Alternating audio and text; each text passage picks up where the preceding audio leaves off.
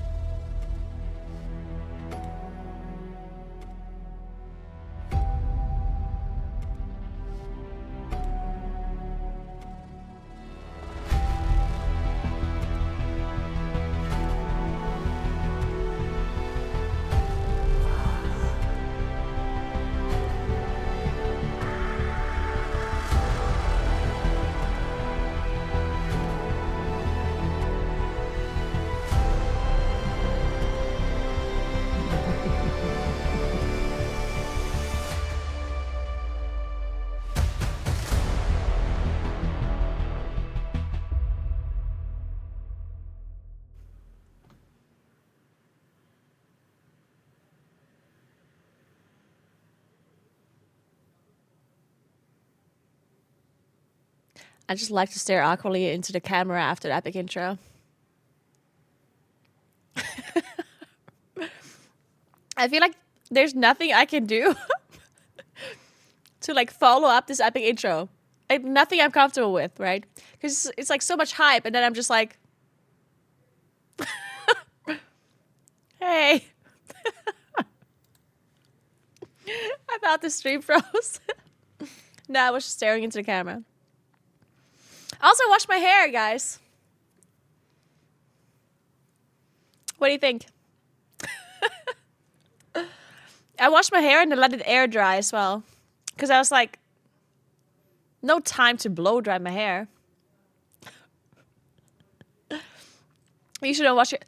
Dude, I actually went an embarrassing amount of time without washing my hair. I washed it before Gamescom. Like, I'm not joking. I had washed it before Gamescom. And again today. It's probably like 2 weeks.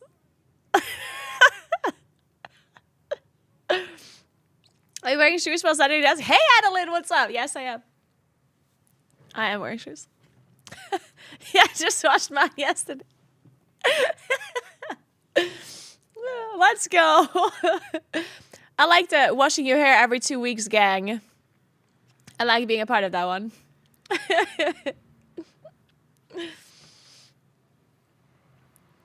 Hey, Anjuna! What's up? I miss WoW and the WoW community so much. Wish you all happy the War Within Friday. Thank you so much, Anjuna.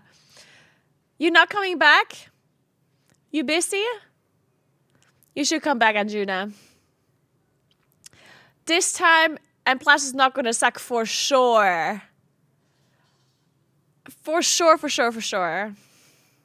There's no way it's not gonna be bad this time, right?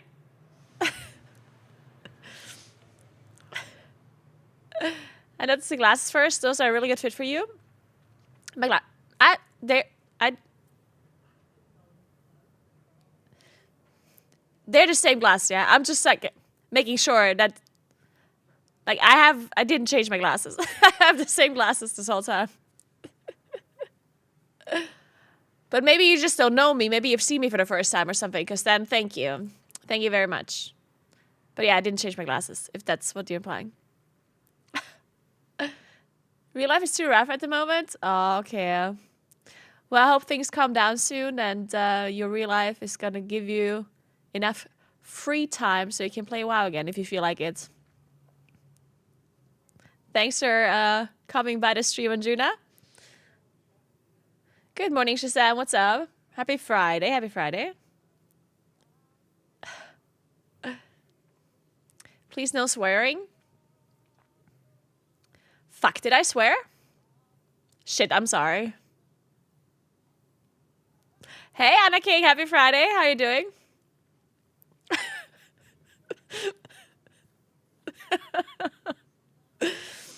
Hey, Norris. Thank you. I did do the Escape from Dalaran VR experience. I did. It was very cool. I actually really liked it. It was very cool. Alright, I need to eat, so we're gonna watch Dratnos video. Hello, everybody. Okay, whoa, calm down, Dratnos. That's loud. Was that loud for you too? Or just for me? Dr. Adnos. It was loud, okay. My name is Dratnos. Ah, it's because I moved this one up here, I see. Okay. Quick rundown of what's happening today. First of all, it's Friday. Happy Friday. Best day of the week. Let's go. Hope you all have a nice Friday. So, I'm going to finish my lunch while we watch the new Dratnos video where he explains stuff to do at level 80. Once we're done that, I'm going to talk about it for a little while because, you know, we can't just watch a video without me giving you my really stupid and useless opinion about it. And then we're going to do our Wordles and Wordle adjacent games because, of course, we have to do that. And then we're going to play WoW. And at some point today, we're also going to be finishing that Stone Vault guide that I threw away yesterday because I was too annoyed to finish it. God, I hate writing guides. I ate some great cheese already, Adeline. The protein cheese, that one. I ate some of that.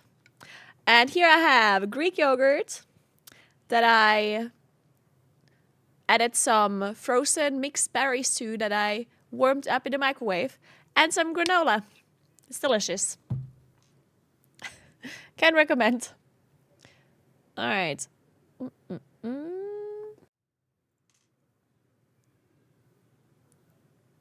Looks like a casserole dish with red onions. It does. It is very, like, purple because of the berries. Let me log into WoW first. Same like yesterday. Yes, I eat the same things a lot. The time that it takes me to cook annoys me, so I don't want to add extra time to think what I should be eating. I'd rather just like think about it once in a while and then just eat that forever until I get bored and then I think about another thing. That's my approach. Works pretty well, to be honest, most of the time.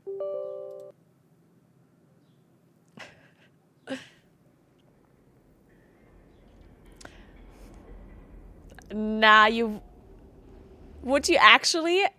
A meal plan? Wait. I mean, that would be amazing. The problem, of course, is that the thing with my meals is that I have to because I have an office, right? So I have to, like, pre-cook them at home. Or even, like, you know, make meal prep or whatever. No. I have a fridge here and a microwave. That's all I have. Fridge and microwave. So I have to do whatever I can with those things. Hey, Corey! Thank you so much for raid. I appreciate that so much. What's up? I hope you had a nice stream. Welcome in, everybody. Hello. We are Moonkin and Warlock gamers, and we're gonna be doing something today. Something I'm sure very entertaining. Thank you, Corey. Doing nothing. Absolutely nothing. Okay, I don't know. That would be super cool. Like, I'd love that. I mean, I can send you what I'm eating right now. I can send you What I ate today and yesterday. It was delicious. Can you share this somehow? Oh, I see. Nah. Okay, this is dumb. Okay, it's just his names. You probably don't know what the fuck it is. Because it has like the brand names. So. Sorry, I'm gonna finish my food. And we're gonna watch Dreadnought's video as he explains us how this game works.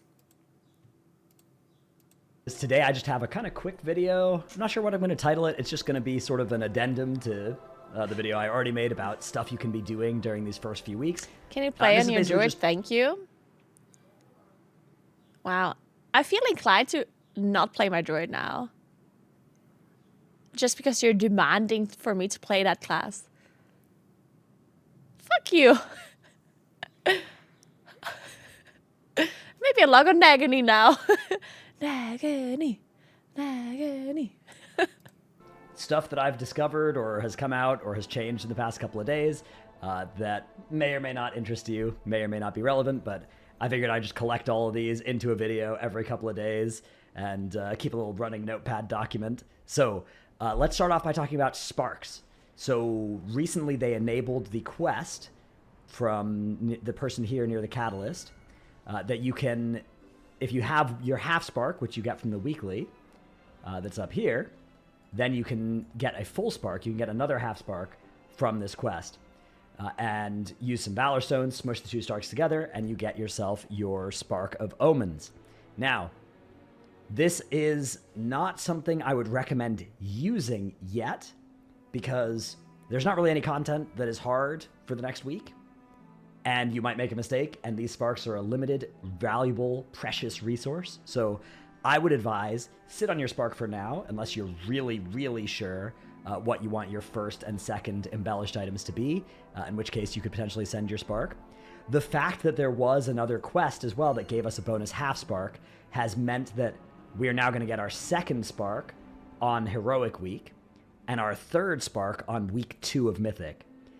Now that, instead of, say, Mythic Week and Week 3 of Mythic, which would be what we would have gotten if there wasn't a half spark quest, and I'm assuming there's not any more similar one-time spark acquisition increases, it does put you in an interesting spot as well, where I think it might be worth to consider having your first spark craft be a two-handed item instead of a one-handed item. Those cost 2 sparks rather than 1, which means that during Mythic Week and Heroic Week, you would only have 1 spark crafted piece, and so 1 high item level embellished item, which would be a downside for a little while. But the upside is that that would save you on crests, because if you created an enchanted gilded crest, which is the new enchanted aspects crest, that will save you. Basically, if you use that on a 2 spark craft instead of a 1 spark craft, you get kind of double value out of those crests. So I'm looking at potentially doing that for, say, my DK, which is a two-handed user. But again, I'm not committed to anything yet. I've got a whole week and a half to think about this. That is my main recommendation with the Spark is you can make your Spark, right? Use your 250 Valor Stones and make your Spark. You're definitely going to want to have it, but don't craft with it yet unless you are 100,000% sure which thing you want your first Spark to go to. Okay, speaking of professions, I have some cool weak auras that I have yoinked that I will link in the description below. One comes from VODs, and one comes from Mayu, which I need to update that one. But yeah, these are really cool weak auras. One of them is so this is the Mayu's Profession Tracker one, and it'll track all of the weekly and one-time profession knowledge points out in the world, and you can even click on one and it will waypoint you to it. It's really, really nice. And then this is Vaz's one, which you can turn off any part of it you don't want. It can do treasures, rares, knowledge points, and it's really nice for the rares to let you know which ones you haven't killed so far today. I don't think it's perfectly set up with the warband thing. You can also have handy notes.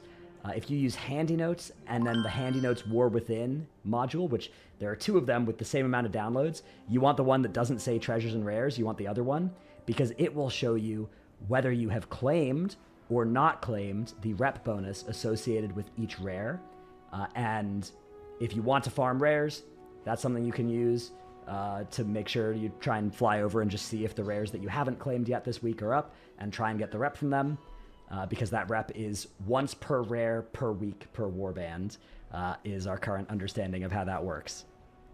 Okay, back on professions for a little bit here, and I'll have links to these week orders down in the description below, of course. Back to professions for a bit. There is also a cool thing you can do if you have Kedge, which is easy to get a bunch of, and you can warband transfer this as well. You can buy 10 profession knowledge points with your Kedge. All right, Naguura, thank you so much for 2 sub gifts. Also, Naguura is very close to my name, and I love it. All right.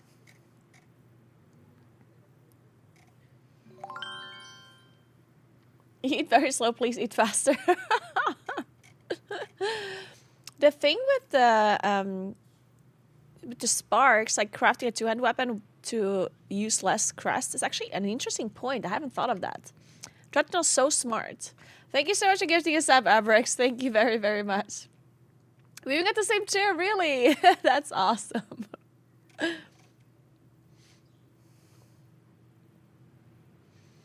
all know Dreadnought gets carried, and they say he's not bad at the game.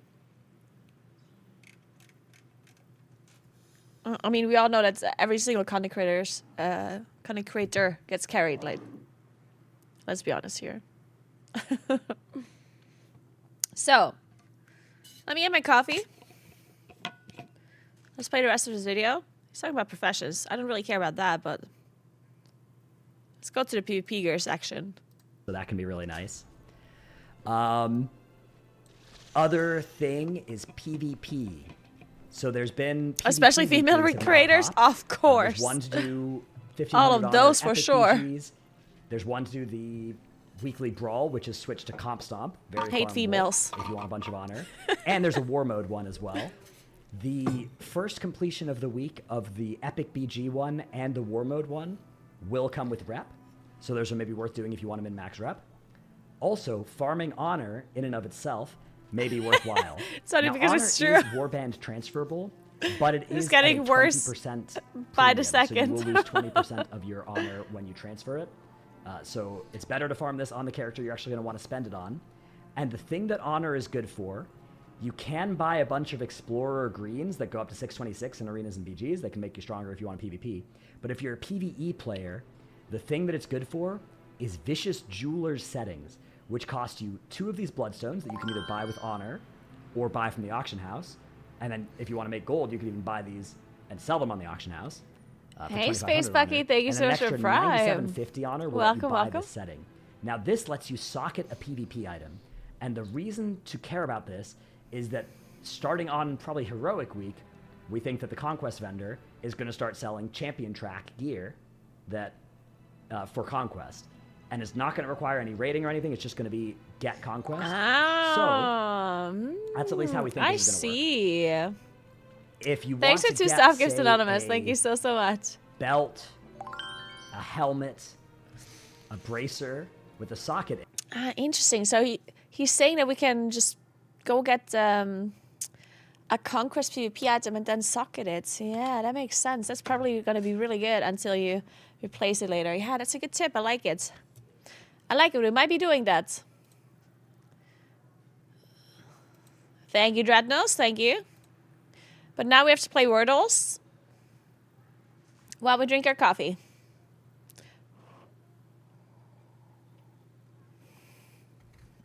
So, happy Friday, all of you.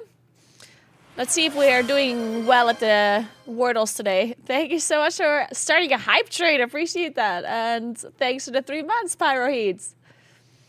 Thank you so much. I'll come back. Thank you, honor. Oh, that's a lot of honor. Oh, God. Hey, Lunius, what's up? I like how we have a hype train and my music is literally the chillest, slowest music ever. And I'm playing Wordles. I'm good. It's Sly. How are you doing? Can Moonkin spell? We'll find out. We'll find out.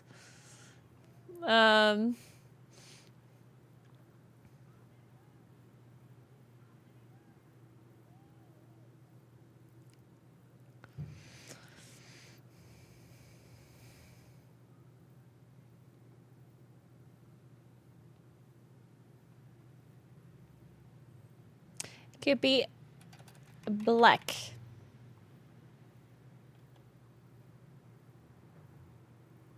Not even close. All right.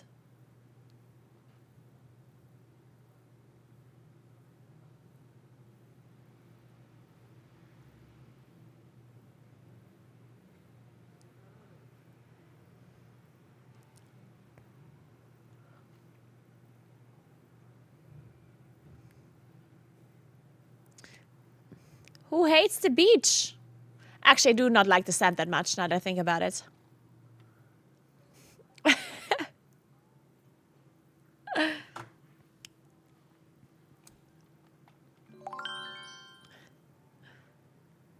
touch yours. Fire Heat, thank you so much for gifting 2 subs. Appreciate that a lot. Thank you so much. I can't, guys, the letters that are black, they're not in the words. So that's how Wordle works. So every day this resets. Every day it's a different word we're looking for. And you enter a random word and then it will give you hints, right? So the black letters, they're not in the word at all. The green ones are in the word and on the correct spot as well. And the yellow ones are in the words, but on a different spot, you know? And here in the bottom, you can see which ones we don't have. So there's no R, no S, no D, no B, no C, and so on. So it can't be break.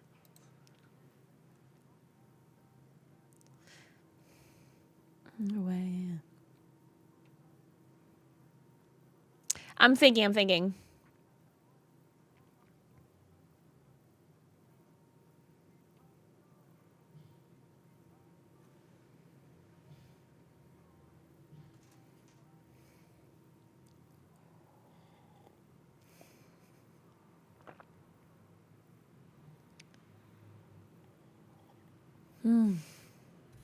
God, coffee is just delicious, isn't it? Are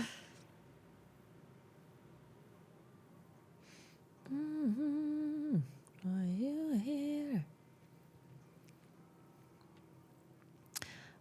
Let's see.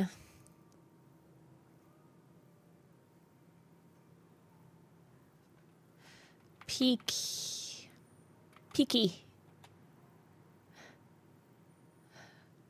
Oh, there's an E in it, okay. So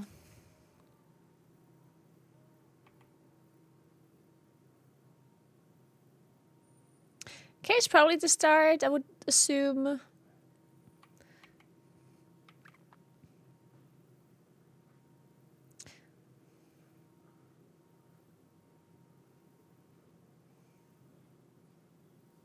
That's not a word, right? None of this is a word. Nah. Okay.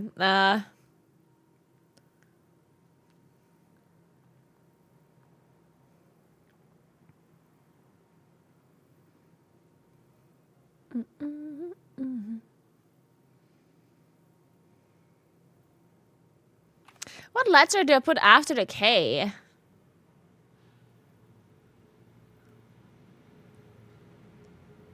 Huh.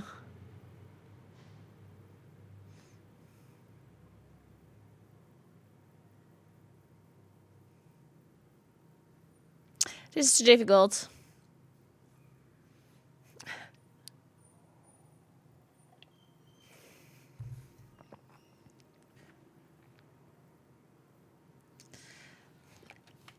Awake. Ah, shit, the K is not there. Fuck.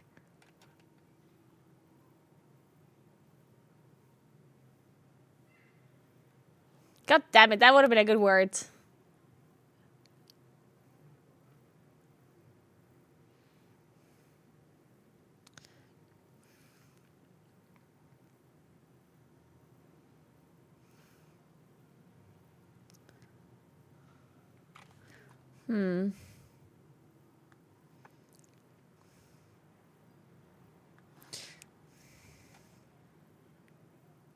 Neat, but it can't be neat because the A is here.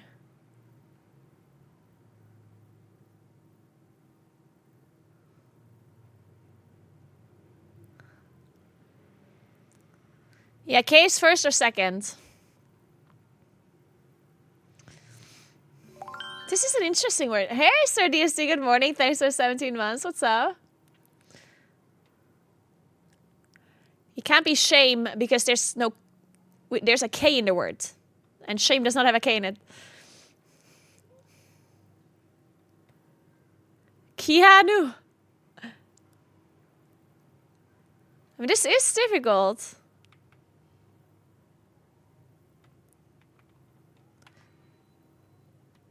Is that a word? I don't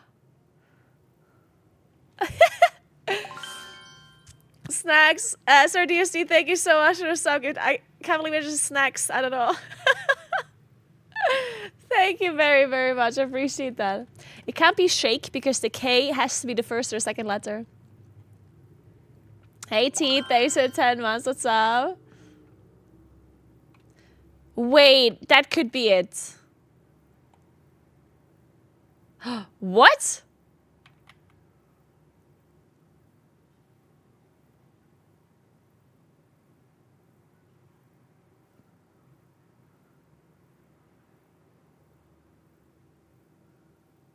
That's a word? This is a word? What does it mean? What does it mean? What is a non? What is a naif? Hey, Sire Lord, thank you so much for 2 sub gifts. Appreciate that.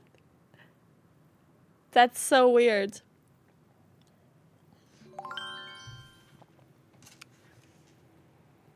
Naif, old words. It's like a rogue.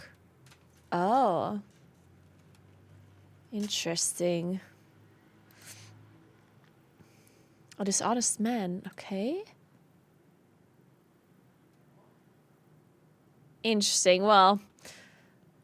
Okay, I guess can't Spitzbuben. Okay, well that would make sense. Yeah, I guess. Well, maybe next time we know the word that we're looking for actually. Okay, so now we're gonna play Nerdle, which is the same as Wordle, but with numbers. So we are looking for an equation, but we don't know which one. It changes every day. So we have to enter an equation that computes, and then it will let us know which numbers are in the equation, which ones aren't, and so on. So we're gonna do 3 times 7 plus 4 is 25.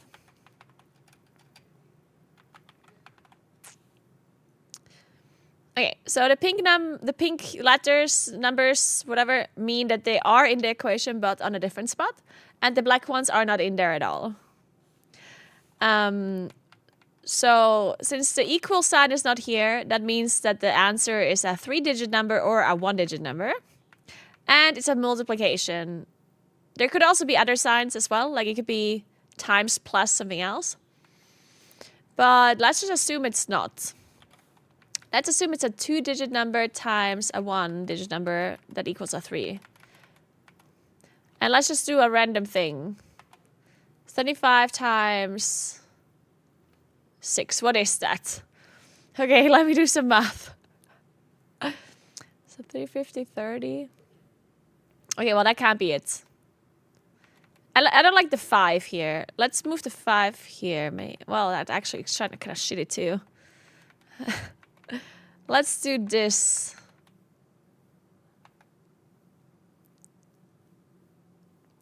What is this? This is 342. Okay, that can't be that. Or shit. It can't be 400 either. Well, no, it can't. Shit. Okay. Because we don't have 3, 4, or 2, right? So that can't be it. Let's put the 7 here after all.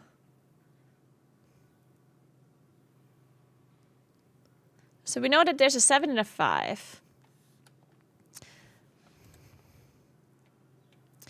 What's 7 times 8? That's 5 something. Okay, let's try that. So 560 and 8 times something that is less than 40. Okay, well, that would be 1. So 568. Sure, whatever. Let's try that.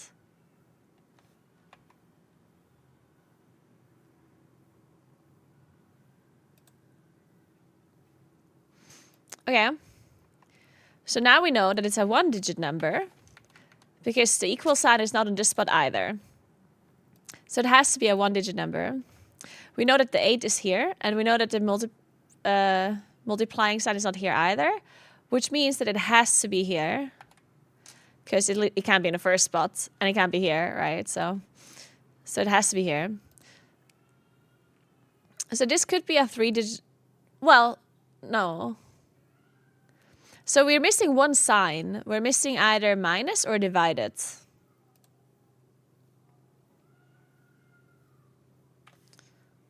Let's just go with with minus for now.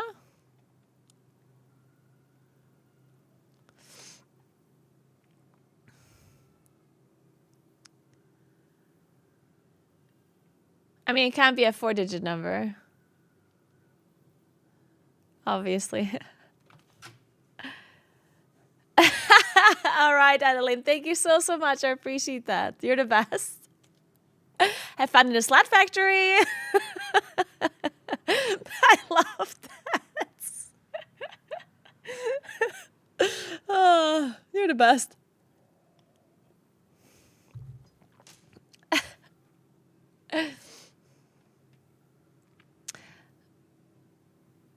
I can explain this in German dialect if you want. I don't want to... I could explain it in German, but it's much funnier when I explain it in German dialect. Is that okay? Thanks for 2 subgives, Black Sticks. Also das Spiel... Ich rede langsam, vielleicht verstehst du mich noch besser, okay? Ich rede ganz langsam. Also das Spiel ist ein Spiel, das ändert sich jeden Tag. Und man muss quasi eine Gleichung suchen. Also die Gleichung ist jeden Tag anders. Und wir suchen halt jeden Tag die Gleichung. Am Anfang gibst du irgendeine Gleichung ein, muss aber eine richtige Gleichung sein, also es muss stimmen. Und also gibst du irgendwo ein, gleich wie bei Wordle halt mit den Wörtern. Und nachher, wenn du Enter drückst, dann sagt das, okay, die Zahlen, die schwarz sind, die haben es dann nicht in der Gleichung. Die Zahlen, die pink sind in der Gleichung, aber auf einem anderen Ort. Und die Zahlen, die grün sind, oder die Zeichen, die grün sind in der Gleichung und auf dem richtigen Ort. Also da zum Beispiel der 8. ist da in der Gleichung, was wir suchen. Und das Malzeichen da ist auch in der Gleichung, aber nicht da, wo es kappen. Also nicht auf dem 2. und nicht auf der 3. Stelle. Und es ist gleich, ist auch in der Gleichung logischerweise, aber nicht auf der Stelle und nicht auf der Stelle. Also muss es auf der Stelle sein, weißt du? Und dann musst du halt also zusammendenken. Und du weißt, welche Zahlen nicht drin sind. Also 1 ist nicht, 2 ist nicht, 3 ist nicht, 4 ist nicht. Und dann kannst du schon zusammendenken, wie es ausschaut. Did you understand?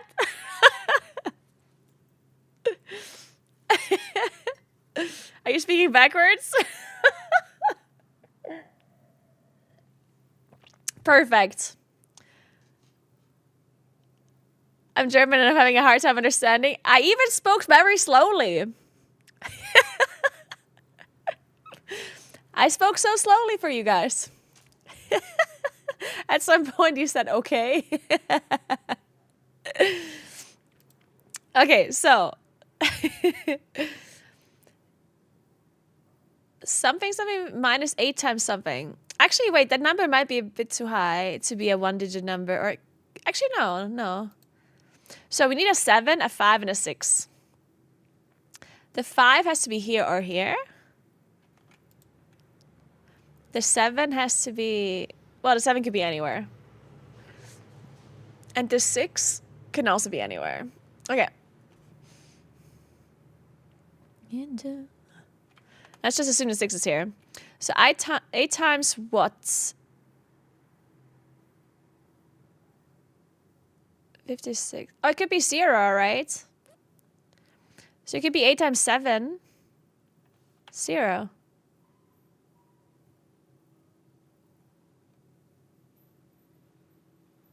It could be. Ooh, okay. Okay, well, now we know a lot. So now we know all of this is correct.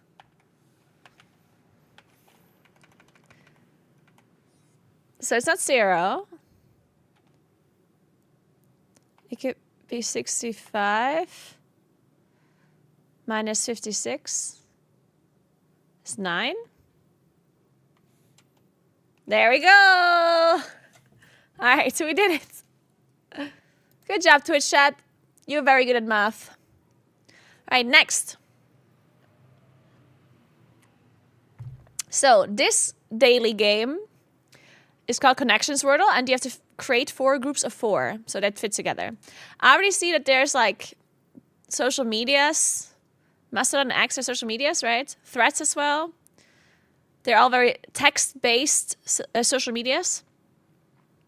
But I don't know the 4th one. There must be one that I don't know about, because I don't know any of these names. I know Threads, X, and Mastodon, but I don't know. Yeah, does anyone else see a word that refers to like a text-based social media? Smack or dodo? Oh, so there's 2? Okay, well, that's a problem.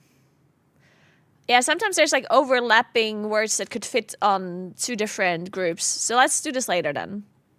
If both doodoo and smack could be possible, then... Wait, there's no... Wait, smack is not a thing, though. It says smooch. Oh, no, smack is here. Oh, okay. Oh, I'm an idiot. I can't see, apparently. Smooch, pack. Those are like words for like a kiss or something, right? But I don't see any other words that fit. Duts, outfit, mammoth, Mrs. Duts, Mrs. Flops, busts. Shit. Maybe not duts. God, this is difficult. Huh.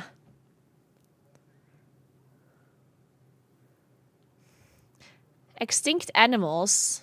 Mammoth?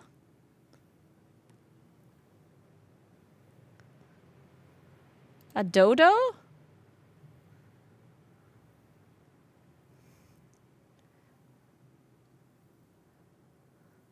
Oh, a mastodon is an animal. Oh, I didn't know that. Oh, okay. Well, then now we can do the social media. So we do X, Threads, Smack.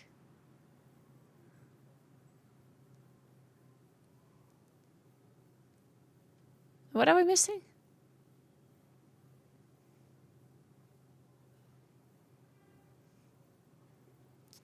Or not?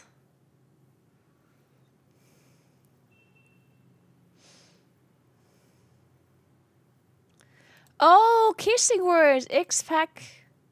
Maybe there's no social medias at all. Smooch.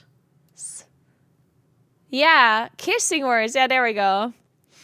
Then outfit, bus, threats. Like these are like words for clothing, like a get-up. Bus, maybe not though. Threats? Or? No, shit. Failures. Yeah, I saw that earlier. Or I was thinking about that earlier. Busts. Like this? No. Shit. Turkish not bust. Ah. No, that's wrong too. What is this? I don't get it. Outfit, get up, threats. Oh, it's busts and Turk instead of duts, right?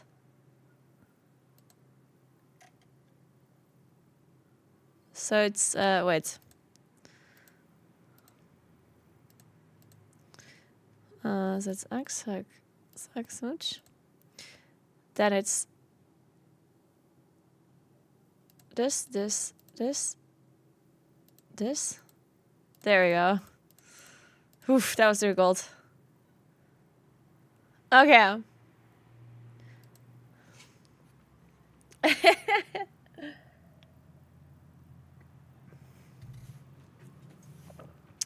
right, now we're playing global. So we're looking for a country, but we don't know which one. It's a different one every day. And we start by entering just a random country.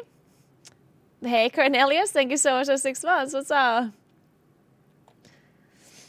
Okay, so Germany is 1,245 kilometers away from the country that we're looking for, which is 775 miles for the Freedom Unit enjoyers in my chat. 1,245, that is not that far. But it kind of means it's on the eastern side, because the only thing that is pretty far away from Germany here would be Spain and Portugal, but Portugal is further than the 1.2, I think. I mean, maybe not. I think Spain is too close. I mean, could be Portugal, but probably not. And then this side,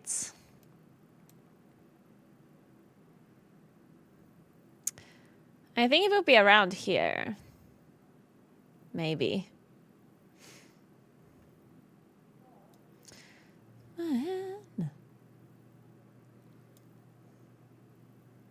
Could be Greece. What do you think?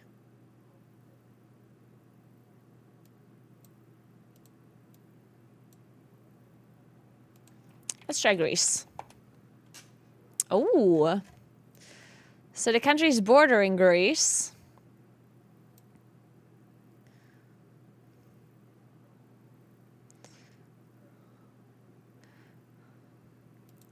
Could be...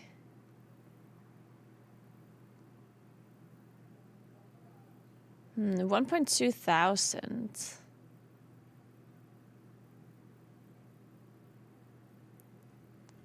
I mean, it could be Albania? Okay, it's not Albania, and Albania is also not bordering the country. So that means it is... It's not bordering the country. So that means it's... It can't be Bulgaria, right? Because Bulgaria borders Albania, doesn't it? It could be Turkey. Yeah, it could be Turkey. Doesn't North Macedonia also border Albania?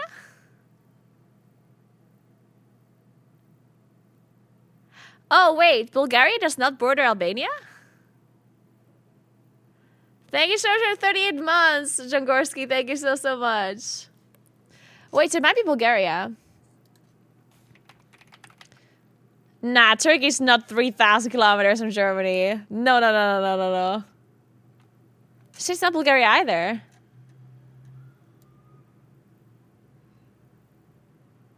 It is Turkey. Yeah, it's Turkey. So, Turkey is 1,200 kilometers from Germany.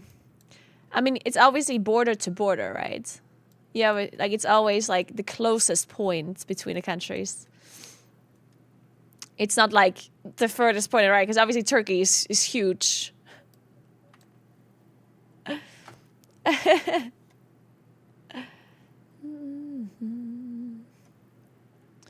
Thank you so much for 2 sub gifts, MK. Thank you so much. I appreciate that.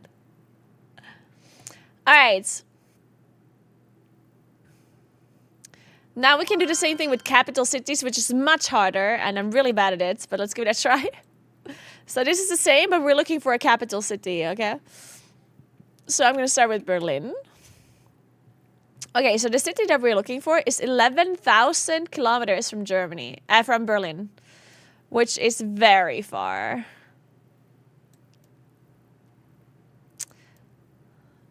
I know.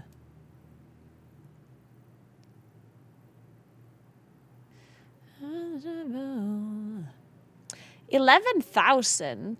How far is that? Yeah, that could be Tokyo. Let's try Tokyo. Okay, Tokyo is even further away. So that means we have to go to this direction here. Let's try Brasilia. Okay, so it's in South America. It's 3,000 kilometers from Brasilia. 3,000.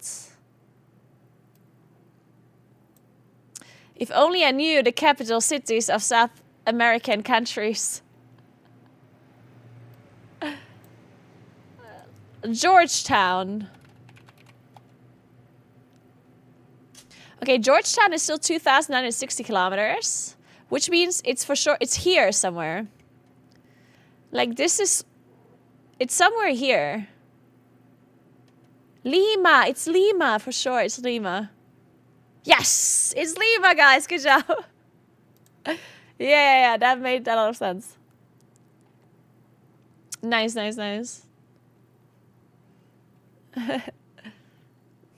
Okay, good job, guys. Good job. Okay, next. Let's play some travel. Okay, so travel is also a daily game that is related to geography. So in this game, you get 2 countries and you have to connect the countries. So you have to like enter country names.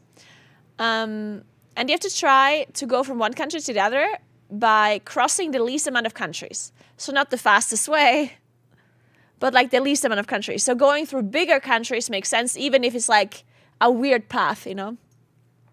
So we have to go from Portugal to Norway.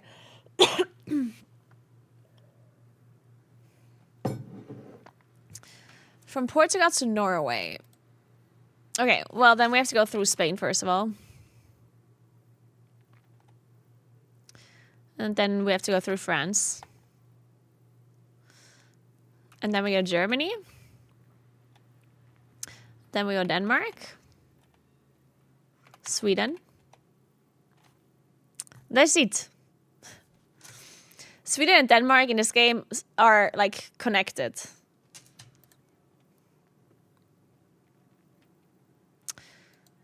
The weekly challenge is... Maybe we can do the weekly challenge together. The weekly challenge is super messed up though. The weekly challenge in this game is super hard.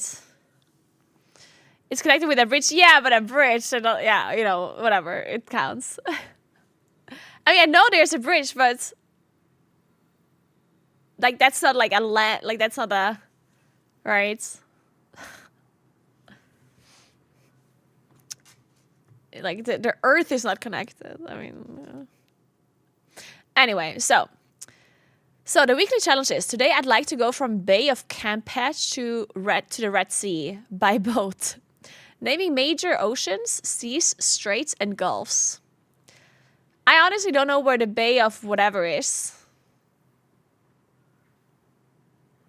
So this is gonna be difficult. Does anyone know where this is? I mean, it's probably in America somewhere. Or? Presumably. It's by Mexico. Okay. So it's just like Atlantic. I mean, the Atlantic Ocean is somewhere here, right? So let's just go with that. All right. So we have the Atlantic Ocean. Good. But, and what about the Gulf of Mexico? It has to be here somewhere too. Gulf of Mexico. Nice. Okay, so we have the Gulf of Mexico. Now we need some connection between the Gulf of Mexico and the Atlantic Ocean. I have no idea what could be between this. It's a good question. Florida, yeah, but we're not... Like, we're looking for sea, like, for bodies of water. The Caribbean Sea is there. All right. I believe you, Twitch chat. You're right. Wow, you guys are crazy. Okay, so now we have to go from the Atlantic Ocean to the Red Sea. So we have to probably, I mean... Oh, we could go through the middle, right? Through the Mediterranean Sea. Mediterranean Sea, there we go. Oh, wait. It's red. Really? Okay. Indian Ocean? Okay, I guess we have to go through the Indian Ocean, not the middle. Then there's like the What else is here, guys? Gulf of Aden. I've literally... Of Aden. That's not a thing, apparently.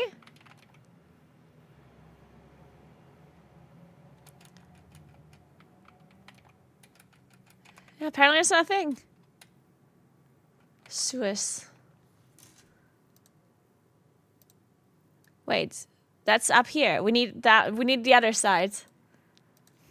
Oman. Gulf of Oman. I mean, that makes sense because Oman is right here. Oh, just kidding. Okay, we don't need that.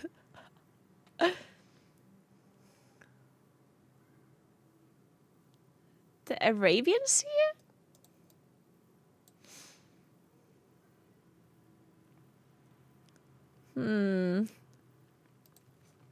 It must be like a strait. Strait of something. Korea Strait, Palk Strait, Bass Strait, Cook Strait, Kara Strait, Bali Strait. Nah, none of those. Aden should be there. Well, it doesn't exist, apparently. Yemen? No. Arabia.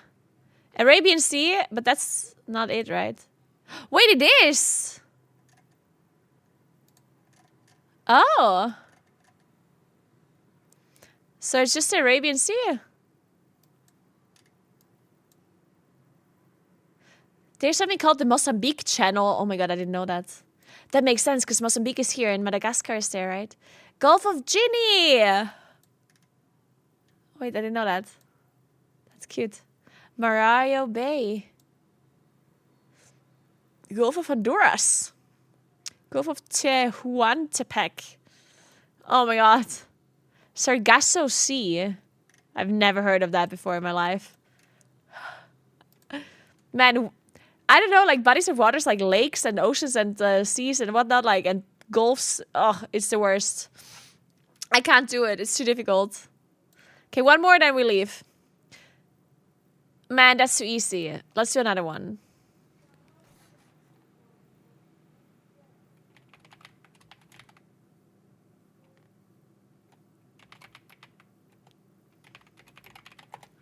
Okay, one more.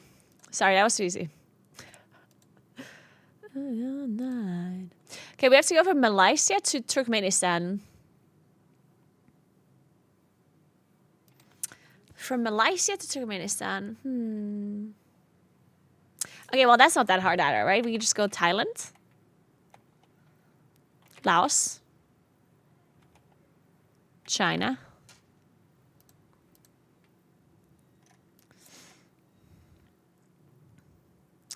Afghanistan. There we go. Okay, moving on.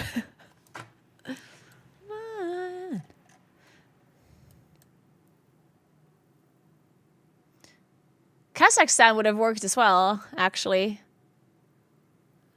It's true, Kazakhstan would have worked.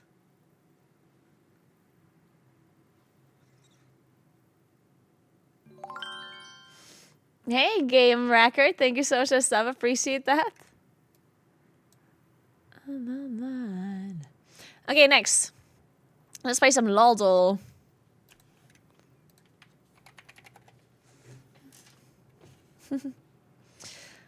Ooh, okay, so it's a male.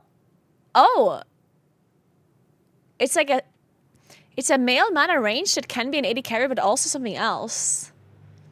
And it's a little bit older. What can be an 80 carry, but also something else? Corky or something?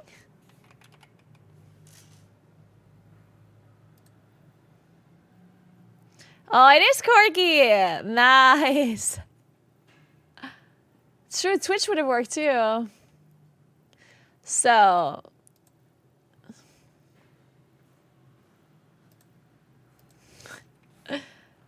So, then, Wowdle.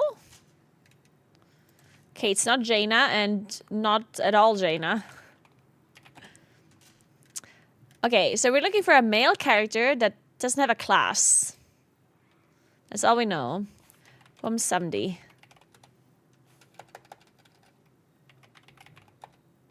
Oh! Guys, I'm getting good at this game. Somehow. Dude, I'm one-shotting these games. This is insane. I'm cheating. This is rigged. That's crazy, guys. Pre-watched.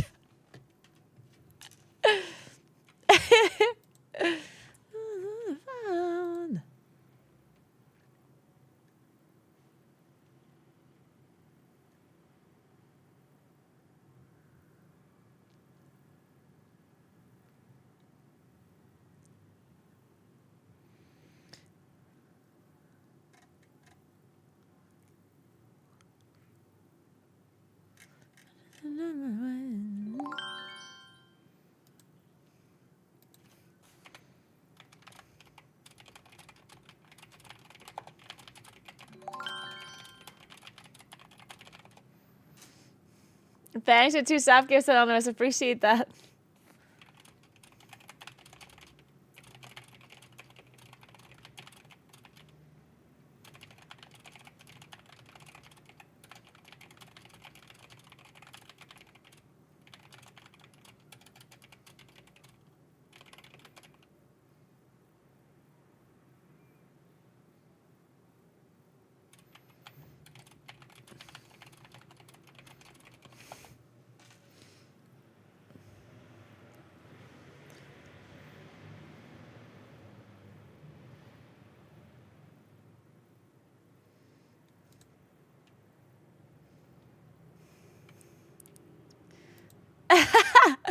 Dude, Johnny is living my best life. Wait, this is crazy.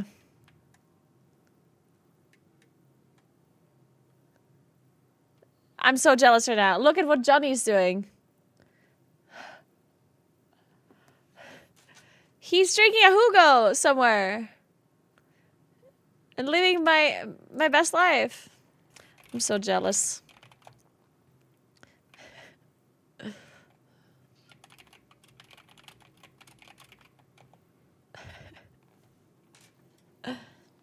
Have you done a room tour or something like that? I did not, Xian. Thank you so much for the 2 subjects anonymous. I might do a room tour once this office is like fully finished, because I haven't figured out the rest of this room yet. So basically, this area here I kind of decorated and it's done. But on the back side, like on the other side of the room, I still want to put like my old furniture and stuff there, because I'm moving apartments in like November or so, and then I'm going to be putting a lot of the old furniture that I have in my apartment into this space here, into the office, and then I'm going to make it like a little bit cozier. And dude, my dream is that I can have like a bar, because this corner over there, you can't see it right now, but the wall is not straight. I'm gonna paint this for you. Like, it is literally made for a bar. It is incredible how crazy, like, it's literally made for a bar. So the way the wall is like if this is bird view, then it looks like this.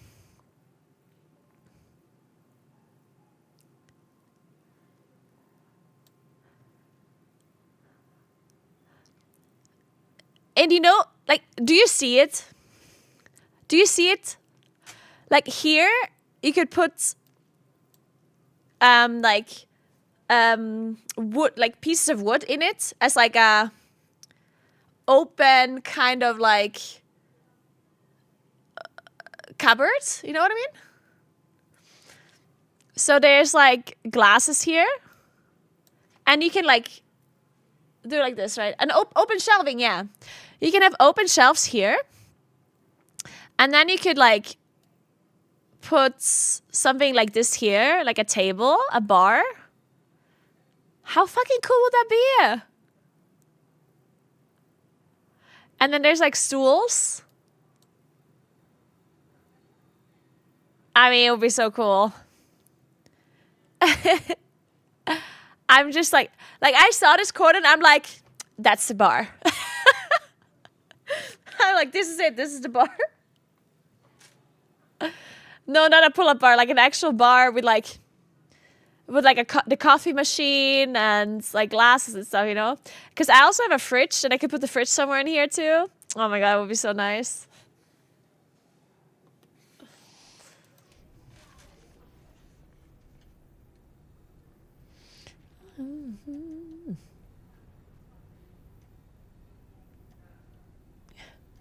Hey, Clavi. This office or this room is like between 60 and 70 square meters. It's pretty big. I also have a leftover couch that I'm gonna be putting here, I think. So I can have like a chill kind of like area with like a couch and a bar. How cool would that be? Hey Milkoshka, thank you so much for 2 subgifts. I appreciate that a lot. Thank you so much. I don't know what I do with this corner. Maybe I put the couch over there. I don't know. I'll think about this later. Of course she needs a bar. Yeah, of course. Give me a layout and I can render out the bar area for you in 3D. Really, Kaladisa? I mean, I don't actually have... Wait, I have a layout on my vacuum cleaner app. Yeah, my vacuum cleaner has a layout. Wait, I'll show you. Wait, that'd be so cool. Kaladisa, that'd be amazing. Okay, wait.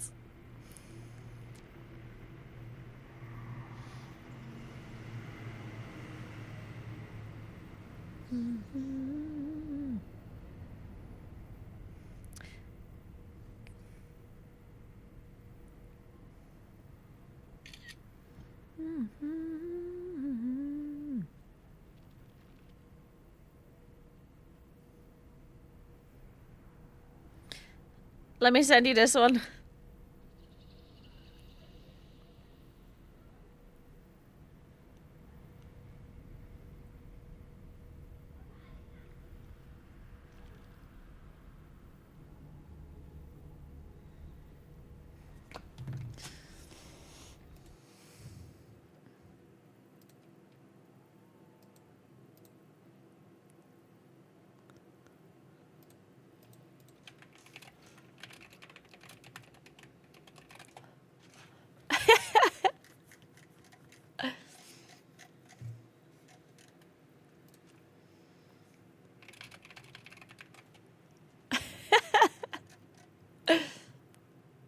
So.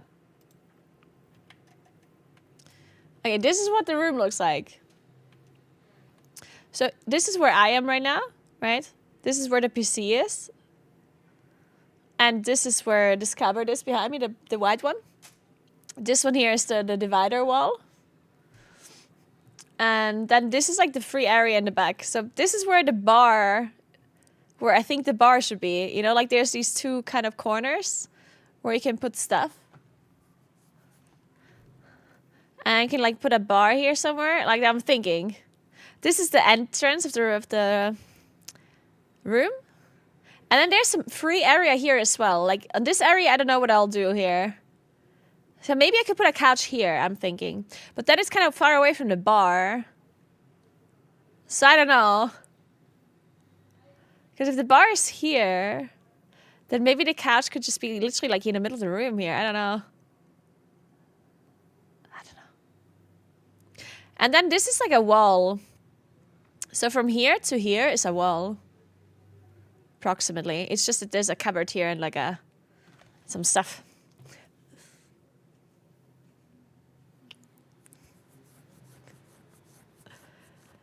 That's wild that your vacuum can map this out. I know, right? The only thing is that there's a mirror here. Like here, there's a mirror. And the vacuum keeps thinking there's extra rooms. Like, the vacuum cleaner thinks there's like a million rooms everywhere. Because he sees like, somehow like, the mirror image of this room. Hey Kenju, thank you very much for the sub. What's up? Idiot. Yeah, I know, right? Goddamn idiot. Keep telling him he's an idiot. Speaking of vacuum cleaner, I got a message from him. His name is Alfie, by the way.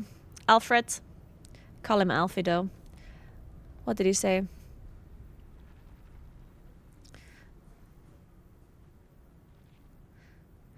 The mop head is cleaned. Detected that the water in the clean water tank is insufficient. Wait, no, this can't be true. No, this is a long time ago. Okay, never mind. System messages, no messages. Perfect. Okay. I like to dress. So, what are we gonna do? Maybe we play Nagini first a little bit, because we need to get the weekly quest done with Nagini. And then afterwards, I'm gonna go back and play some heroic dungeons.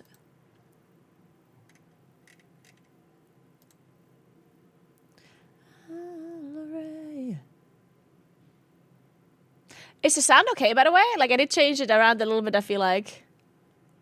You call him a liar? Nah, I would never call Alfie a liar. He's just a bit slow sometimes. It's a dream, yeah. It's a dream.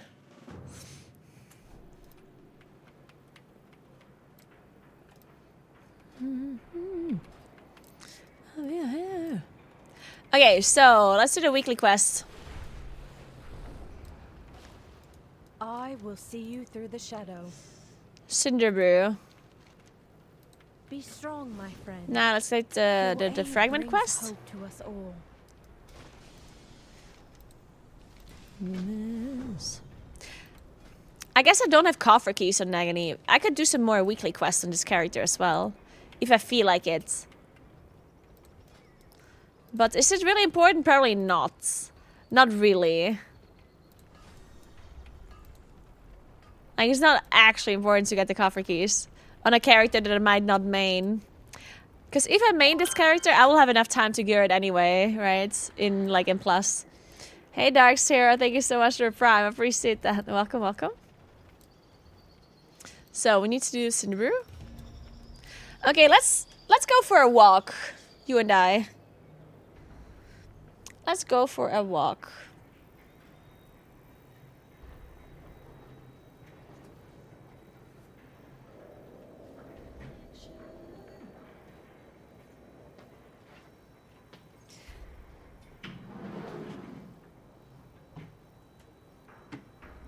So, you like to dress.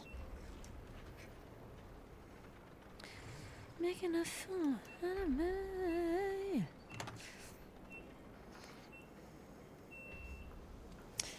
Anyone else think of the time getting stuff in the beginning of an expansion? It's true, it's really boring right now. The thing though is, like it sucks that it's so boring right now, like I fully agree. Because I log on and I'm like, what do I do? Well, I guess I'm doing a world quest, guess I'm doing this, you know, like it's just kind of like, ugh. But there's one big problem with, well, I don't want to call it a problem. Well, no, it is a problem. For some people, not for everyone, but for some people. So if you don't time gate anything, right? Like if you just say, hey guys, we're going to release the expansion and everything is going to be open immediately. Like let's say the raid is open instantly, the plus is open instantly, right? What happens is, of course, that people that are super sweat lords, they'll level up super fast, they won't sleep, they they will not go AFK to go to the toilet, they'll have bottles everywhere. And they'll do M plus 24/7, they get so much item level, they'll clear the raids, and yeah. And then people that play the game normally, they will be super far behind. Right? And that's not a problem for some people. Stop shaming me. Hey, Kenix, what's up? Like, it's not a problem for some people that others are really far ahead, right? I think some people don't really care about that. But others really do care about it. And not only do people care about others being ahead, there's also, like, it creates this insane, like, FOMO for some people that cannot play all the time, right? Because, like, there's some people who, you know, have to work or go to school, right? And then those people feel like they miss out on even more stuff during that time if things are not time gated, right? If you don't like it, play more.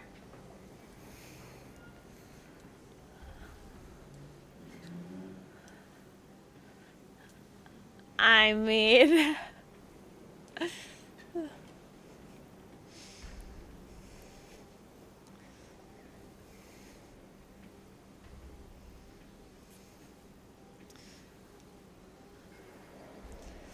Why is it a longer game for teenagers? Yeah, that's the thing, right? The average age of a WoW player is like 30 or older even. And obviously, if your player base is 30, and you just release the game without any kind of time gates, people just feel so bad for not being able to play. But I think that maybe time gating it for less time would be better. It feels especially bad this time around because of the early access as well. So it's a pretty long time. Like, and Plus, for example, doesn't come out until Mythic comes out, right? Now, I don't think that really matters because once the Heroic and the normal mode rate gets released, I think people are going to be satisfied for a while. Like, I think the Plus thing doesn't... Like, I don't think that people are going to be bored until the 17th of September. I think people are going to be bored until the 10th of September, right? Because on the 10th, normal mode comes out, Heroic comes out, Mythic 0, Delves get unlocked, blah, blah, right? So people will have stuff to do during that week. But yeah, still, the 10th of September is still a decent amount of time from here. Hey, Nestor, thanks for 17 months, what's up? I've seen you many times over the years at various events, but I'm only following you now. Thanks for your content and good humor. Hey, Silency, thank you so much. I appreciate the follow. Thank you very much.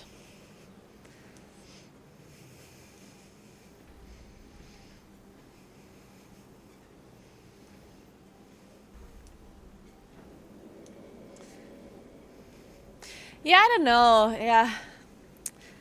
I agree it is kind of... I mean, I agree with you guys. The start of expansion does feel a bit boring when there's nothing to do. And I think... I mean, I'm honestly surprised that they're delaying it by that much because... Like, you don't want your players to get bored when a new expansion comes out, right? So the fact that people feel bored, I think that is a little bit of a problem. And I do wonder why they're waiting 2 weeks.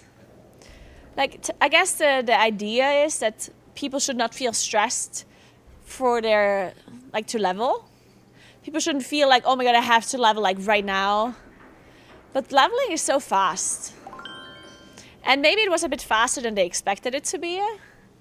But even if it wasn't as fast as it is now, it would still be fast in general, right? Like, they never thought it would take you 20 hours to level. They always knew it's going to be around 6, 7, 8 hours, right? If you consider a person that levels really slowly, like really slowly, and reads all the quest text and whatever, then how long will it take you to level? Like 12 hours? At the most, right? I think. Thank you so much to sub gifts. Hail to the rune. Thank you very, very much. And Greg Rack, thanks for Prime as well. Hey Malcolm, thanks for 5 months. Thank you, thank you, thank you. 12 hours at the most? Yeah, but is that not true? 12 hours of game time. Because like 12 hours, like, that's a lot of time. I mean, even Gingy still has things to do on this list. Doesn't that say something? What do you mean, even Gingy?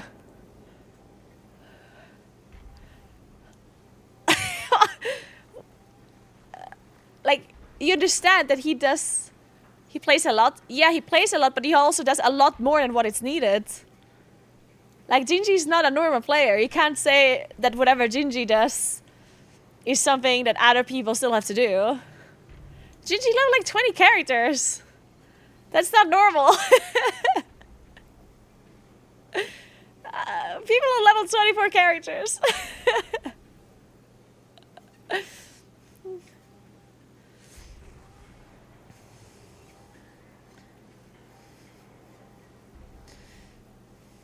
How many people do you think are bored at this point? I hit 80 yesterday.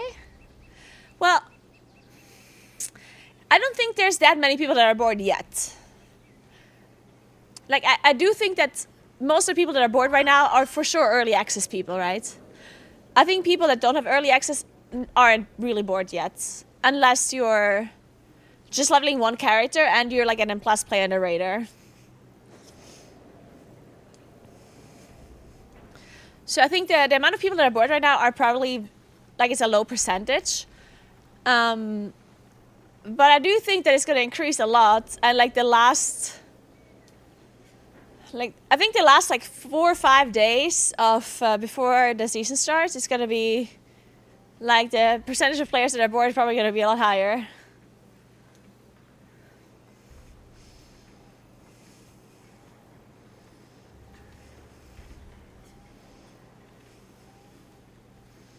People who are bored right now only play a limited content of the game. Yeah, but that's the point, right? That's the point that we're trying to make.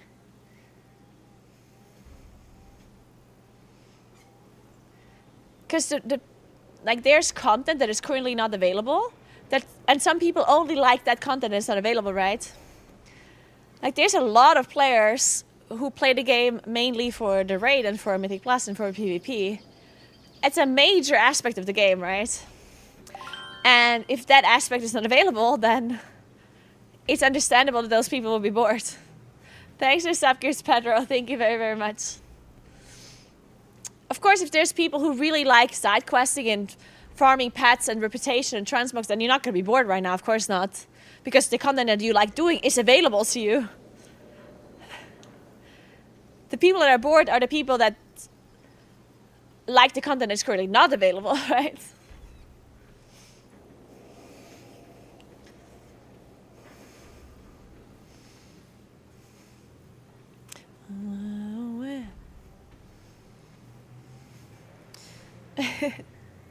But yeah, I mean, I do think that time gating is important.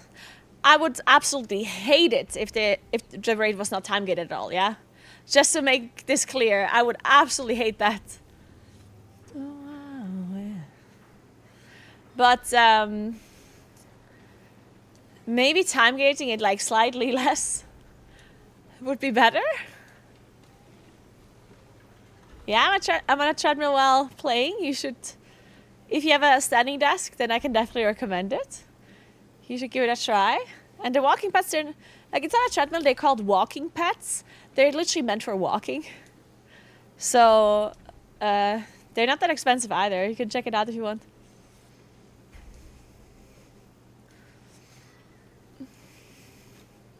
Someone help me understand Moonkin.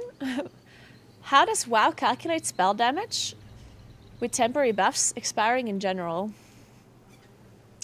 Almost all spells in World of Warcraft work dynamically, so they, like, whatever your current modifiers are, get applied to the damage that you do in that moment. So if you have a dot on the target and you get 1,000 intellect buff, then that 1,000 intellect will be applied to the next dot tick. And if you lose the intellect again, then your dot tick afterwards will have lost that modifier. Same with all the other stats.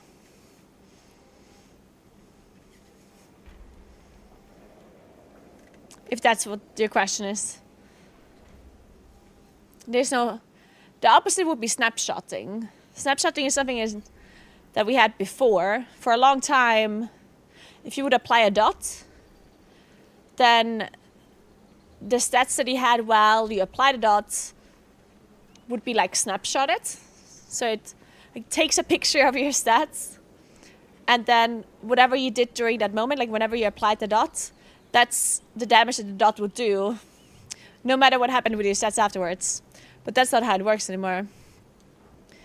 Now it scales dynamically, so it's just like, as said, like it changes according to your stats in the moment.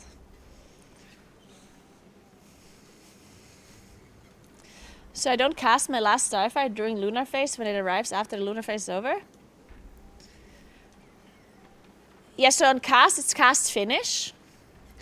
So if you cast a Starfire and you finish the cast when you're not in lunar anymore, then you don't get the lunar buff.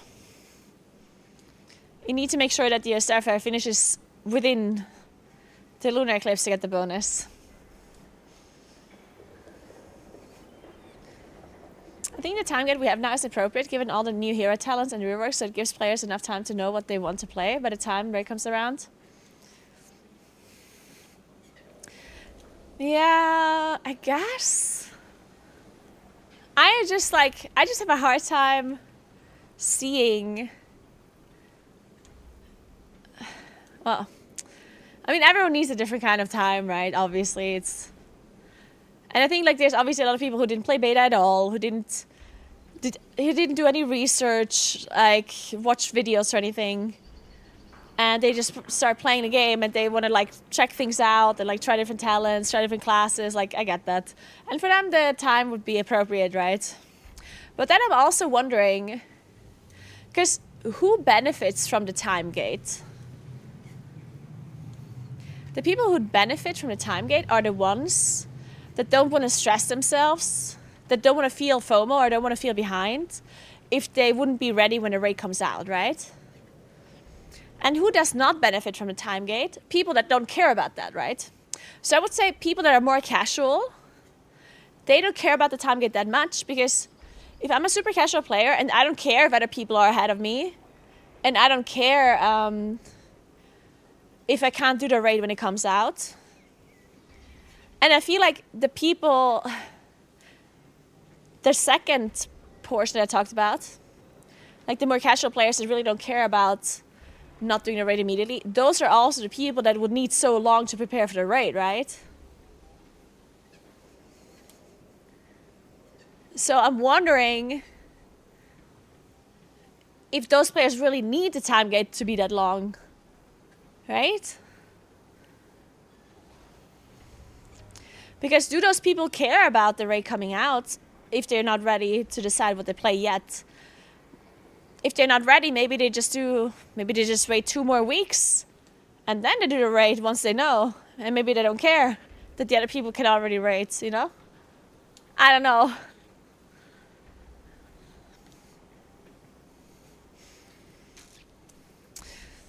Yeah, I don't know. It's hard to tell how people think about the kind of being like. I mean, I'm always bored at the start of an expansion. Because in Dragonflight it was 2 weeks as well, right? It's not that this expansion is different. The only difference is that we had early access, so the people who had the extra access, they need to wait longer. Everyone else doesn't really have to wait longer. So it's kind of the same as it always is.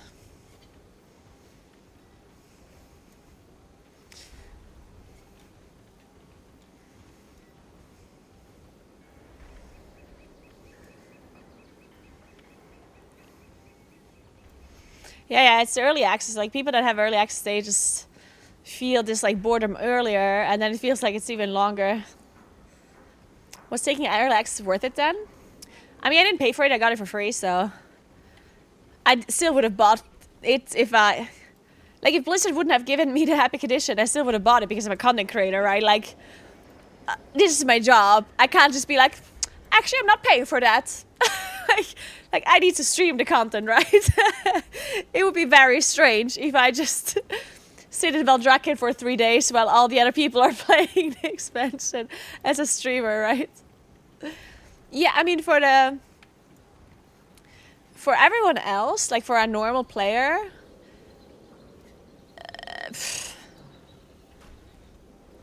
I don't know if it's worth it for them to get that big edition. I told people that they don't have to get it. Like I kept telling people that you don't get a player power increase, and some people I don't know what people were thinking, but some people had this like insane idea that you somehow got a player power advantage for having the 3 days extra time, and they felt the need to buy it because of that, which is just completely incorrect. There's absolutely no player power gain for the first 3 days. Like it's stupid. To say that there was a player power gain that was in any shape or form relevant is... Yeah, there wasn't. But I totally see how some people felt like they need to buy it because their friends are buying it and they want to play with their friends, right?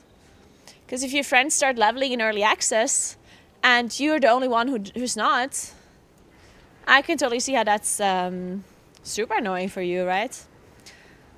So I totally understand why people felt the need to buy early access. Also just beta access too.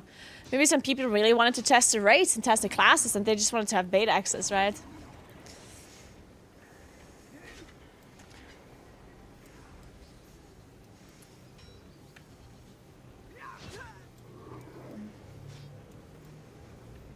Didn't you feel like Dragonflight was a better start? Looks like a new season. Dragonflight is just what I feel.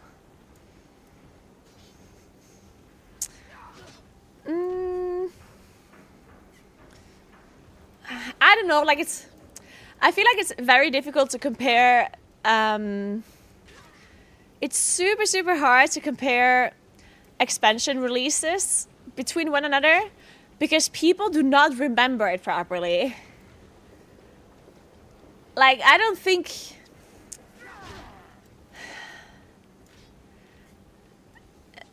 Like, I could argue, yeah, maybe Dragonflight was, like, more exciting in Dragonflight compared to what we have now, like... But I think most of the people don't remember it as clearly as they think they do. Because obviously we remember, like, what's going on right now, we obviously know. Like, we have a perfectly clear understanding of what we're feeling about this expansion currently, right? But whatever you felt about Dragonflight when it came out, I think that memory is... I don't know. I think most people might only remember some parts of it, maybe like only the good parts, or maybe some people only remember some of the bad parts. So it's like... It's hard to compare stuff like this. It's a lot of like recency bias. Thank you so much for Prime sequel. Thank you very much.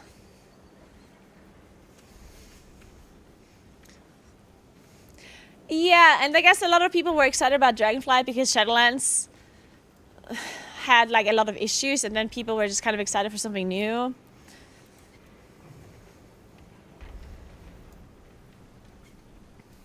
It is true that that the War Within doesn't have anything like super, super flashy compared to Dragonflight, because Dragonflight had evokers and dragon riding, which definitely changed. Like, it was like more exciting before the raids came out, right? Because of those two things, I think, were like the main things that really changed your experience then. And the War Within doesn't really have... Oh, and talents. We had a complete talent rework as well in Dragonflight, right? And the War Within, the only thing we really have that is accessible right now that is really new is class talents and warbands. And warbands are really nice, but they're not like a flashy, cool feature that you're trying out. It's more like a quality of life improvement that is like something that's supposed to stay for longer, right? And it is really nice, don't get me wrong. I do think that warbands are really cool, but yeah, they're not flashy, they're not dragon riding, right? Can I do this without losing my Q? I hope so.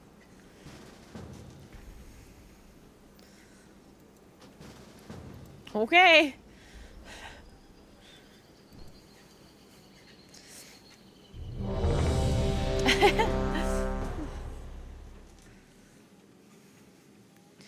And I guess the hero talents, like, I do think the hero talents are nice,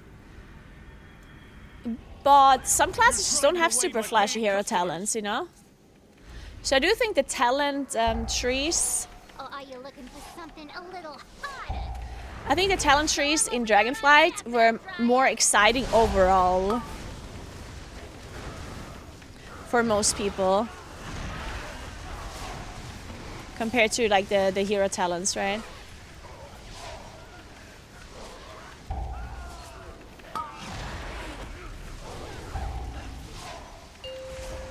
Massberry rallying cry.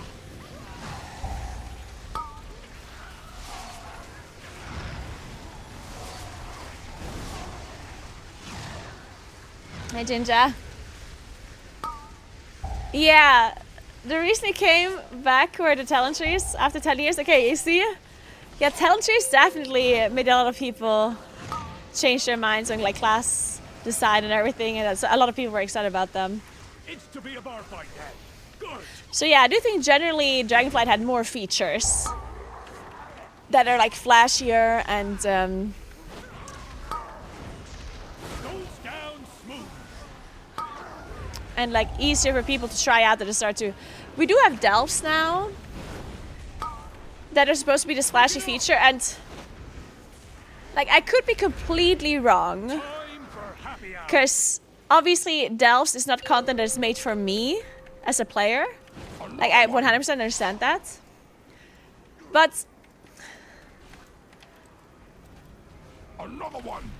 I feel like the delves are not as fun, even for people that it's made for, as they maybe think it was, or that it's gonna be, right?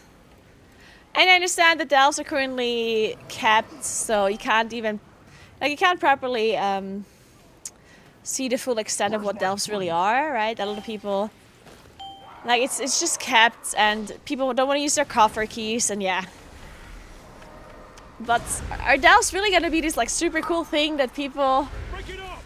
are gonna love doing? I don't know. I'm not sure. I mean, maybe, but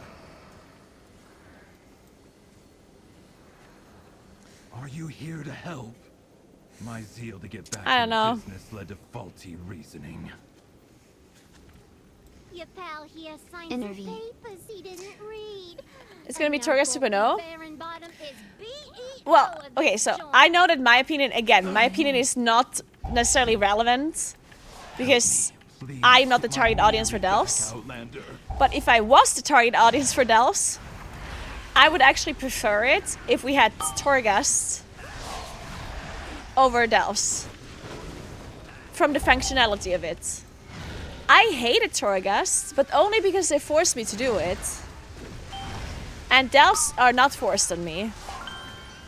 And I think from like a fun perspective, like from the mechanics itself and from the way Torghast worked compared to how delves works, I actually would prefer doing Torghast over delves.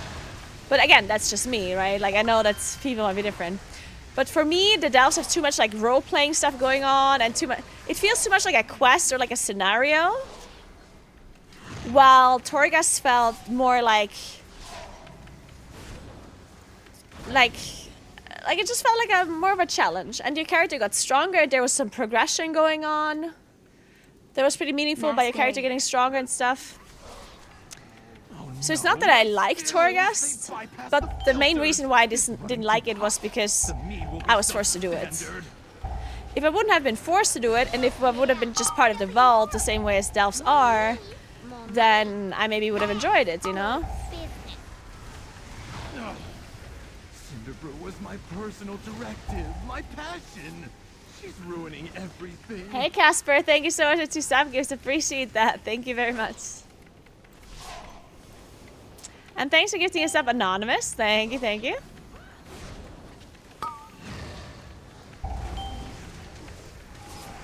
No, like I'm not saying that delves can't be a challenge. I'm sure they will be eventually. But for me, it's just a bit too much like...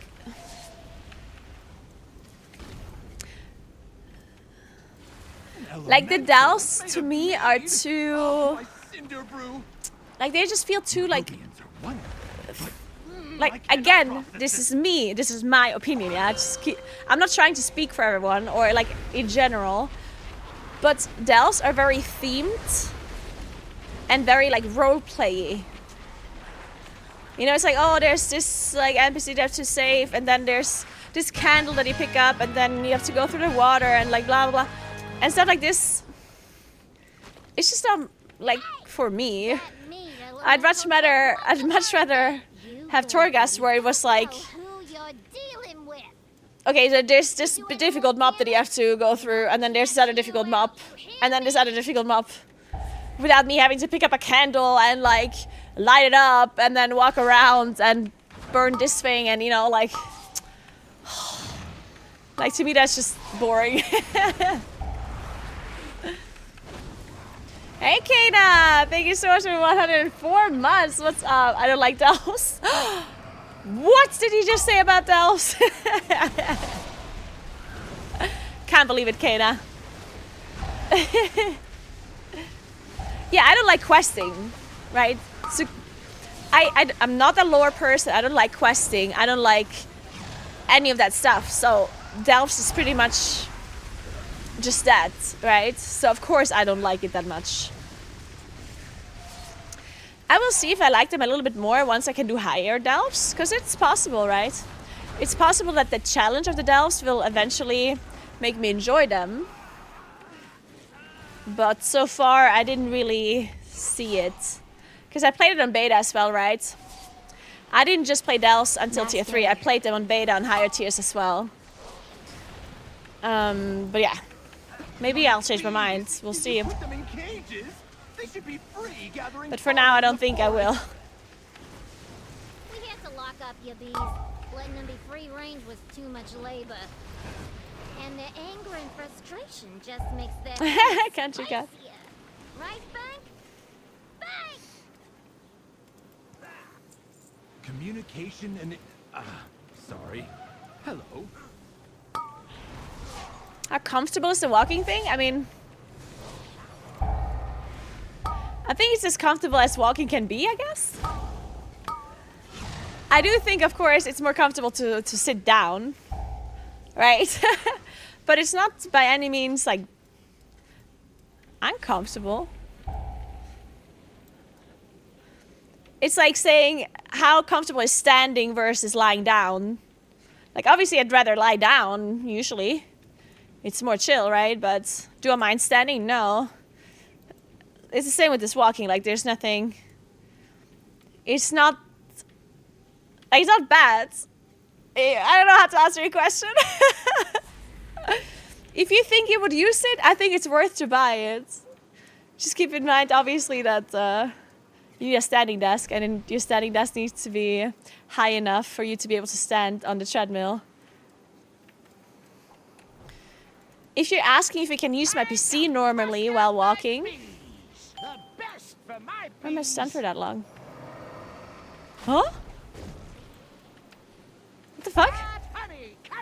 What is going on? Someone reflected your thrown object and it hits you in the face. What? I'm so confused. Oh wait, you can literally press it away. But yeah, so you can use your PC and everything normally.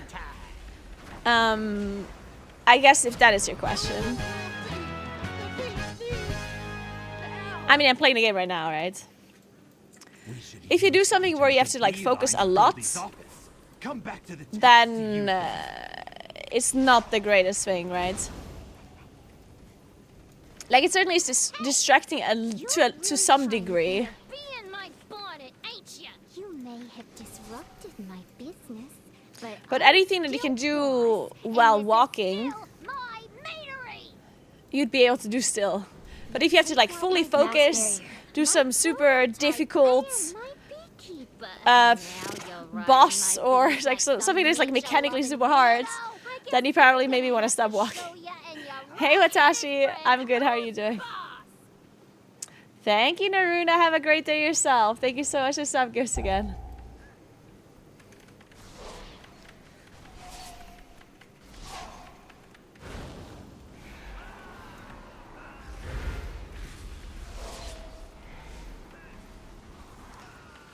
I have three monitors, and all three of them are on monitor arms.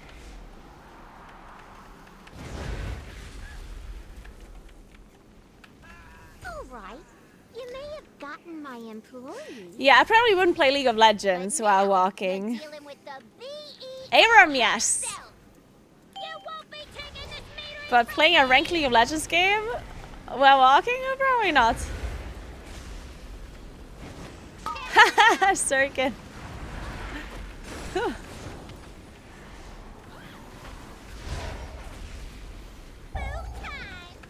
League of Legends stream when?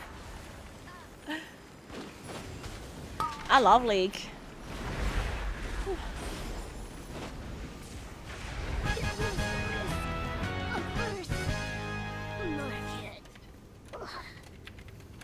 Thank you very much, guys. Appreciate it.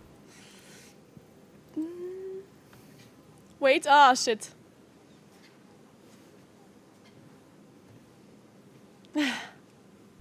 Oh, I like watching Pro League as well, yeah.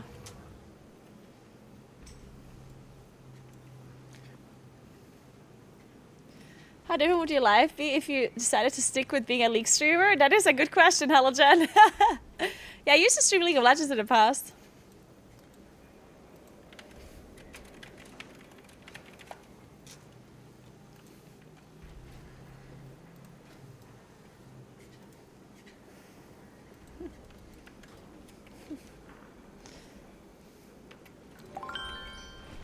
Chalkma, thank you so much for the 2 stalkers. Appreciate that.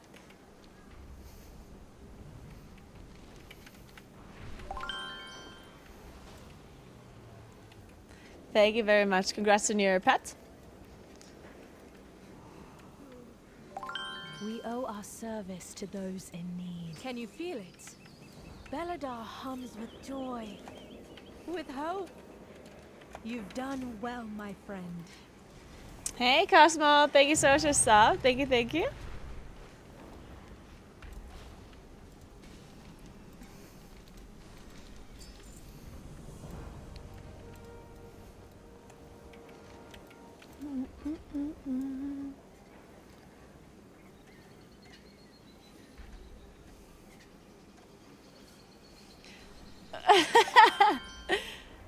Imagine every WoW player starts walking on walking paths and they go faster and faster and faster. At some point we're just running while playing WoW and we all become like marathon runners. Like ultra runners or something. Man. Hey Satan, thank you so much for 2 subgifts. Appreciate that. Gingy would win next to treadmill so hard. Yes. Gingy already asked me which treadmill I have because he wants to buy it as well now. Oh god.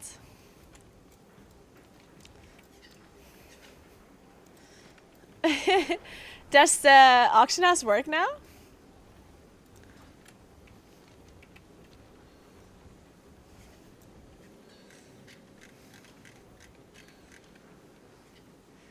And the treadmill I have is from To Do.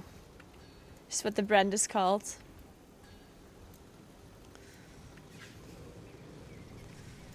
Time to get sponsored by a treadmill brand? I was thinking about that. I should message them.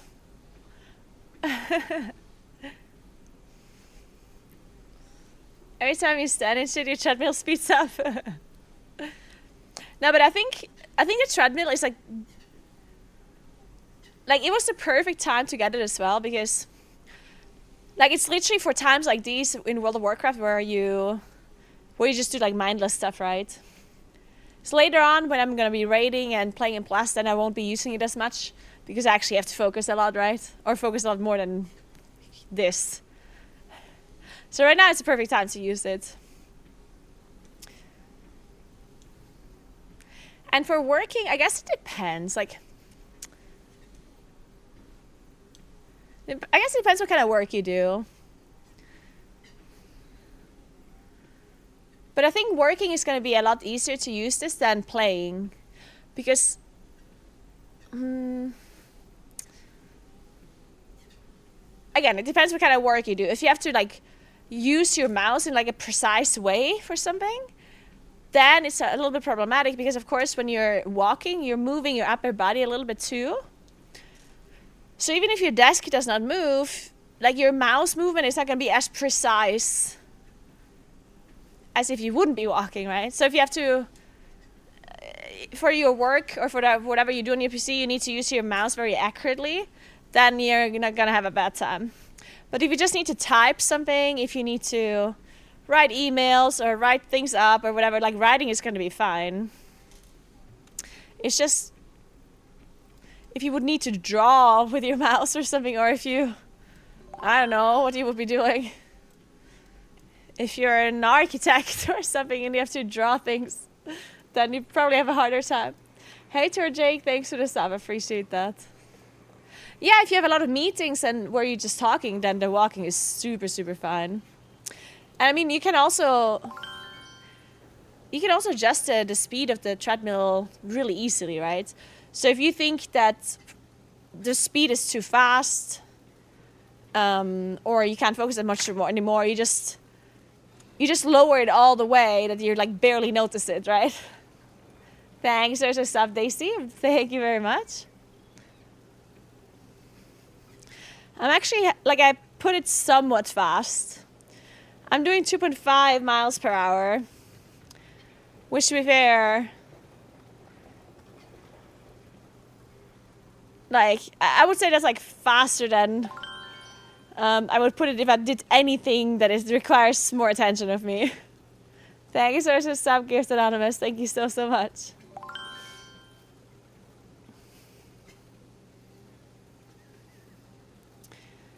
My pulse is at 110. If I want 108. 105, yeah. So it's like, it's around 100, 110, I guess. Which is decently high. But obviously I'm not like sweating or anything. And I can still talk normally. Yeah, Kendo, that as well.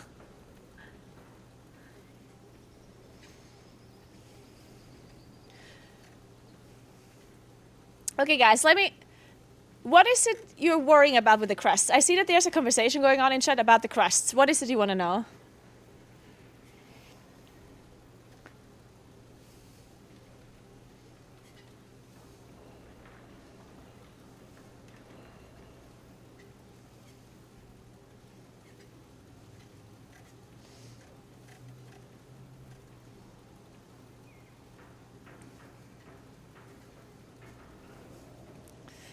Motherfucker sprinting like Usain Bolt in the middle of raid to move out of mechanics.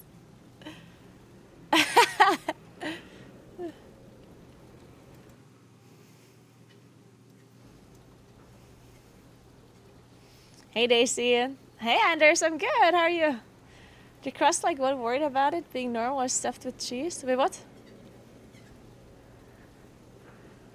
Are we talking about pizza crust? I like my pizza crust without cheese. Okay, here's a controversial take, but cheese crust fucking sucks because a good pizza literally gets ruined by a cheese crust, yeah? A really good pizza has good tasting dough. Like, the dough tastes good. And as soon as you make a pizza crust, like a cheese crust, you're ruining the dough. Because you have to, like the way you make the cheese crust is like you fold the pizza over on the edges to put the cheese in, and then the cheese starts melting, creates moisture, and it ruins the crust. So the only time a cheese crust is acceptable is if the pizza is not high quality. And let's be honest here, even a bad pizza, like a bad quality pizza, is still delicious, because pizza is just generally delicious. I can eat a bad pizza and I'm still gonna enjoy it. And when I say bad pizza, I just mean like lower quality. I can enjoy a frozen pizza, yeah?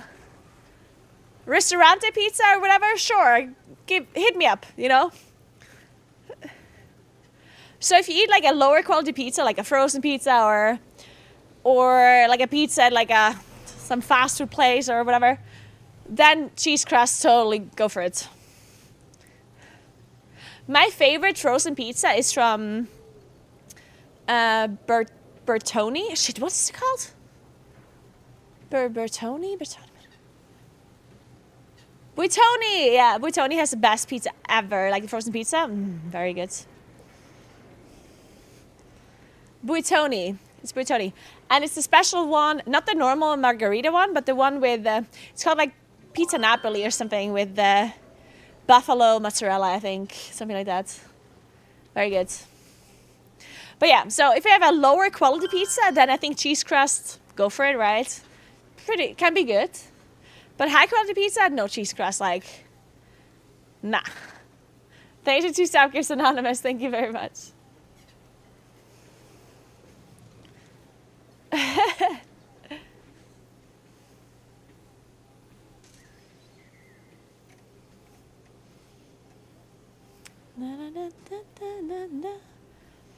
Ask Sarah about his take on Italian pizza versus American pizza. I think, didn't he say he likes American pizza more than Italian pizza? Or something? Was Sarah in Italy once? Or where did he try this Italian pizza? To be honest, like, I believe them. Like, if there's some people who like Americanized pizza more than Italian pizza, then I totally understand. And they're probably right. Because, first of all, a lot of food that you like is just habit. Right? I think a lot of people enjoy the food that they're used to more than anything else. Even if the other thing would be, like, objectively better made, you know? If you could have a person that has a completely neutral taste and I would tell you exactly what's better or worse, like objectively, if that even exists when it comes to tasting something, but you know what I mean? Like if there was this imaginary person or this computer or robot or whatever who would tell you the quality of something and like rate it against each other, even if that robot or that AI or that person would rate an Italian pizza higher than another pizza, that doesn't matter because the person that grew up eating that kind of pizza all the time, they will not like the Italian version more, probably. Right? Because you're just kind of used to the other thing. Eventually it might change, but I think your brain is kind of conditioned to have a certain taste that you associate with something. And if it's different, your immediate thought process is going to be, this is worse. Right? Because if you like pizza, which most people do, then your brain associates a certain like taste from the pizza that you always had, or like a similar taste, right? So if you then go somewhere else and you eat a pizza that tastes differently, then I think most people are going to think, oh, this is worse. When it might not be worse, it's just different, right?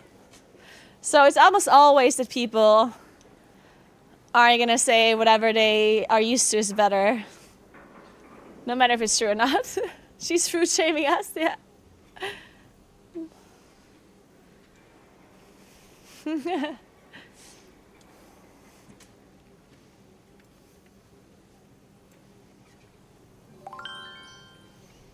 Little Mouse, thank you so much for gifting us up to Loki. I appreciate that. Also, not to mention the fact that I think... Okay. I hope there's no Americans watching right now, but I do think that because the American food industry is so focused on making palatable food, so like basically processed food that is super, super good tasting, people that eat that kind of food, I'm not saying that every single American eats unhealthy food, but it's more accessible in America compared to other countries. So the likelihood of an American eating more processed food is much higher, right? And more processed food is made to taste better by adding more sugar, butter, like fats, whatever, right? Because they give a lot of taste. And at some point, if you eat a lot of this kind of sugary, buttery food, processed foods, then you need more of it to taste it more, right? The more sugar you eat, the more sugar you're going to add to things. Because at some point, that amount of sugar that is in your food is not enough anymore for you to taste it properly, right? So a lot of the foods in America have so much like added sugars and added fats into it that honestly, like your taste of food is kind of like out of whack at some point, right? Because if you eat that amount of sugar that is in some of these foods all of the time, if you eat something with a lot less sugar in it or less fat, then it's going to taste bland to you. While it might not taste bland to someone else that isn't used to eating that kind of like processed stuff, like these high amounts of sugar, right? Yeah, starch and fat and sugar, like that gives you a lot of taste, right? So I, for example, started eating a little bit less sugary stuff within the last couple of months. And things that I really liked before now are too sweet for me. Like, I actually think, oh my God, this is too sweet, right? Like, it's not good anymore.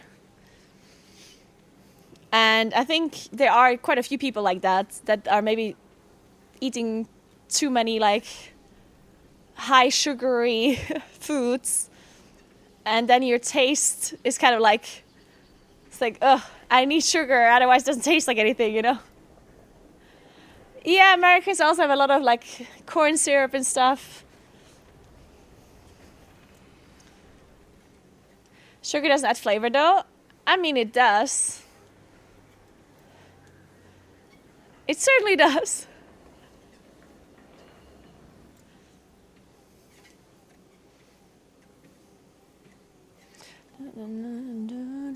Good morning, Ray.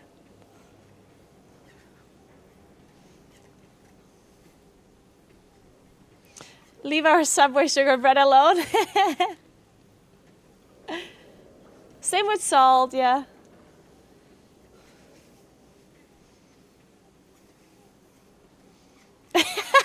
Americans eat like we have universal health care. I love that. Why do Americans get dissed? I'm not even dissing. I'm just like, I don't know. I mean, some people, it's not your fault. Like,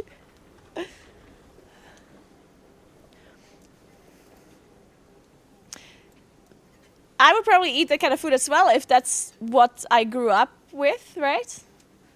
Like, it's not your fault that you're surrounded by this stuff. It's just kind of like how it is, I guess.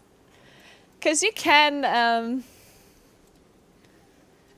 obviously, just because you're American doesn't mean you have to eat like processed food all the time, but it's certainly a lot harder to not eat processed food when you're American versus not eating processed food when you live here where I live. Like, I think for me it's a lot easier to do this compared to like somebody living in, I don't know, LA.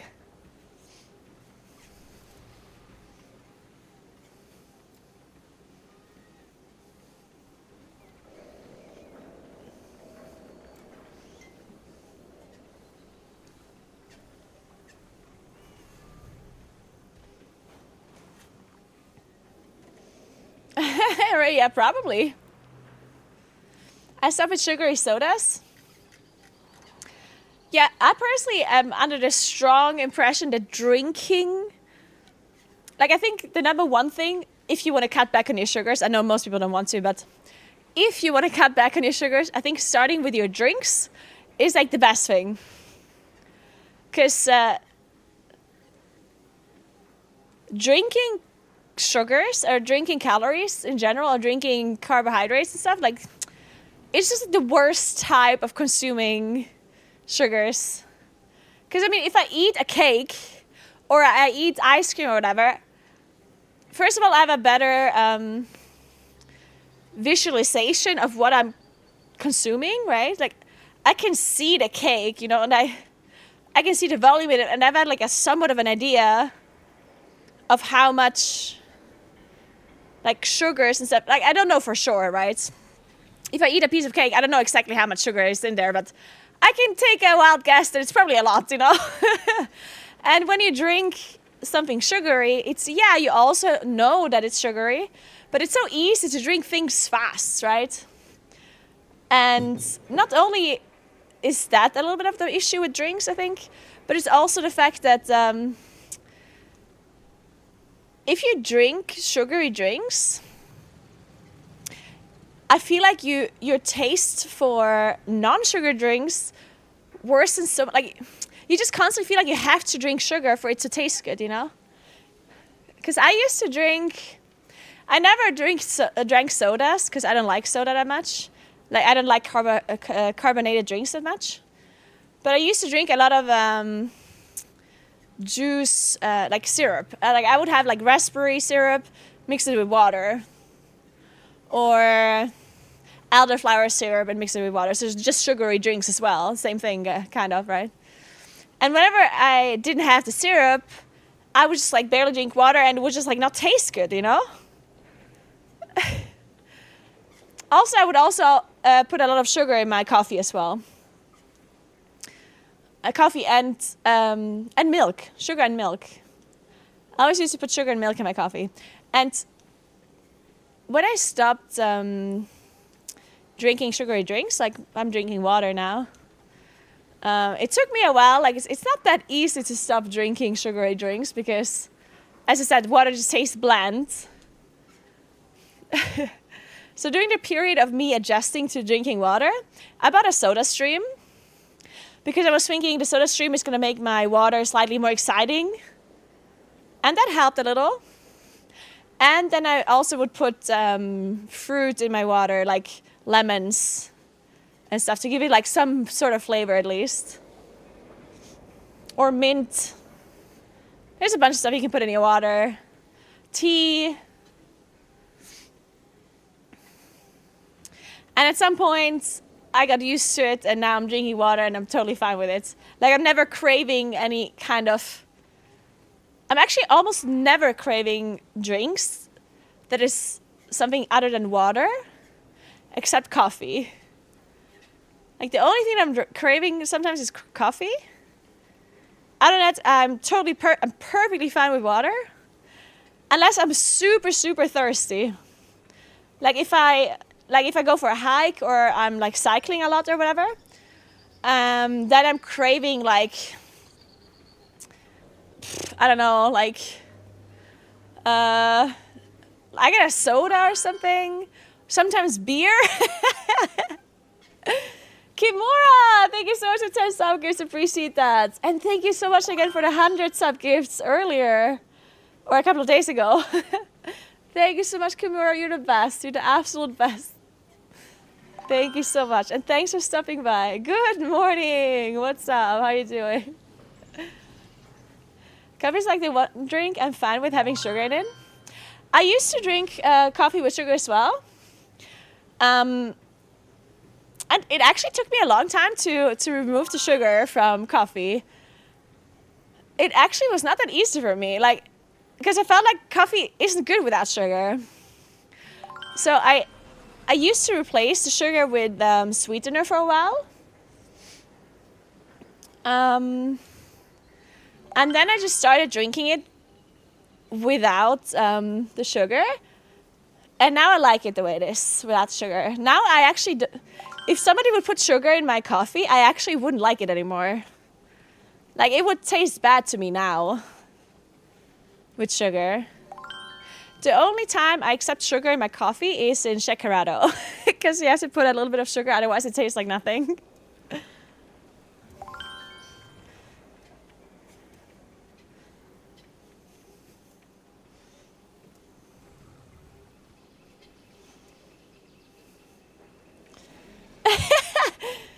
Coffee's not good without sugar, now you just want to trigger all Italians.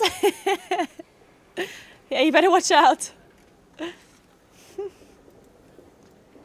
Hey Tom, I like it with a little bit of stevia leaf. Yeah, I used to put a little bit of sweetener in it, but now I have nothing in it. Except Shakerado, like that one with sugar is pretty good. Some brown sugar.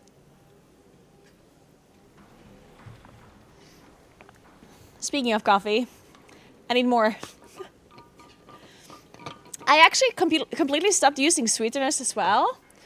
And hear me out, like, this sounds like some voodoo stuff, because usually I'm not a person that believes stuff that is not like scientifically proven properly, you know? Like, I want things to be proven, right? I'm a like, I feel like I'm like a sciencey person. And if it's not proven, then I'm like, okay, yeah, I don't believe this. But with like sweeteners, I personally do think that sweeteners are affecting you somewhat badly. Like, I know that sweeteners don't obviously have the calories that sugar has, right? And there are some studies on sweeteners. They're just not like fully conclusive, I think. Some studies say the sweeteners does absolutely nothing and there's no calories and doesn't affect you at all, right? But I think the sweeteners affect your appetite a little at least. It depends probably on the sweetener as well. But I'm personally an anti-sweetener person. Not completely, right? I've used sweeteners before. But if I can avoid using sweetener, I will. And I usually do not buy super low calorie, like light kind of products. Because if they replace sugar with sweetener, because I feel like the sweetener stuff, like it's almost just like it's too good to be true. Because if it affects your appetite badly, then it might just be even worse than eating the actual just calories from the sugar. You know what I mean? Because a lot of people are like super anti-calories and whatever, because obviously calories is what gives you the energy. And if you have too much calories, then you gain weight, like, right? That everyone knows that. But I think something that people always underestimate is that your appetite is super, super important, because if you kind of control your appetite, then you can control it, right? Because some people think, oh, well, I just have to be more disciplined. I just have to not eat this thing. Like if I'm craving sugar, I should just not eat the sugar, right? And people somehow think because it's their brain that they can just do that. I think there's so many people that think if you're craving something, you should just not eat it. Like you should just be disciplined. But the reality is that we fucking can't, okay? That's a fucking lie. If you crave food and you crave sugar, you might resist it once or twice, and the third time you won't, right? So I think controlling your appetite and your brain is really important, much more important than skipping like the sugar and use sweetener or whatever. Like, I think it's your brain and you as a person, you need to be satisfied with the food that you're eating, because if you're not, you will eat it eventually. Because your body is the one craving the food, and yes, it's your brain and you can be more disciplined or whatever, but it's too difficult. Like people always fail. It's just too hard. And it's not even your fault either. Like people always like beat themselves up. It's like, oh, why can't I resist this sweet stuff? Why can't I do it? I'm so like people beat themselves up as if they're like somehow like worse people or whatnot. But it's literally just like your appetite that is messed up usually. Like either you're not eating enough, or you're not eating enough like good foods that give you more satiation, like that satiate you more. Like basically it's just your body that it controls your hunger cues and your like appetite.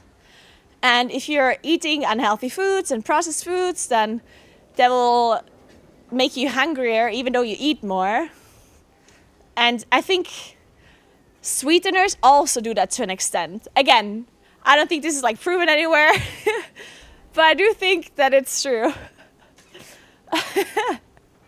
So that's why I personally avoid sweeteners as much as I can, because I do think it makes you crave like sugar or other things after some time. Maybe not like immediately afterwards, but people acting like if you eat something with sweetener, you will instantly die. I mean, did I just say that?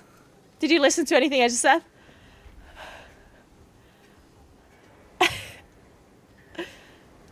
I never said that sweeteners so unhealthy for you or anything. I just said that it probably affects your appetite in a bad way, and I would want to avoid that.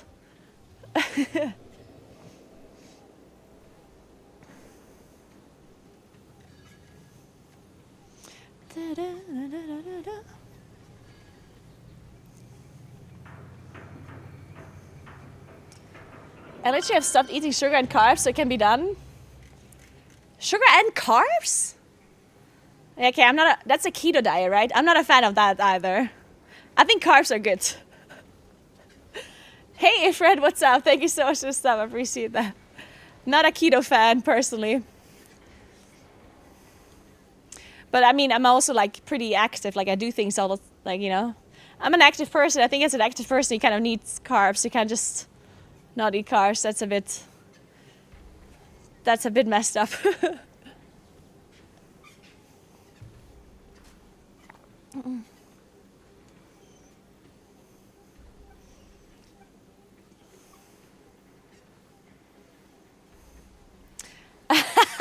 I eat what I want, but I do portion control, except beer. I like beer. Oh, don't we all like beer?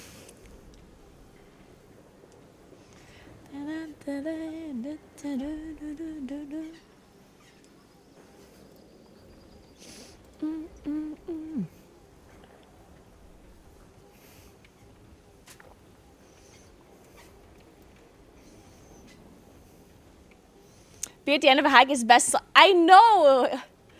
Yeah, at the end of a hike or at the end of like a cycling tour or whatever. Oh, beer, it just tastes so much better. It's delicious. Thank you so much for the sub, Hermes. Appreciate that. Thank you very much.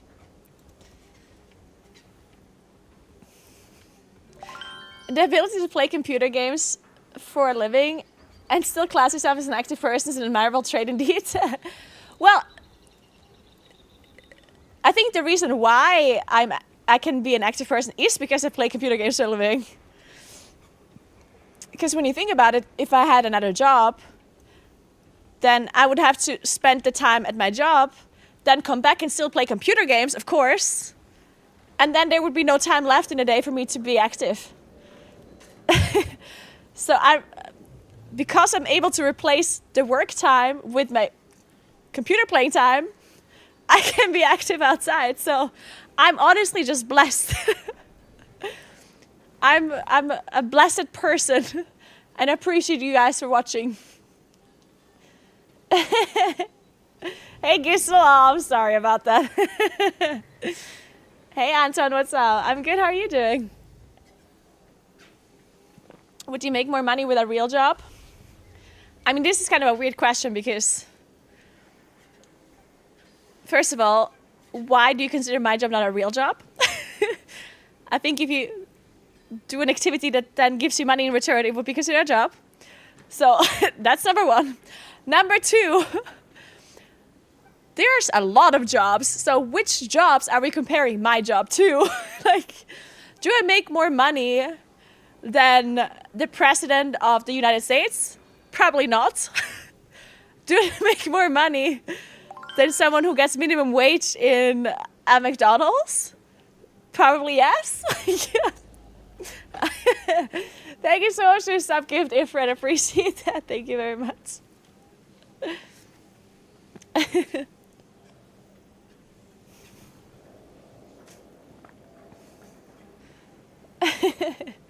Thanks for clarifying. I hate you, Xulu. Sorry, Xulu. I do like you a lot, though. Do we have to finish 8 heroic dungeons for next vault? There is no vault next week, so no.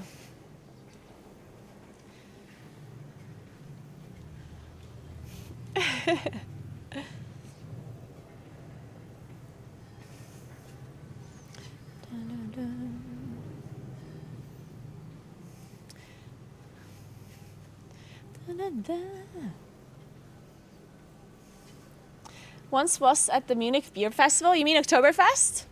Man, my friends want to go Oktoberfest. But it's going to be during the race first, so I'm not here. Also, I don't necessarily like Oktoberfest. Now, don't get me wrong. it's not that I don't like the idea of Oktoberfest, it's just too big. Because I like these kind of festivals. I love dressing up in a dirndl and lederhosen and whatever, and it's amazing. Drinking beer all day, perfect, right? But Oktoberfest is too big. If you don't have a space in like a tent, then you're fucked anyway. And it's too big. It's for tourists, yeah.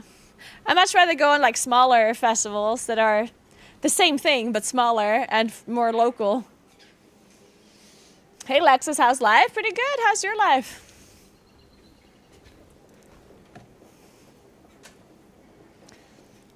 Streaming is not a real job. Okay, whatever, bro. I don't care enough to defend the fact that I'm paying taxes. You do you. The Kartoffelfest at the village I grew up in, 100 people max, now that's business. That's so cute. I want to go to your potato fest.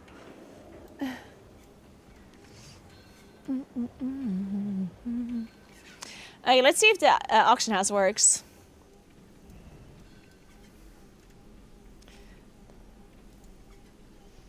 I have calibrated my prices to be. I mean, it opens up.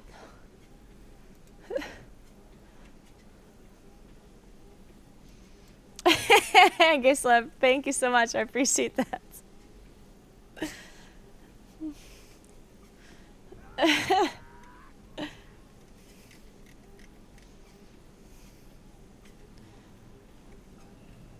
Okay, let's give it a try. I have a feeling it won't work. There's a feeling I have that it might not quite work. But we will see.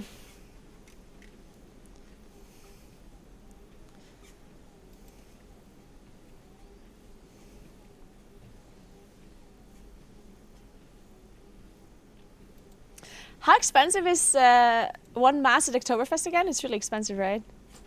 Oh! Wait, I actually did it! Whoa! This is incredible news, guys. 16 euros for 1 liter of beer? Damn. Hey, Coldberry, thank you so much for 2 sub gifts. Appreciate that a lot. Thank you very much. 16! Damn.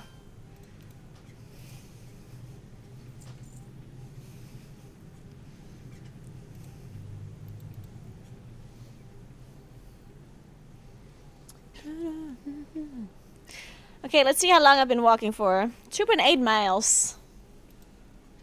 Whatever that is in kilometers. It's funny because that's just a me thing, I think. Like, whenever it comes to conversion rates, for anything, right? Because I could convert kilometers to miles, because I know the conversion. I'm just like, I just don't want to do it, you know? So it's like, yeah, like I'm not even trying. I'm just gonna, to me, it's just like a fantasy number, you know? Whenever someone gives me miles, it's a fantasy number. Like it's, I just don't have a concept for it, and I don't care. Thanks for the sub gift, Xoden. It's like money in other countries. If you go to another country that has a different currency, and the currency has like a very strange conversion rate, like obviously it's like, if it's just like divided by 100 or whatever. Oh my god, Kimura! Kimura! No way!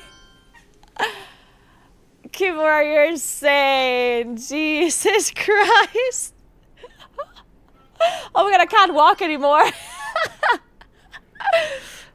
That's insane, Kimura. You're absolutely crazy. Thank you so much. Man, Kimura gifted 210 subs already within the past couple of days.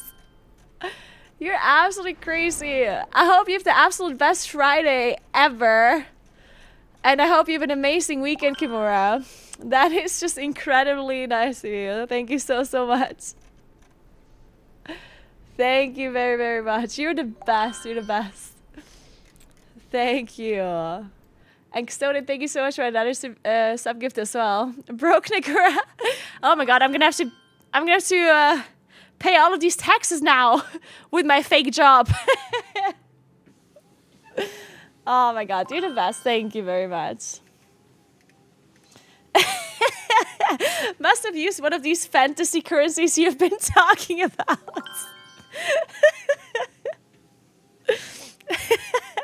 Yeah, the ones with like the weird conversion rates that just don't make any sense to me. I can take your fake tax. That fake tax man is coming for the fake money. Oh. Thank you, Kimura. That's awesome. Hope you have an awesome day. And to everyone else that is watching, happy Friday to you as well. I wouldn't say I'm gonna give you my opinion now, but it's indeed just a fact. Most of my opinions are just facts. So Friday is objectively the best day of the week. Only if you have 2 days off on the weekend, depending on what your job is or what your work is, yeah? Also, if your days off are on different days, then that automatically means that the day before your days off should be renamed to Fridays. So there's something called Small Friday, and something called Big Friday, and something that is Normal Friday, okay? So Small Friday is a day that you're working on, but the next day is off. But then the day after you're working again. So if you have 1 day off, then the day before that day off is Small Friday, okay? Then Normal Friday is just a day before you have 2 days off. And Big Friday is the day before you have more than 2 days off. So if you have 4 days off or if you have a week off or something, then the day before that, when you're still working, that's Big Friday, okay? And it doesn't matter the weekday. This could be a Monday, a Tuesday, or a Wednesday. It doesn't matter. It's renamed to Friday, okay? So make sure you're using this. Today, for example, is Friday. Just normal Friday.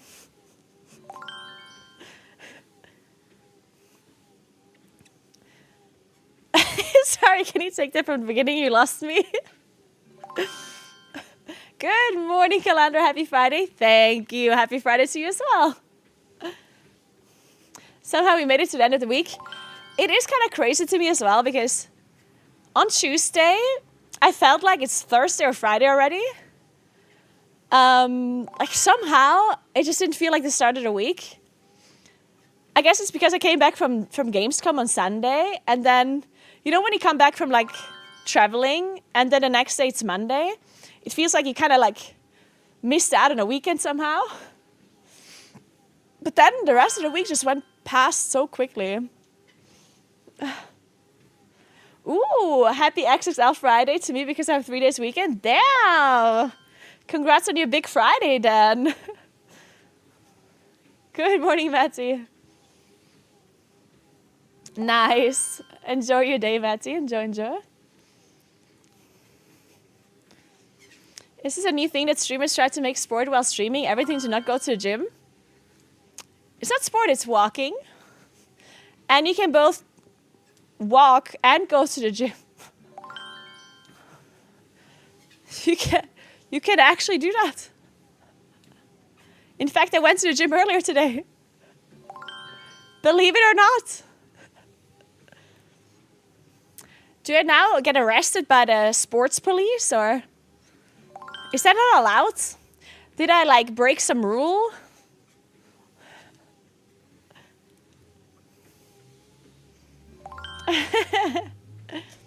So,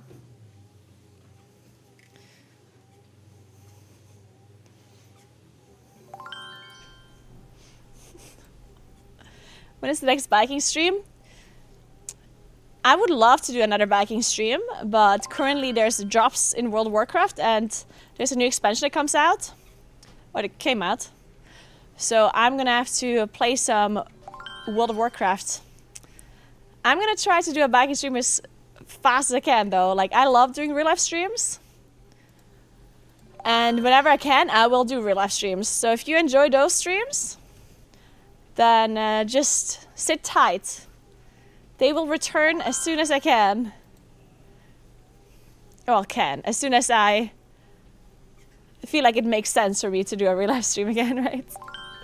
Right now it just makes too much sense for me to stream WoW with the new expansion and everything. Hi TMO, thank you so much for 2 sub gifts, appreciate it. Phone figure you out.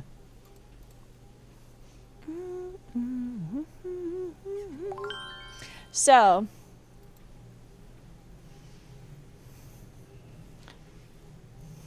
my best slot often is a crafted sword. Do I use it now or wait until the season starts?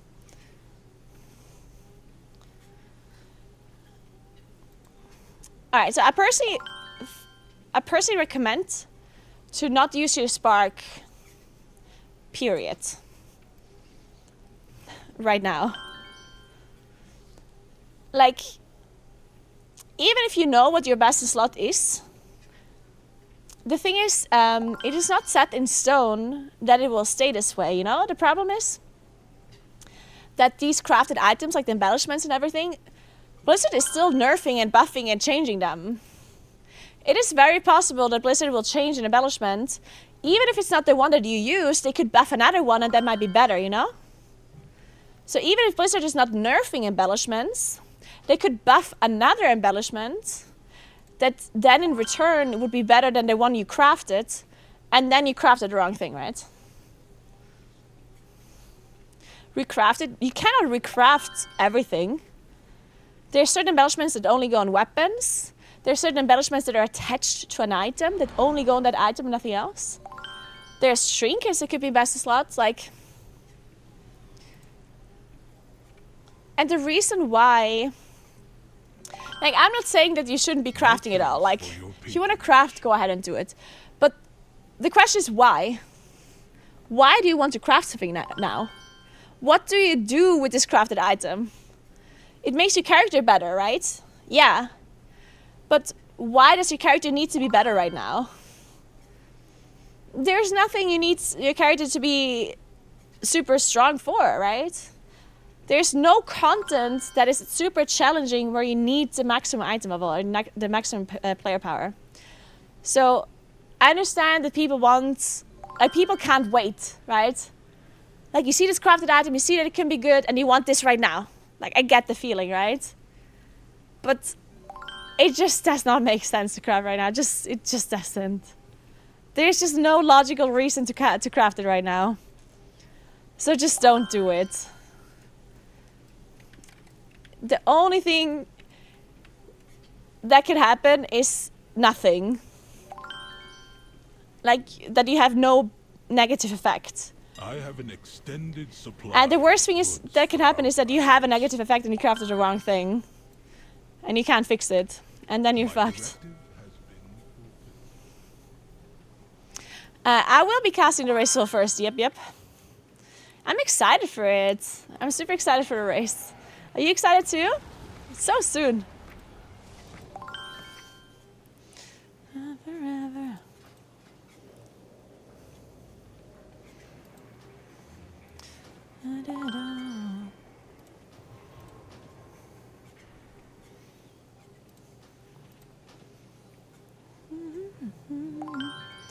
Remember. Wait, I didn't buy half the things. Wait, that's...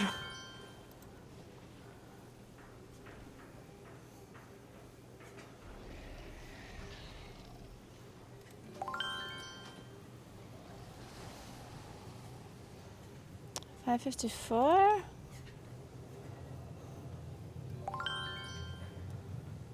Okay. 567. But it's a one hand. I kind of lost interest in race offers. Really, Hip? Can you tell me why? That is interesting.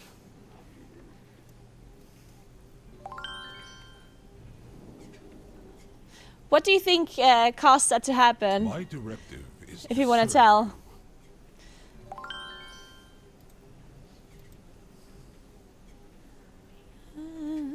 better.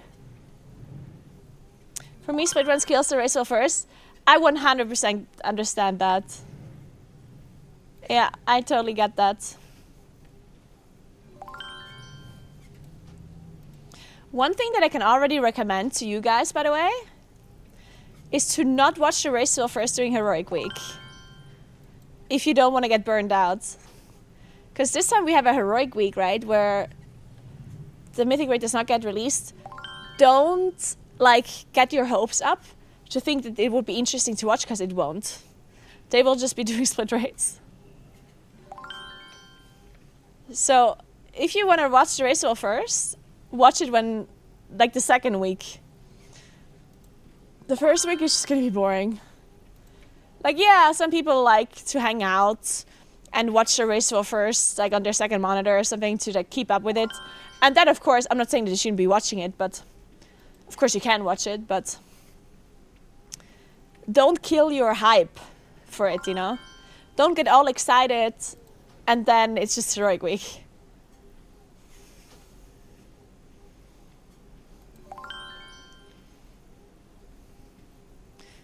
I can't buy these wrists.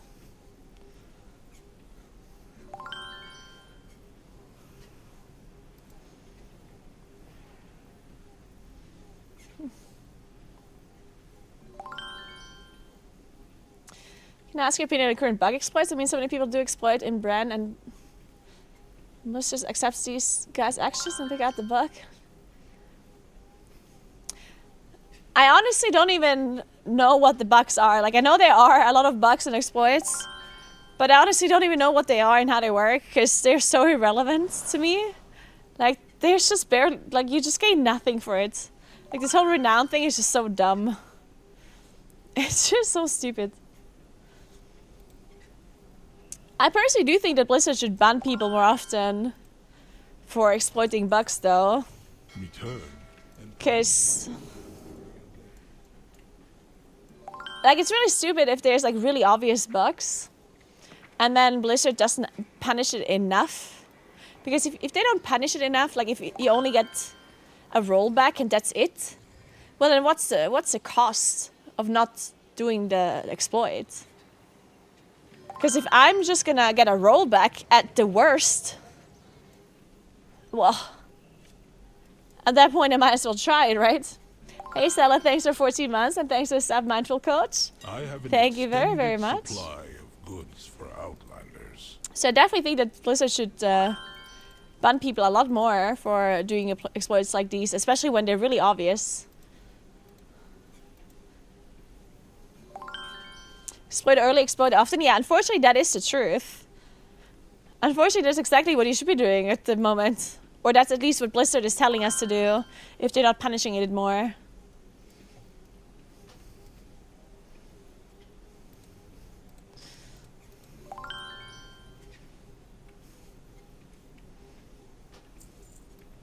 My directive has been...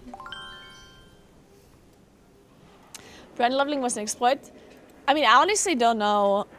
What is the brand leveling? Like somebody, like you can somehow get your brand really high, like your companion in Delphs, or what was it about? I honestly don't know.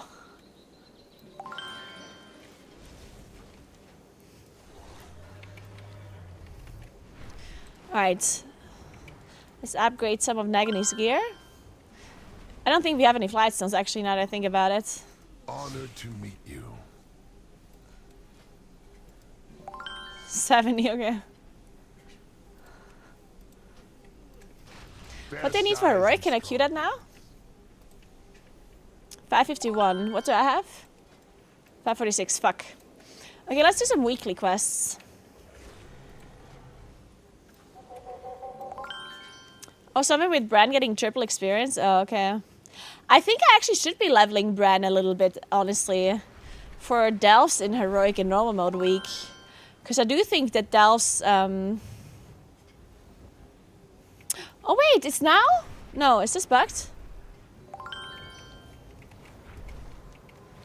Like, Delphs are pretty... Like, are decently important. Farforge Forged paths intertwine. The song is louder still. In the Norman Heroic Week. Even as a Mythic Raider. We think so at least. Hey Johnny, what's up? How are you? I must heed the call. So, okay, so we're not 100% sure about this.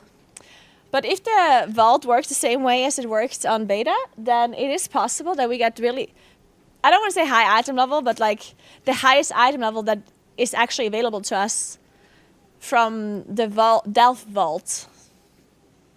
Delphs are currently open, yes. Until tier 3.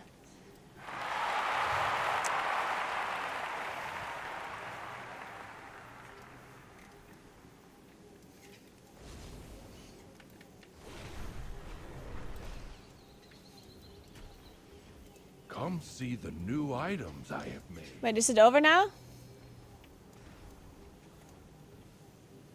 Shit, did I miss it? Shit.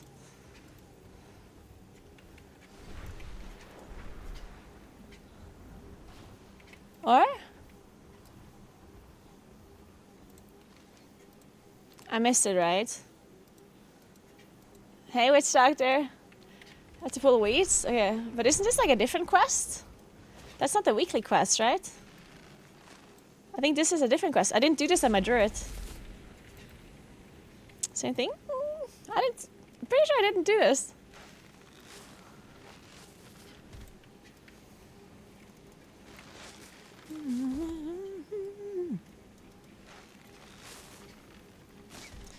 No, like I did see this quest, but it's another quest, I think.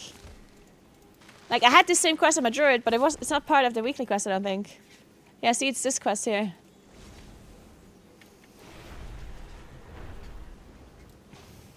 Tell me, what drives you? It's just like another thing. Journey far. Okay, whatever. And safe. I guess we wait.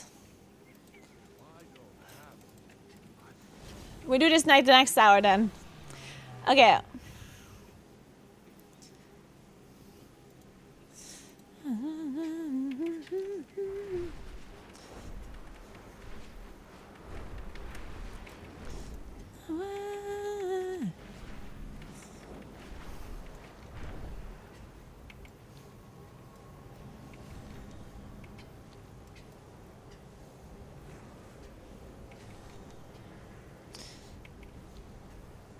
Alright.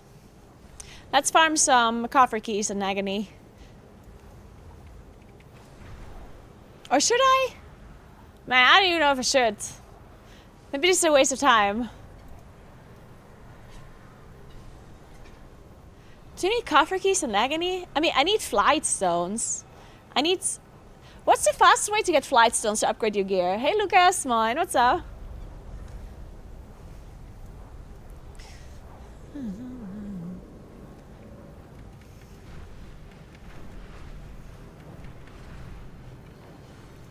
Heroic dungeons, really? Fastest is waxing? Wait, what is waxing? There's something called waxing?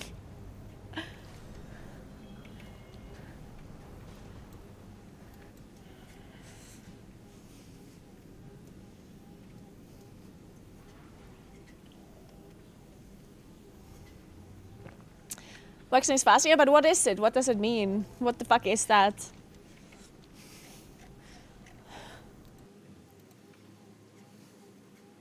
Whoa!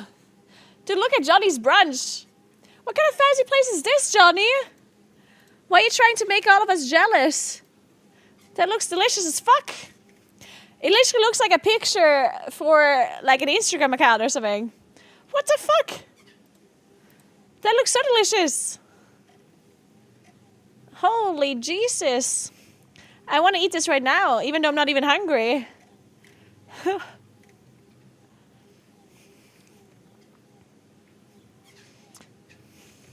Right? That looks so good. What is it? I mean, it looks like some avocado cream, maybe? On top of like a piece of bread with some salad and some, I don't know. Is there only salad on it though? Like, is there no... Where's the meat? No, I'm just kidding. Looks full of sugar? It doesn't actually look like it's full of sugar, does it? This could literally contain 0 sugar. Well, except the fruit, obviously. Pomegranates, yeah, that one will have sugar for sure.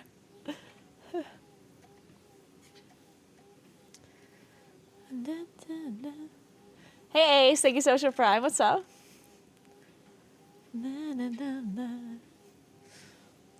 Anyway. Round. Anyway, guys, before we continue to do heroic dungeons, I did want to say something. One sec. Ugh.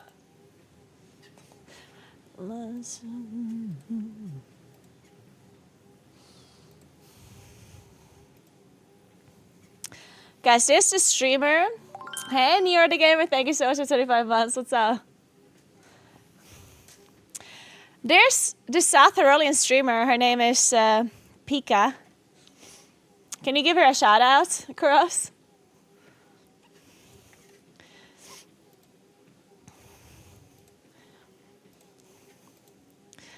And she just feels awkward now because I swear she's gonna think that I like stalked her or something. But Kuros checked her stream out because I talked about her. And he randomly saw her talk about me. And then he linked it to me, right? And basically she wrote to me on Instagram because I met somebody at Gamescom. She's from South Tyrol as well, which is a really small province and we barely have any streamers whatsoever here, right? In fact, I don't know any streamers anymore at this point. And there used to be some that I knew, but they stopped streaming. Thanks for 55 months, Cassie, what's up? Hey Nero, thanks again for 25. So anyway, she seems like the most wholesome person. That, and I do not want to out them, but I have been able to ride with a big streamer. And she called me a big streamer. And it's like a friend of mine introduced me to them in like... And it's so cute because she doesn't say my name. Because I mean, I know for a fact that she's talking about me because she's saying the whole thing about, you know, at Gamescom, a friend of hers like talked to me, whatever. And this is all what happened, right? So not me personally. I know she's talking about me, right? At the Gamescom. It's really cute that she doesn't say my name. And she's cute, isn't she? They have. Also, I love her fingernails. Look at that. They have been able to give them my name. Now we follow each other, and this is so exciting, and I'm so happy. And look how cute she is.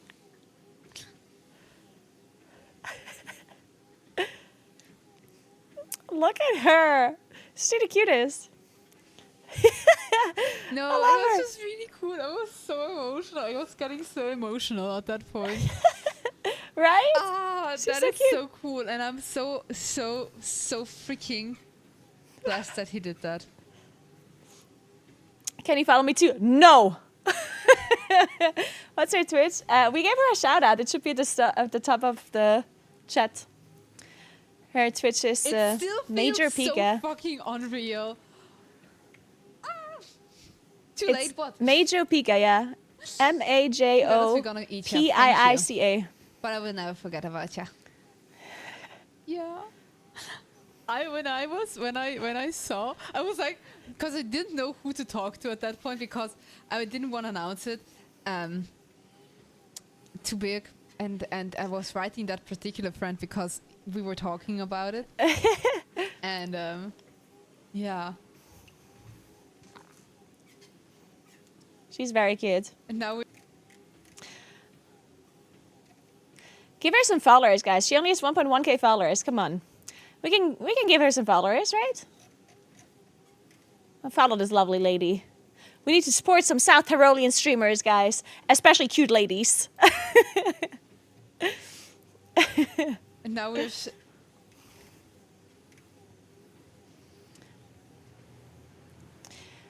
A menace to society and a very chaotic 26-year-old girl. Queen of chaos, slayer of confusion, and slayer of logic. Slayer of logic? Oh my god, that's me. I'm good at games? No, I'm too dumb and it makes me more fun.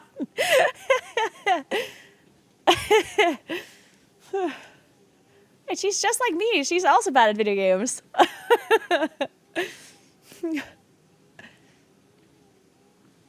it's Major Pica. It's Latin for magpie. Oh, wait, Cora told me this.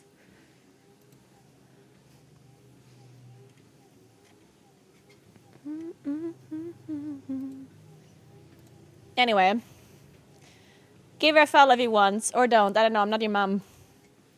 But maybe she's gonna stream once when I go offline so we can give her a host. What's she playing? She plays Black Desert, Just Chatting, Ghosts of Tsushima, Chained Together, Outlast, Trials. Those sound like video games. Wow, Johnny.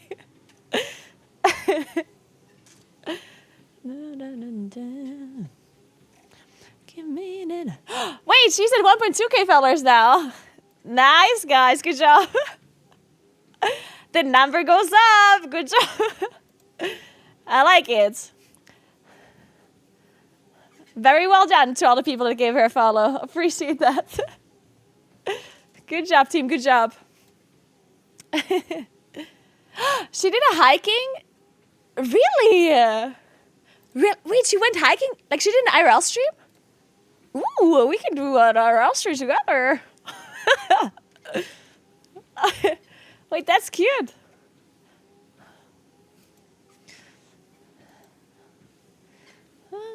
Do a hiking stream. Let's go.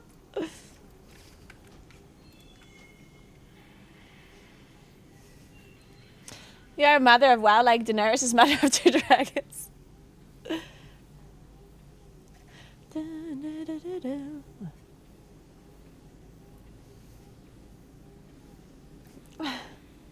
She also has vlogs on YouTube. Oh, really cool.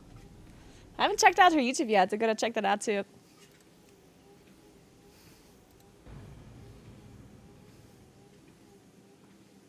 Nice Google Translate, Vidlog. Nice German. Keep it up. How's Germany, Johnny? How's Germany treating you?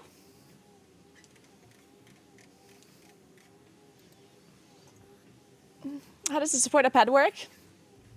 Okay, so there's 2 drops currently on Twitch for World of Warcraft. This mount here, you get it if you watch a World of Warcraft streamer for 4 hours in total. To see your progress bar, you have to click on your profile picture in the top right, and then it opens up your drops, and then you can see your progress bar. Doesn't have to be the same streamer for 4 hours, and it doesn't have to be consecutively either. So you can watch a streamer for 20 minutes, and then another one for an hour, and whatever. It just does not work simultaneously. So you cannot watch multiple streamers at once, and it counting all at the same time. Then, the owl pet that I'm trying to point at, but it's not showing up. There we go. The owl pet, you get that by gifting 2 subs to a streamer, or basically paying for 2 subs to a streamer. So, for example, if you're not subscribed at all to a streamer, then you can sub yourself, which counts as 1, and then you gift 1 more sub to another person, and then you would be at 2, and that counts too. So instead of gifting 2 subs to strangers, you can subscribe yourself to get the benefits yourself, you like not getting advertisements or whatever, and then gifting 1 more. And then you get them the owl. I think a lot of people don't know that they can sub themselves and gift a sub. It's obviously easier to gift to, like it's faster, but if you actually want to hang out in the stream a little bit, it's better to sub yourself, because then you don't get ads, right? Because then you're circumventing the ads. But keep in mind that if you're already subscribed and you're just resubbing, that does not actually count. And Prime also doesn't count. It has to be paid, and it has to not be a resub. Done.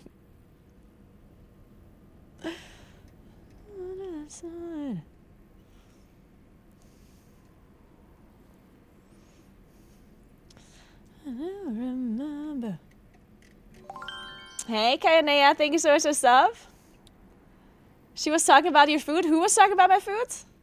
Hey, Kill Phil, thank you so much for stuff. I appreciate that so much. And thanks for stuff, gift Susa. Thank you, thank you.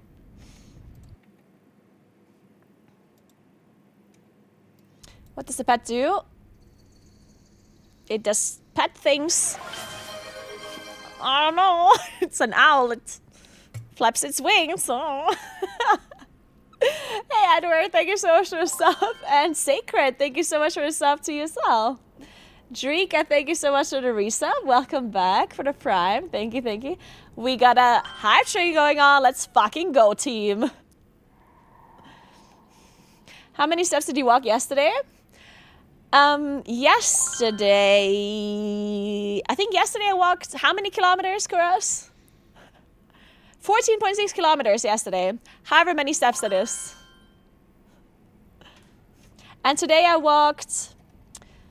6 kilometers for now, I think. Something like that. 6.6 or something. I don't know. Hey, Adis Sardent, thank you so much for 2 sub gifts. Appreciate that. And Caxley, thanks to you as well. Sacred, thanks for 2 sub gifts. And Killphil, thank you so much for gifting another sub. Good job. Thank you. Okay. Maybe I do some delves on my druids. What do you think about this decision? Are we delvers now? Wait, what is waxing? Okay, this sounds like a very strange question. But what is the thing you do in game to get the stones? that people refer to as waxing? I'm not talking about hair removal. Hey, Olive Bear, thanks for the 2 sub gifts, appreciate it. Picking crap on the floor, trashers.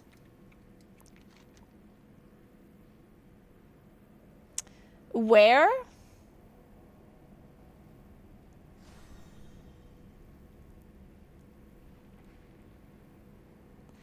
But anywhere? Stusa, thank you so much for 1 more sub gift. Thank you so much. Oh, it's like disturbed dirt? Ah, we're not doing that. Okay, that is a no from me. I'm gonna do heroic dungeons. Oh wait, actually I have a lot of Valor Stones. I can upgrade some of my gear. Hey, Gimpy J, thank you so much for 2 sub gifts. And thanks to the level 4 hype chain. Let's fucking go, guys. The treadmill I'm using is from To Do. Man, now my treadmill stopped because it stops every 99 minutes because apparently the display does not fit 3 numbers in it. So as soon as it's at 99, it just stops instead of displaying 100 because it can't. So it just dies. It could just reset, but whatever. So anyway, my treadmill turned off and I should probably sit down, but I kind of want to like keep walking. I guess I keep walking.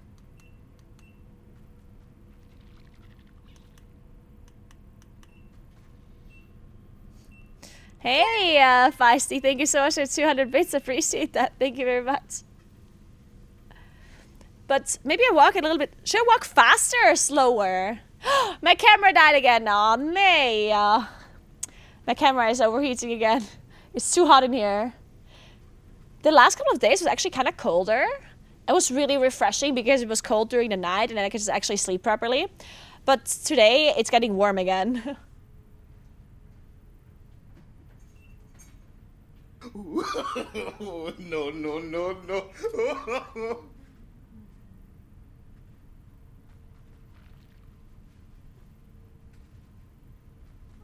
Oh god, I turned the camera on accident.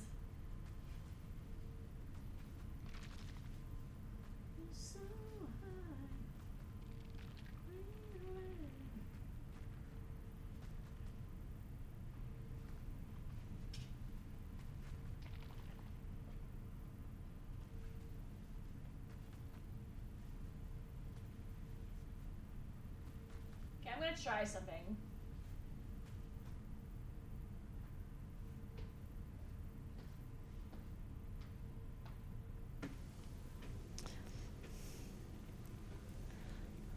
Yeah, I'm gonna try because I have like the prompter and there's like a piece of cloth that is covering the camera, which is gonna make it hotter. So maybe it's the cloth's fault. Should I use Valor Stones on a regular? Sure, go for it. You can use your Valor Stones for whatever you want. They're an infinite resource that you can farm forever.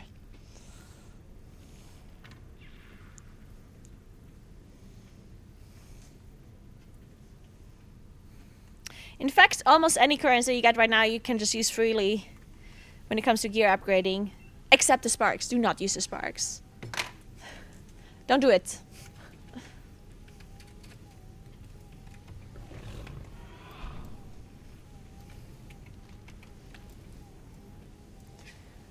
Should we rafe a little bit? I think I'm feeling the rafe.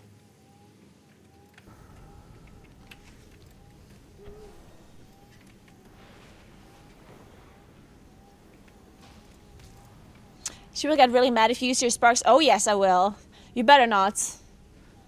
Actually, I couldn't care less what you're doing with your sparks, but I'm just advising you not to. But if you really feel like using it, then just go ahead and do it. I will call you stupid though. Deal with it.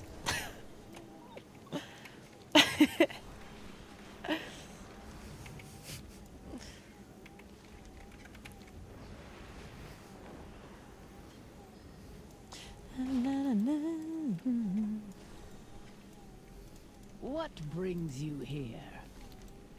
Wait. Oh, I receive 100 elses. Be true. The Harbinger crest. Acquire 15 weathered Harbinger. Blah blah blah. Converting blah blah blah blah blah blah blah blah blah. Why? Why am I getting this? Farewell. Go carefully. Okay. Fair Sure, I guess. skies and strong winds.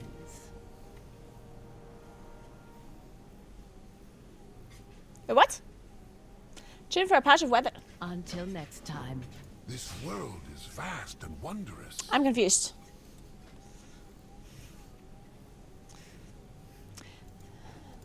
I'm supposed to trade them? How do I...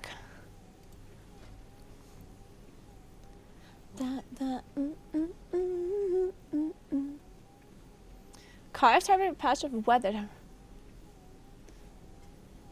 Why would I do this?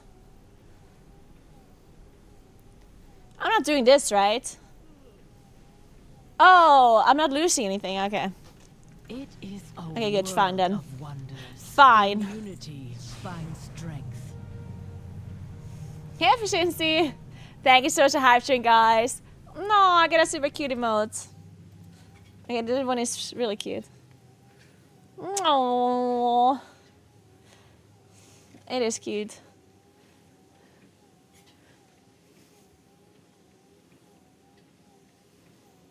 I just ordered an adjustable desk with under the desk treadmill yesterday. Nice, Mr. Kek. I hope you like it. That's really cool.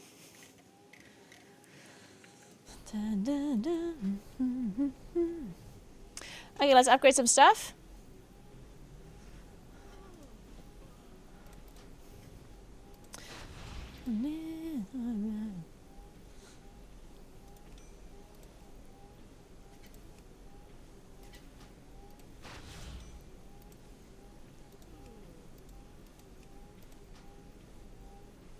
Da, da, da, da, da.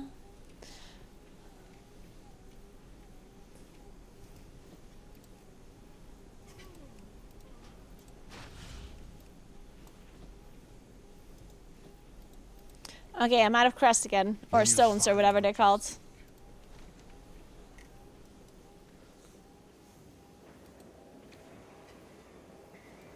God, there's just so many quests everywhere.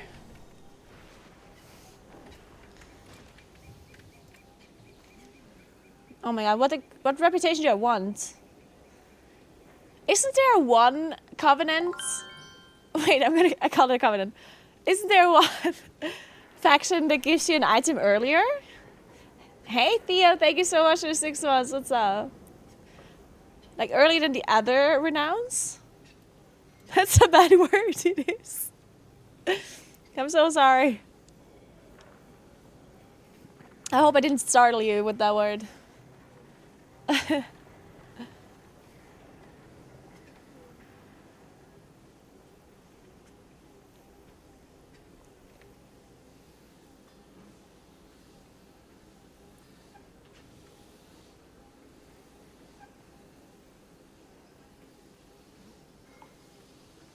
One sec.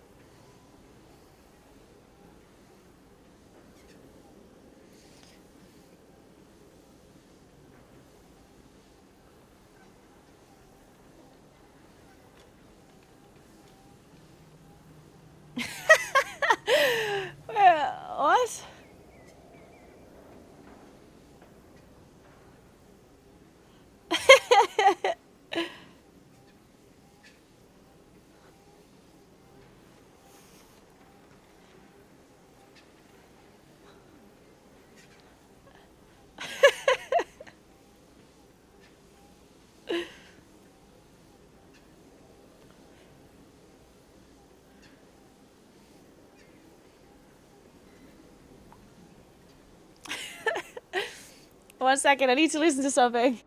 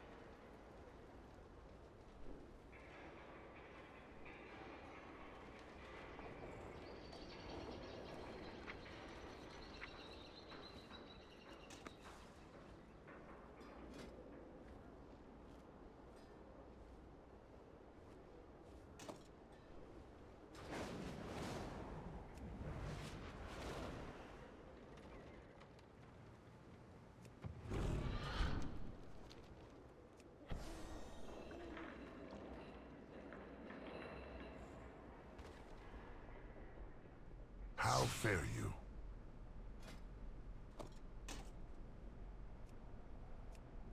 Stay vigilant. God damn it. No more stones left. Feisty, thank you so much for the sub. Appreciate that. Yep, gaming on a treadmill. Telling me.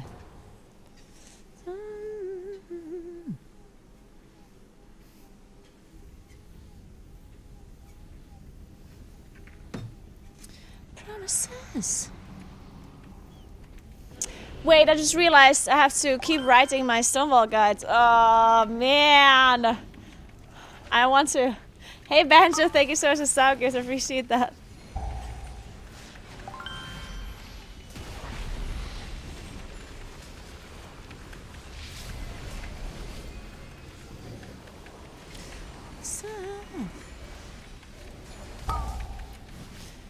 It's not my daily mix, no.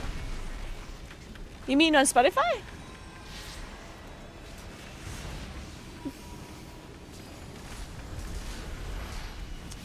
I'm listening to Younger, Wilder, and Freer.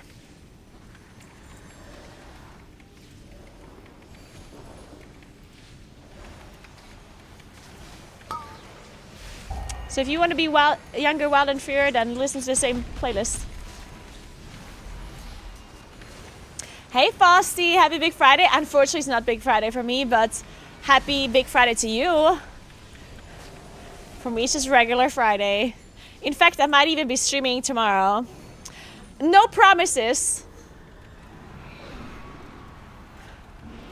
But I'm thinking about it. Maybe. But maybe not.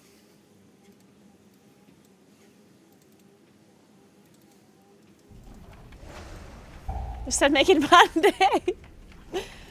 That certainly makes it not Friday. If I stream tomorrow, then today is just absolutely not Friday.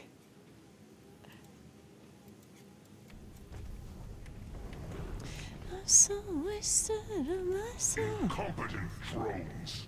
I will end you myself. Do you feel more immersed in the game when you're gaming and walking? Kind of. I do think my character, like it feels like I'm actually like walking my character, you know? I feel like I'm one with my character. You'll falter my swarm.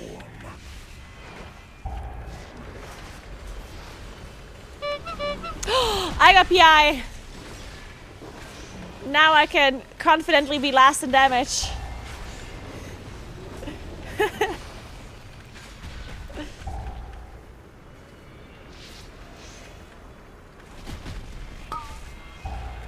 Now I just need VR goggles, yeah.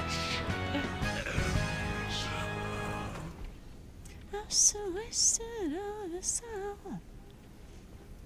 Psst. Hey, you. Sakaris. Yeah, you. Wanna do some meh?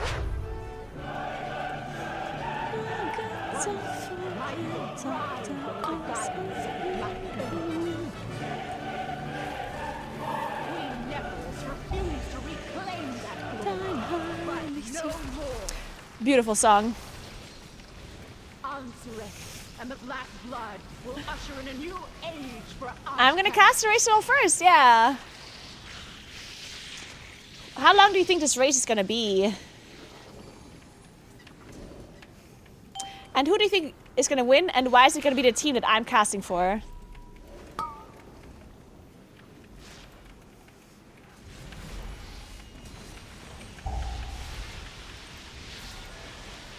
Three weeks! Wow.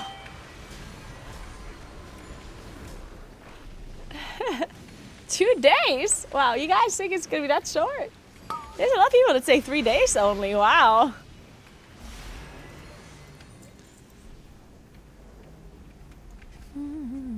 The harvest will prevail! Because of Heroic Week, you think, yeah, but Blizzard is tuning. Like, the funny thing about the Race to the First is the fact that no matter how little or how much effort the guilds put in, the raid will always be the same difficulty in relation. Thank you so much for gifting us up to Stratu. Thank you so much.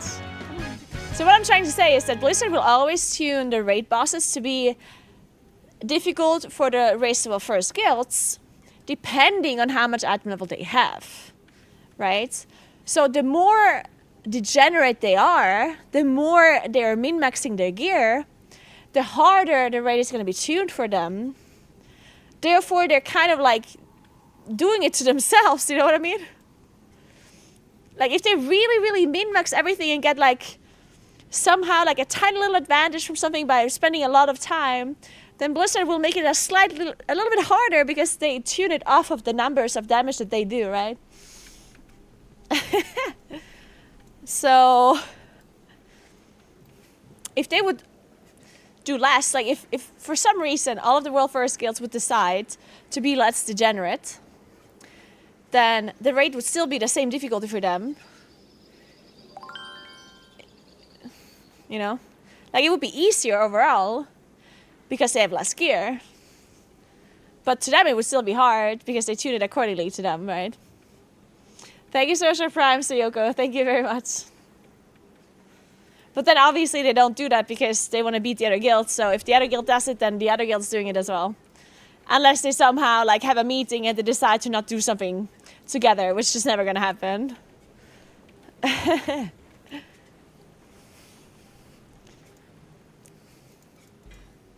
Wait.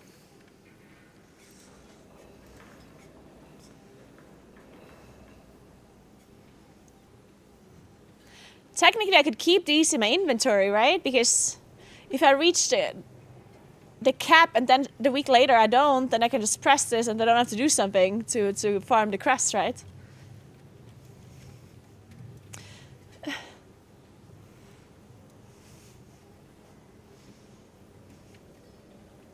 They ignore the cap? Are you sure? Oh, maybe, yeah. I only have 10 out of 180, but I have 65. Oh. Oh, interesting. So I can just click on them. Okay, cool.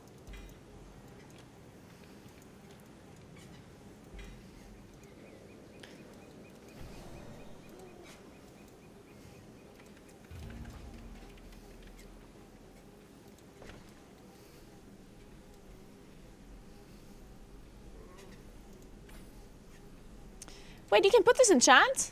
Oh. I guess I'm deleting this then. And this.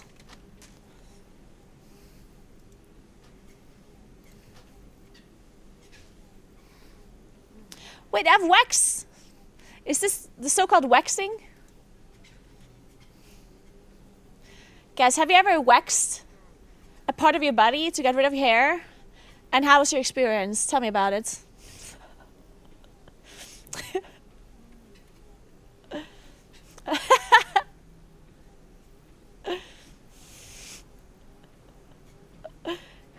Every 4 weeks? Yes, it was nice. No, it scares me.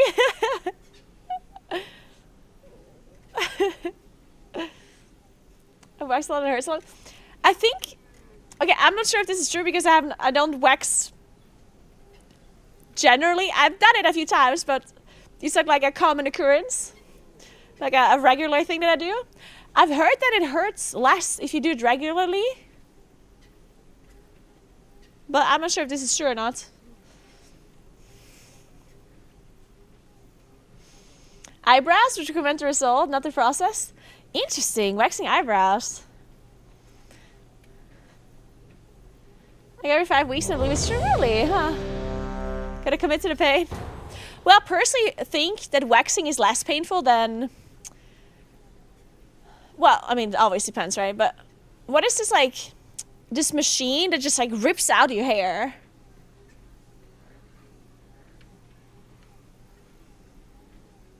Appilator? Yeah, those are just torture devices. Like, I cannot believe people are doing that. Literal torture device. It's horrendous. The good thing about them is that it actually just like rips out your hair and then it doesn't grow for a while, right? But it's the same as waxing. Like, why would you rip out your hair with this thing rather than just waxing, right? At that point, like, that's messed up.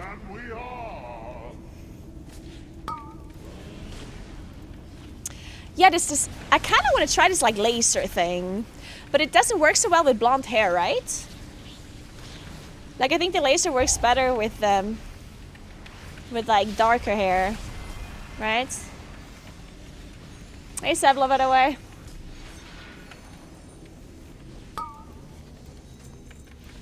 Unfortunately, I have very bright hair. I'm very blonde. So I guess it wouldn't work that well for me. Yeah, it needs contrast with the skin, right? Yeah. Invaders, fear not, citizens. We will show them Onsurrect's wrath.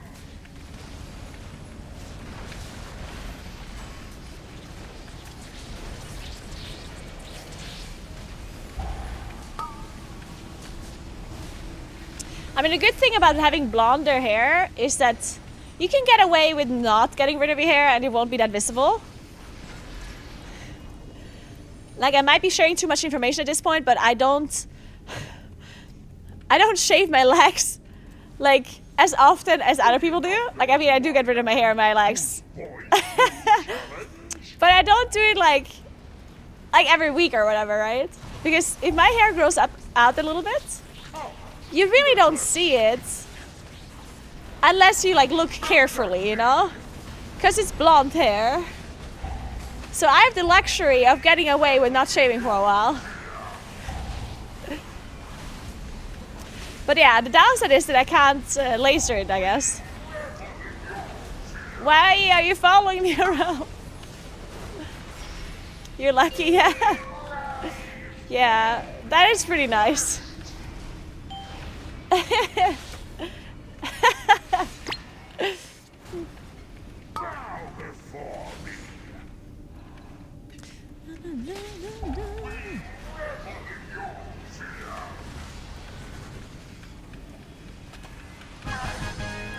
Hey, Divine Ginger, thank you so much for the sub gift. Appreciate that a lot. Thank you very much. Nothing scarier than a barber with a string near your eyebrows. Ooh, the string method. Whew, yeah, that was scary actually.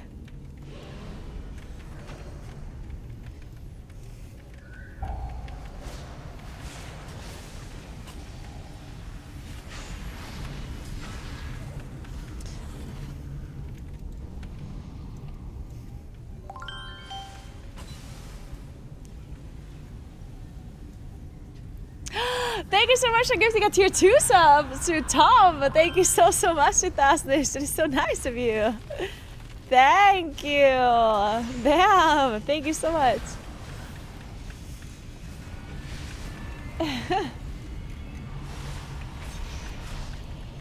I once made a major mistake when I was a lot younger.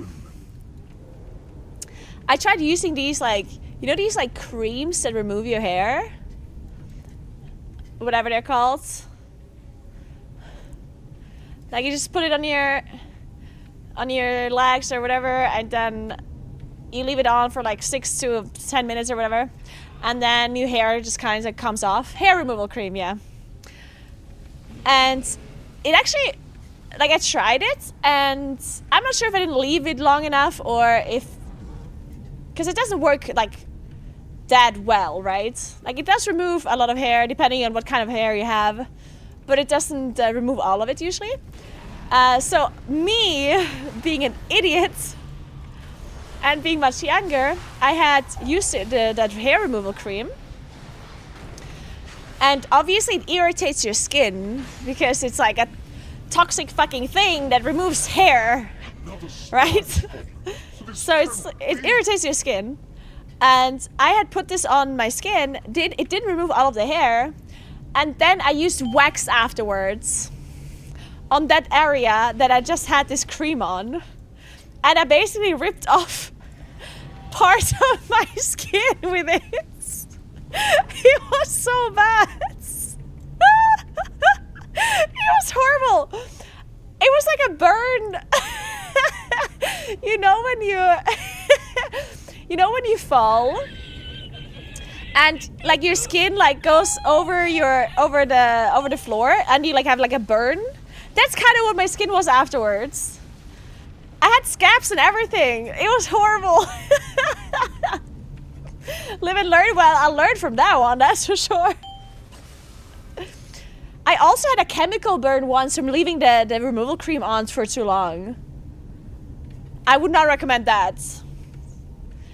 Thankfully, it wasn't like a really bad chemical burn, but I just left it on too long, you know? Like, I just didn't check the time properly. But yeah, hair removal cream, if you leave it on for too long, you literally get chemical burns. It's horrible. Do not recommend. Clipping it and sending it to my kids when they get older.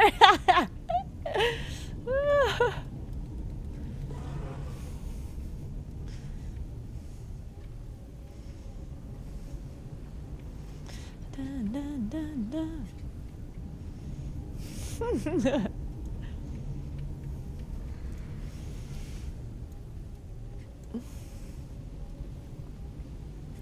Try being truly methodical with a pair of tweezers. I mean, I use tweezers to get rid of hair, like like my eyebrows and stuff. But I wouldn't. I mean, you can't really use tweezers for a lot of hair. It takes forever. Imagine like you're moving hair from your legs, for example, with a pair of tweezers.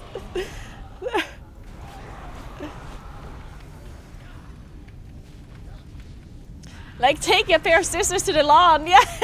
Yeah.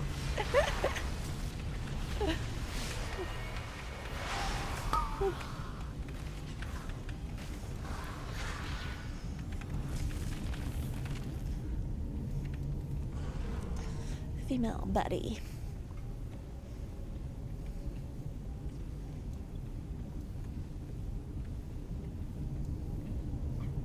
This is a great song.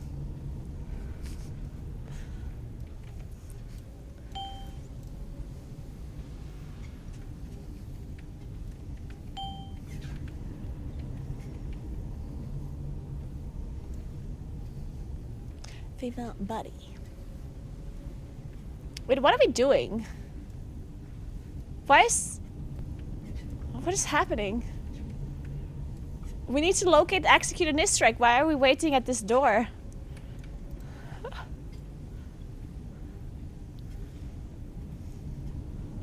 Yep, I have a treadmill. Or a walking pet is what it's called. Iso has made a mockery of our traditions. At the Queen's tisk, tisk, tisk. Dear Nizrek, a traitor. And it's something to do. Our Queen will be so disappointed. First, your little pets will die. Then we'll make you speak. My turn.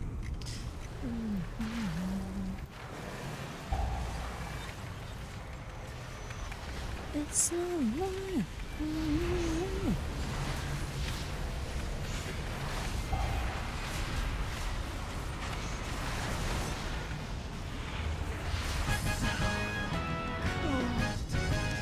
I think the ritual first will last.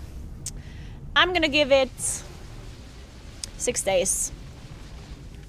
It's gonna be 6 or 9 days. Probably, let's say 9. Let's say 9 actually. I'm gonna go with 9. None will pass.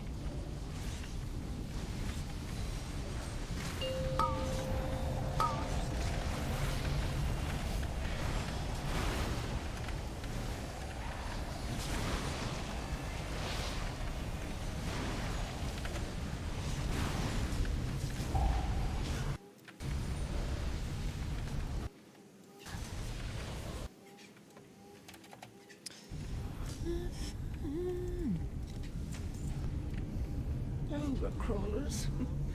I've enough. Well, other things I listen to rave music all day. I mean, you should. Hey, Ariaris, thank you so much for the sub. I appreciate that.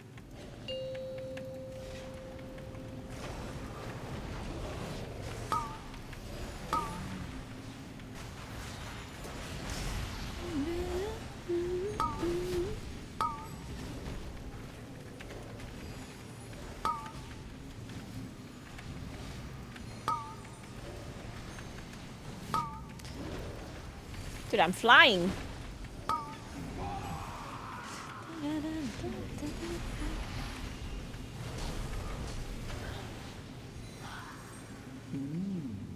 You're interesting.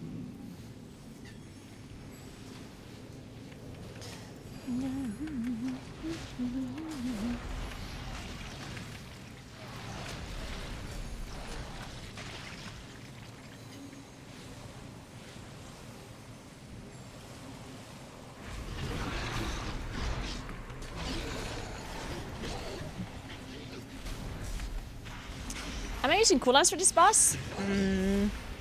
Wait a second, where's my M+? Where's my thing? It's invisible! The City of Threats swing on the side, it's not there. But if I mouse over it, I can see it. Like, there's a tooltip. What the fuck? Huh. You have the same bug, really? Oh, strange. Oh, there it is. The pursuit of perfection can be messy, but worthwhile in the end.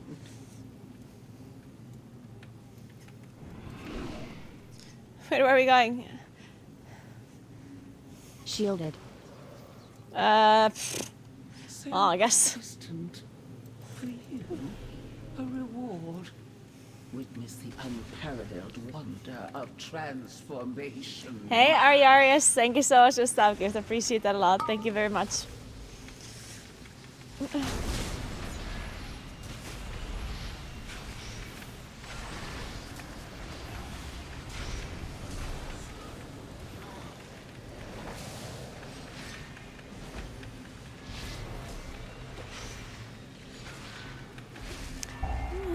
Yes. Enough. You've Enough. earned a place in my collection. Let me usher you in. Witness the glory of our ascension. Consider the variables. What can I make? Yeah, I don't have Elf yet. Maybe it's just does this by default? That it hides it during a boss fight? I never really paid attention to that. But, I mean, I feel like it did not do that before, right?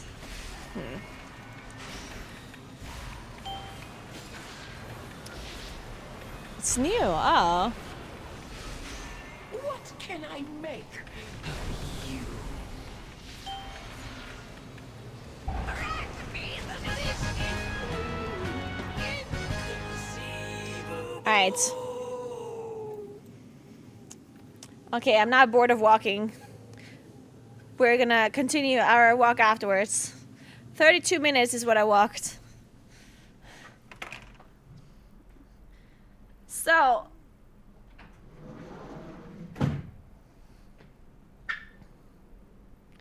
let's sit down for a second.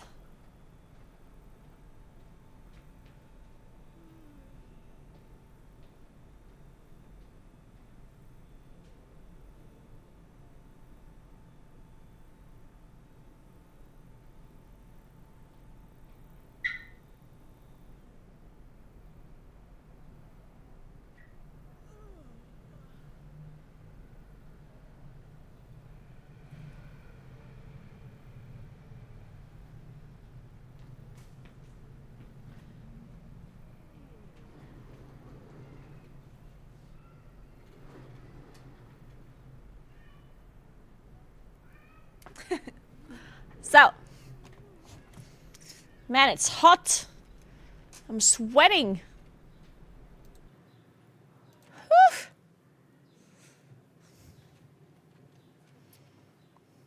Yeah, walked 99 minutes and 32 minutes, yep. What's the weather? It's 30 degrees outside. Oh, no wonder it's hot. Oh, it's supposed to rain on Sunday. Oh. When? In the afternoon.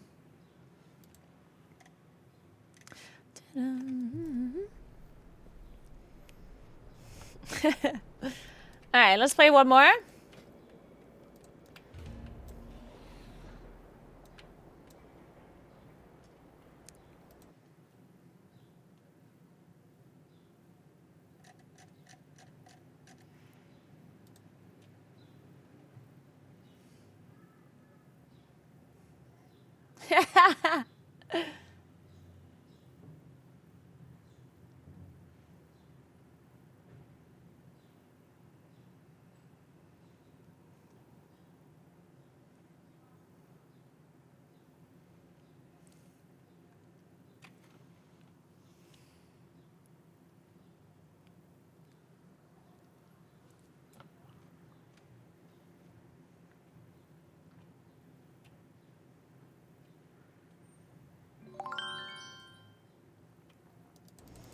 Hey, Perminator. Thank you so much for the sub. Appreciate it. Welcome, welcome.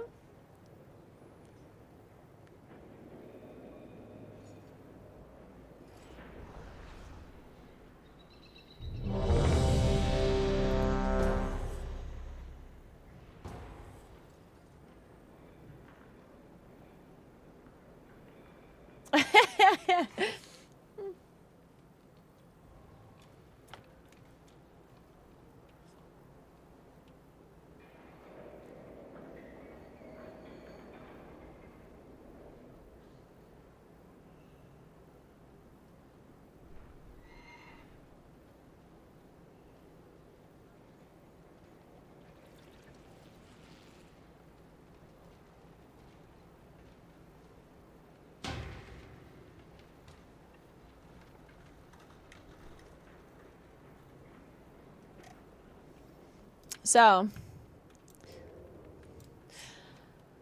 okay, let me open up my guide again. Fine.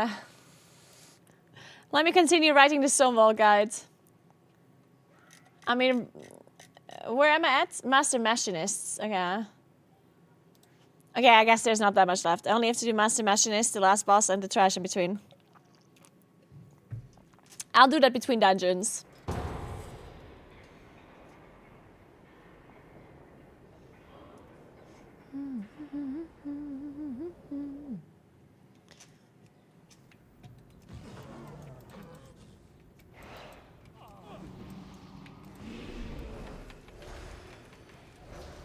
How long can it take? It can only be hours.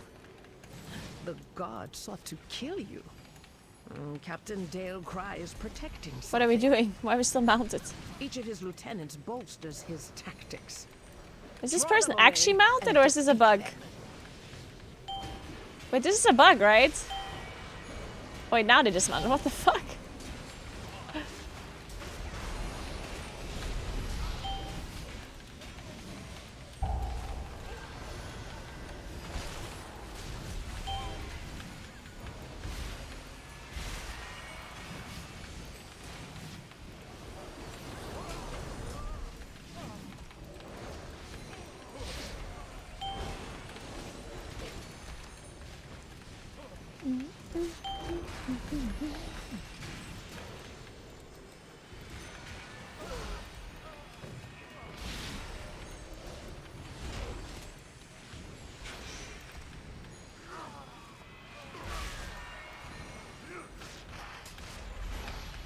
This is a nice banger, I agree.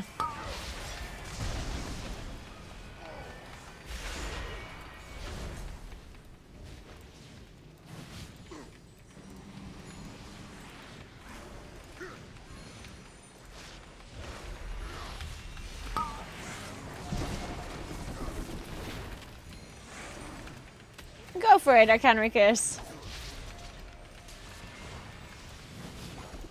Yeah, what are you guys doing all day in WoW nowadays? Like, are you still leveling characters? Are you doing side quests? Are you farming renown? Are you doing professions, heroic, stealths? There's a decent amount of stuff to do, I guess, in theory. Herbing and mining? Okay, nice. And finishing Lore Master. Nice, cool. Rares? Oh, you're doing rare hunting. Nice. Your training grounds fall to the intruders. Heroic dungeons? Okay. I haven't really done the rare hunting at all.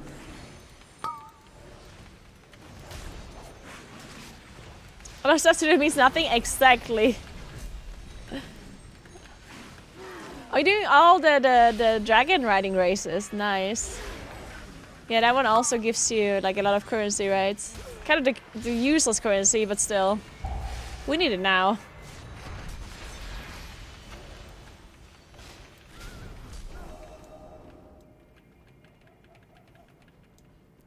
The best healer I've had so far? I absolutely don't know. The only thing we do is heroic dungeons. I cannot judge the performance of anyone. Oh?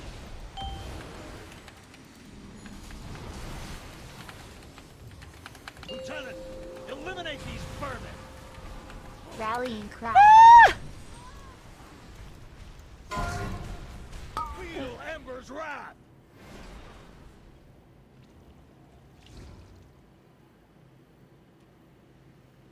Man, technically, I guess I could be farming some. Wait, do you need the currency to buy the PvP gear? I thought you need honor. You don't need honor?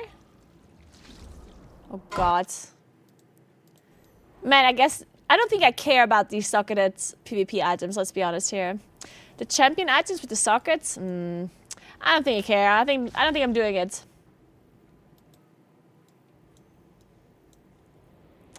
Heroic are not the best way to farm battle points if you don't have a maximum, like a full group.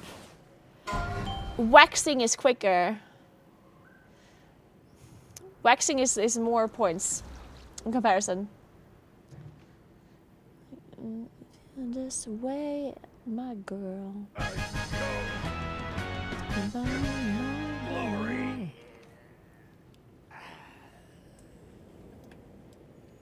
Dalcry was an Arathi hero. How could the Prime Talking about hero force him currency? to Currency turn this against time. Starfall?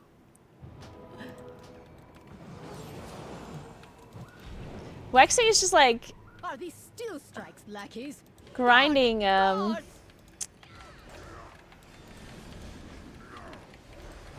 like trashers and stuff. And wax, like you just farm wax and turn it in.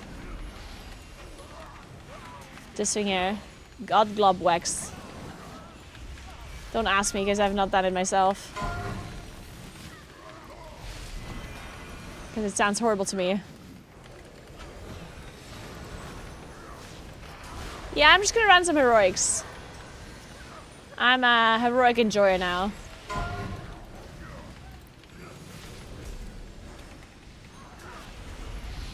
No. They belong to that old fool's sister Blaze. Destroy these outsiders.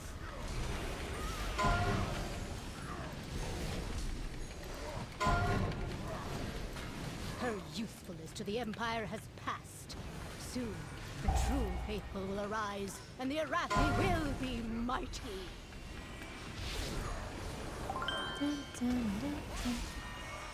Hey Darks, Hera, thank you so much for converting your sub to a normal one from the Prime. Thank you so much.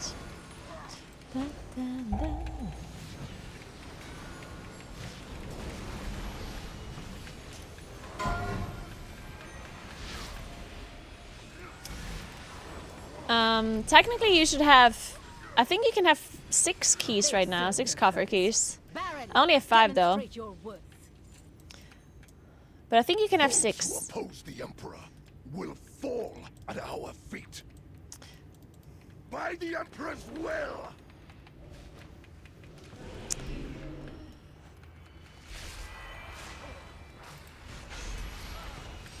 By my holy hammer!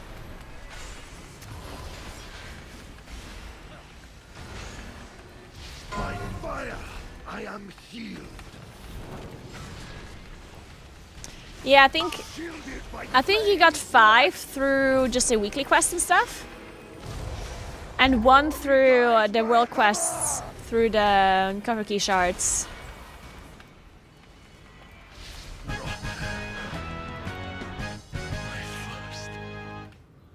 Defeat. And I think the 5 you get from... Because you get 4... Wait, how many cover keys you get from the weekly quest per week? Why? Because, wait, I keep forgetting how it works. So, because there's a bunch of weekly quests, right? And these coffers, like, the first X amount give you a coffer key, right? But I forgot how many. 42 last week, okay. So it's like, you get 1 coffer key from the weekly quest, the one that gives you the spark as well, right? First 2 chests give gear, first 4 give keys. Ah, there we go. Okay, that's how it works. Yeah, okay. So there's these weekly quests from each zone. Like, each zone has like a weekly quest, really. And the first 2 that you do, doesn't matter which ones, give you an item.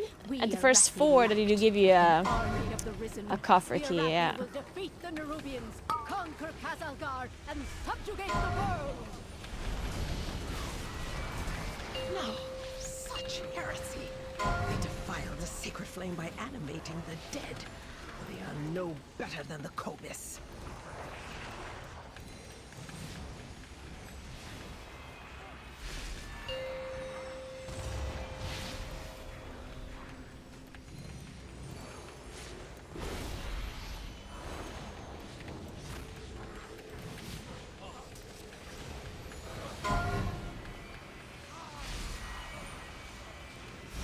Is Moonkin in a bad place? I keep hearing bad things. Yeah, Moonkin is not in a good spot right now and honestly needs some reassurance and some help from others. They just feel left alone right now and they're just having a bad time, you know? Like, they would like to have a hot chocolate and a blankie and just have a good like evening with some friends, you know? They would like to hang out, just have a talk, you know, but unfortunately they just felt left behind for a while now and people have been kind of memeing on them and at first they were laughing at it, you know. The Moonkins, they were like, you know, haha, it's funny, yeah, it's okay, you know, they could laugh at themselves, but at some point it got a little bit much and now they're a little bit sad about it. So if you want to check on them, and if you want to make sure that the Moonkins are okay, then definitely go ahead and do that, okay? Because I feel like they really need it right now. They really do. Poor guys. They're just a little bit of a rough spot right now, you know? Wow, a Moonkin RL apparently. Hey, basically failed. Thank you so much for the sub gift. Appreciate it. Thank you very much. Oh, nice. Hey, hopping popsicle. Thank you so much for Prime. Speaking of popsicle, that'd be nice right now. Oh, I played DK, but also Moonkin apparently. I will do my duty. No, but don't worry about Moonkin or any classes balancing. We are still gonna get balance patches. The balancing right now is not really relevant. Don't worry about it. If needed, I will answer the call. We still get buffs and nerfs and changes and tuning and just wait.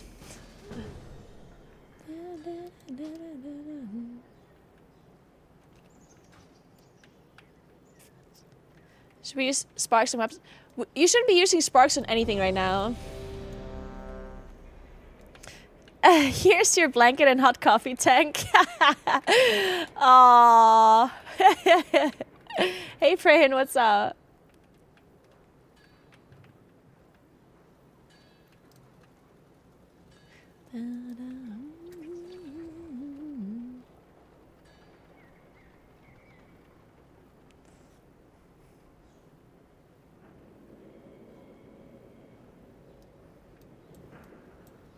It shouldn't be like that. The game is already out.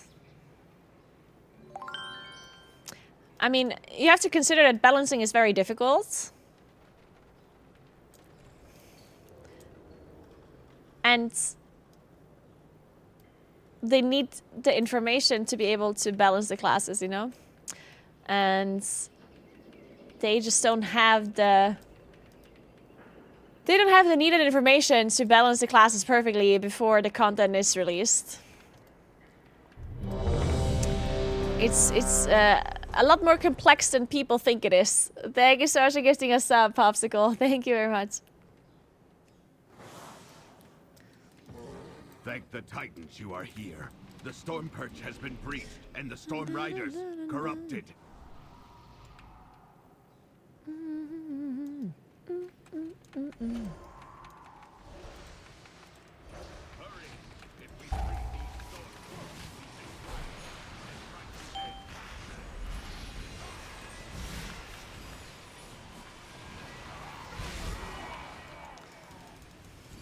What is that orb? It's while you go to the roosts, I will distract them. When did Bliss ever balance class perfectly? Can't be in this life. Dragonflight Season 1. But also, like, I understand people are memeing about, like, Blizzard balancing or whatever. Like, I get it, but... Like, I honestly would be a lot more... Like, I'm personally more mad about class design rather than balancing itself. Because I actually think, like, I'm not memeing. I actually think that Blizzard is doing a pretty good job at balancing the damage between one another. I don't think they do a really good job at class design sometimes. Like, I think there's many things that are pretty lackluster sometimes when it comes to class design and like class changes and stuff like that. But the actual damage number balancing, I feel like they do that pretty well considering how complicated it is.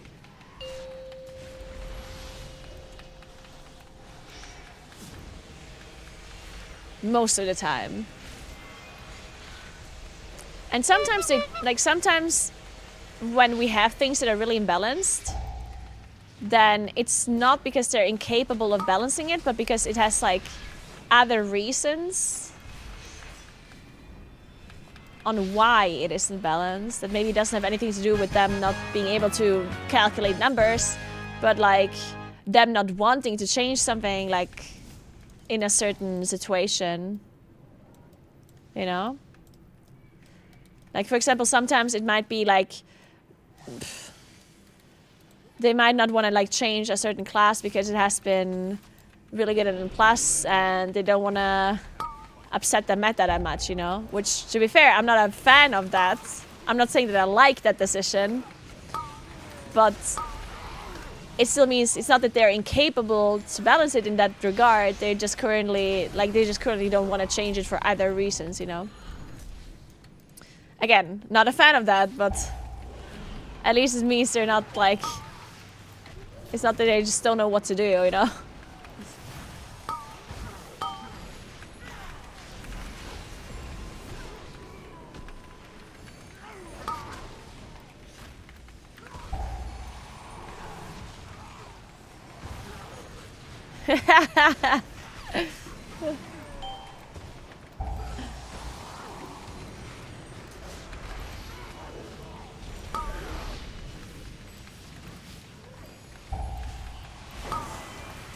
Shielded.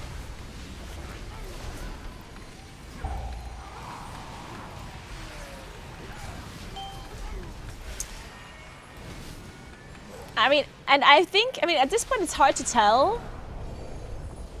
Because right now it's definitely not like things are balanced, right? They aren't.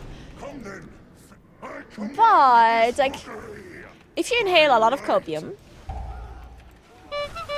which you have to do if you play Moonkin, then you will remember that at the start of Dragonflight, things were really imbalanced, yeah?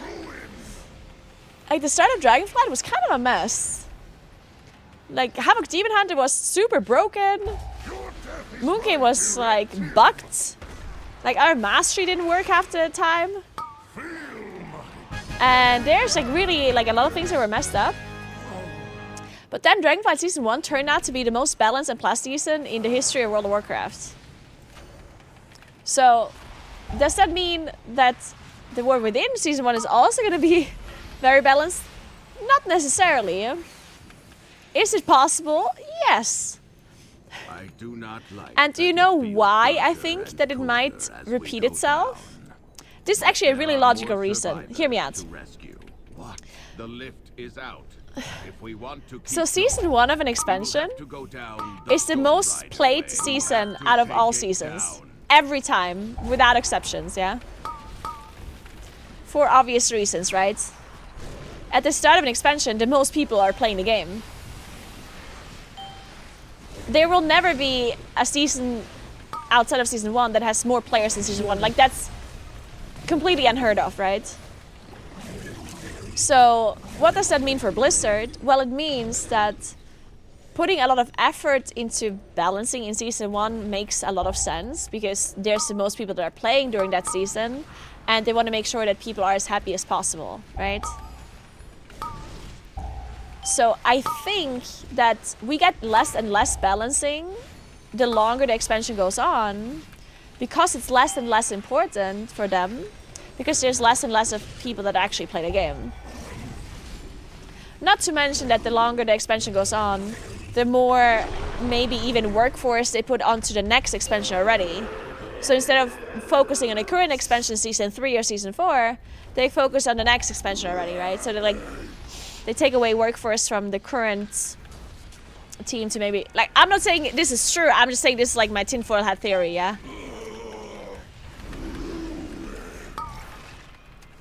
So, if this is true, what I'm saying, that they care more about balancing at the start of an expansion, and they have more people available for it as well, then technically we could get a lot of really good class balancing in the War Within Season 1.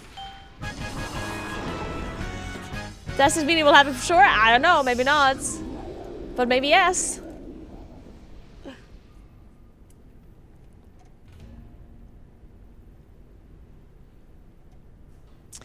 Hey, Ladeth, thank you so much for the sub. Appreciate that.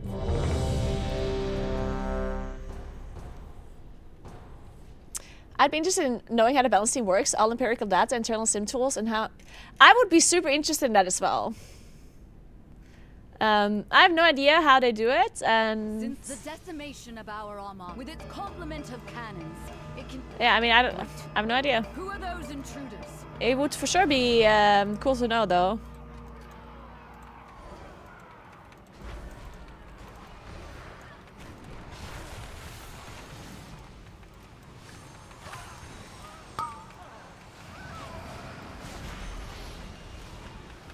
The Order of Night is trying... Shielded. Hey, Turtle Wrecked. Love the hiking streams. I'm so glad you like the hiking streams. Hope the War Within launch is going fab. It is going really well. Thank you so much. My IRL streams will return as soon as I can.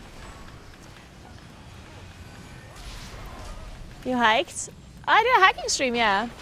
I did some cycling streams and some hiking streams. If you want to check them out, they're in the VODs. They're highlighted in my videos on stream. Like outside? Yes, like outside.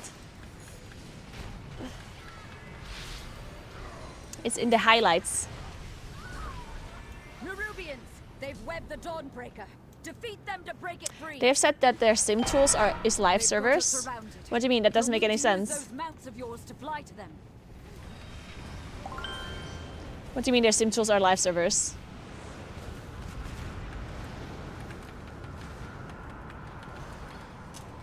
That actually does not make sense.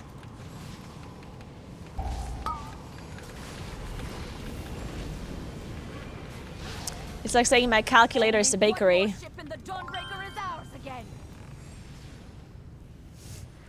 Thanks for 10 months penance and thanks for 8 months Ronius. Thank you very much. Jake! Jake, I trust you. Jake, where are we going?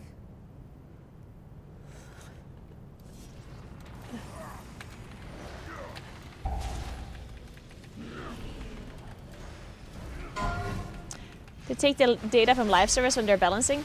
Yeah, but Simcraft also takes the data from live servers when they're balancing. Like, where do you think Simcraft takes their numbers? Do you think they make them up? Like, everything is from live servers, right? Like, all of the information we have is from live servers. Because live servers is the game. Live servers is, like, the game. All of the numbers that we have is from the game. We have learned to embrace the dark. Be not afraid. Let it embrace you. Wait. My calculator could make me muffins.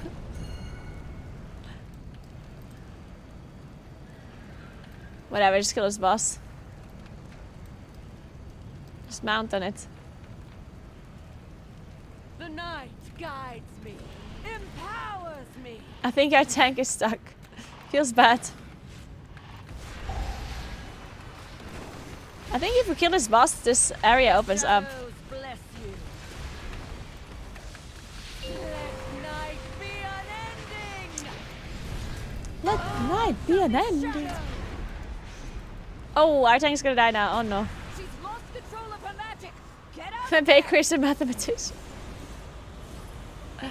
Man, speaking of the bakery, I would love to have some pastry right now. Mmm, pastry.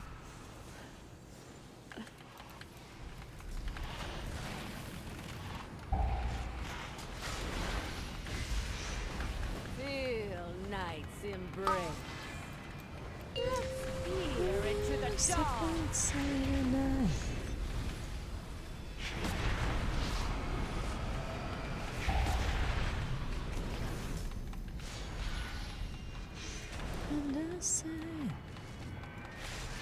Let night be unending. It's so troll that this boss casts this ability again on 1 HP. That is so troll. Get out of there. Arcane Mage is very good, yes.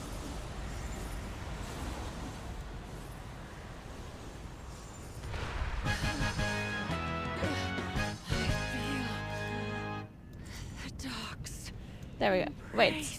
Oh yeah, now you spawn upstairs. Okay, good. Every single day. While you valiantly fought to.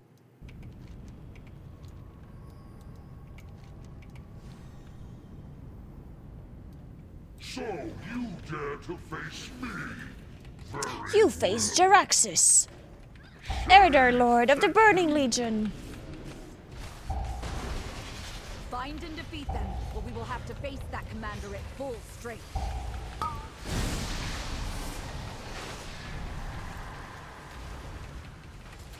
Shadows gather to me. Shielded.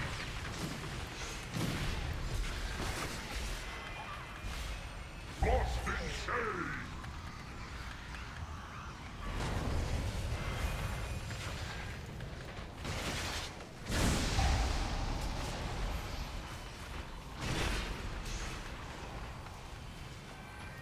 The shadows consume.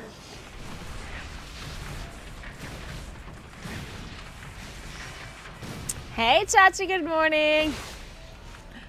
I love your highlighted messages. It's so cute. Also, it's really hype.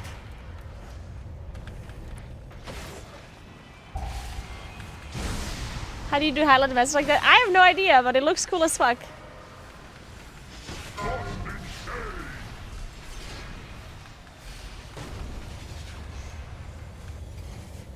Oh, it's in the bits menu. Oh, okay.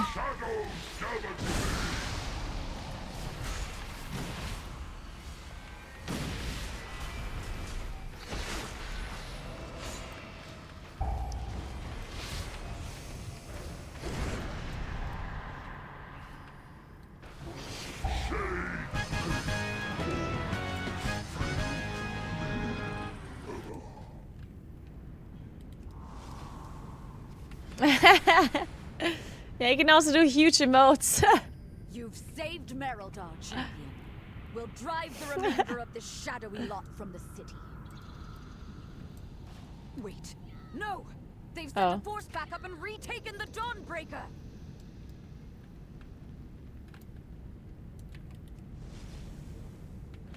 The Dawnbreaker!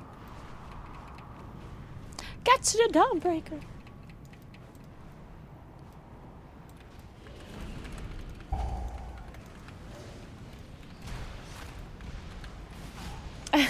That's fantastic. It does indeed work. It is very cute. I like it. By the light of the flame! What is that fresh horror? Ah, for Queen! For the Queen indeed. I'm a Xaloteth enjoyer myself, so if I could join her and fight for her, I would. Dude, I feel like they should do that once in World of Warcraft. Like, wouldn't it be kind of cool if you could actually join, like, the enemy?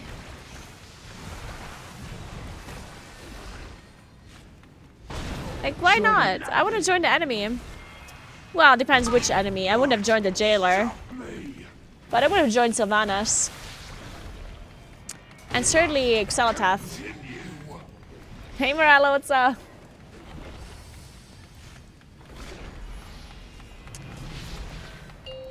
As long as the enemy is a hot lady, then you got me.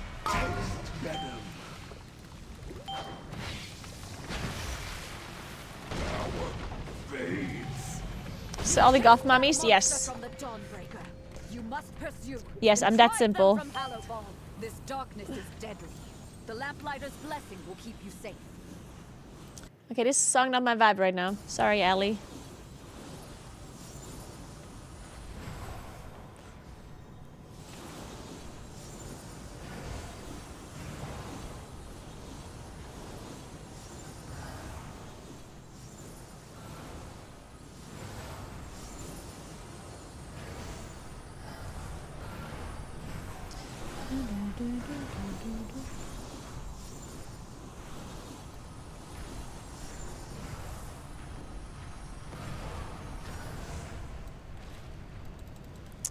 Do you think at some point we can use Forever Loon on this boss?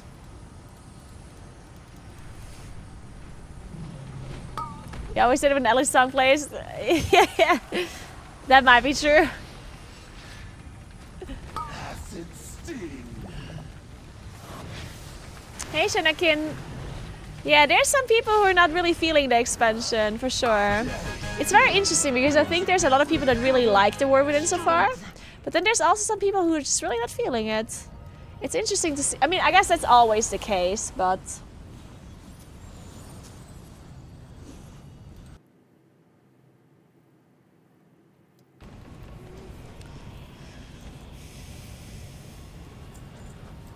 Several is bored to tears right now. Really? I mean, I'm pretty bored too, yeah. But, I mean, I have to say I'm always bored to start. There's just not, like, my content that I like doing is not available. The reason why I enjoy the War Within right now is because I'm streaming. Like, if I wasn't streaming, I'd be bored to death. But thankfully, you guys are making it more enjoyable because I can talk to you. So you're basically entertaining me. Oh, thank you so much for 5-star gifts anonymous. Thank you so much. Appreciate that. Thank you very much. And thanks for the sub, Sarah. Welcome, welcome. Thank you so much. Welcome. So yeah, instead of usually the streamer is the one entertaining the chat, but in this case you are entertaining me. Each of his lieutenants bolsters. So you should be subbing to us. I mean, yeah. I should be subscribing to yours, to your channels.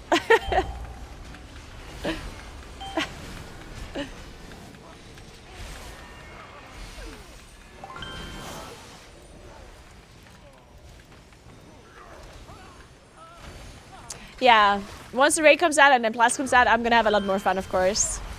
It's just gonna take a little while. And I mean, I'm generally excited because I'm gonna be casting the raid soul first, which is gonna be really cool. I'm really looking forward to that.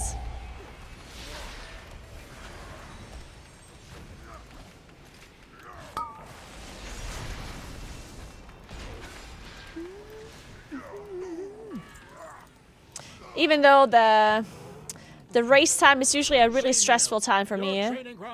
But this time we have Heroic Week, which is going to make it slightly better.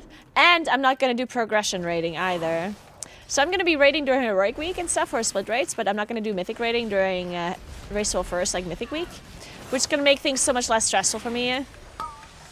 It's still going to be stressful because I have to cast and I have to stream. So I'm going to be like basically working all day. But it doesn't matter because it's an exciting time, so I'm gonna have a good time for sure. I might be a little bit tired, but you know, nothing that coffee and drugs can't fix. I'm just kidding. Or am I?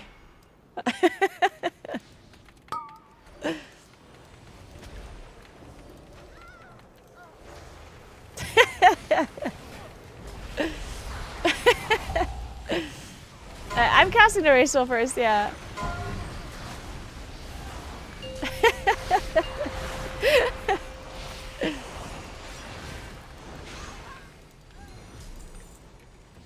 Tainer, the intruders defile the altar of the sacred flame.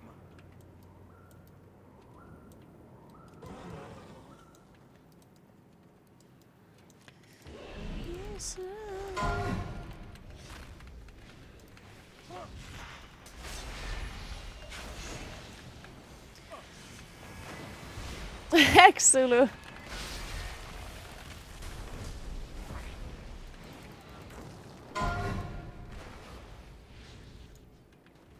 Yeah, Skywalker. I get it. It's like, I think sometimes the reason why you don't like an expansion is not really something obvious. Like sometimes it's just like, sometimes you're just not feeling it, and you can't really explain why. Like, it just happens sometimes. I sometimes have that with them plus seasons. Like sometimes I really enjoy a Mythic Plus season, and another time I don't enjoy a season. I'm not really sure. Like I cannot pinpoint why exactly I don't like the season. It happens where like, like obviously sometimes it's really obvious. Like I don't like the dungeons or whatever, or the majority of the dungeons, or sometimes like the meta really sucks. But sometimes, like for example, I think the best example would be Season 4 of Dragonflight. Because I like the dungeons kind of a lot. I guess I dislike the meta, but I've disliked the meta before and I still enjoyed the season. So I don't know why I didn't like the Season 4. Mainly it might have something to do with like the way survivability worked, and that it was so important, and that maybe I just like felt like I'm dying to everything. Maybe that was like a main reason, or that's, yeah, I don't know. I just did not like it. And a lot of people said they didn't like Season 1 of Dragonflight when it comes to Plus, and I loved Season 1.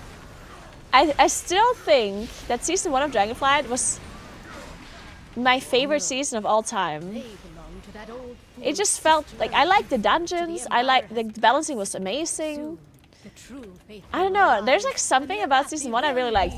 Even though like many people said that they hated the seasonal affix. But I personally didn't hate it at all. Like to me it was actually a lot of fun. I don't know. Season 1 was Academy, Ruby Life Pools.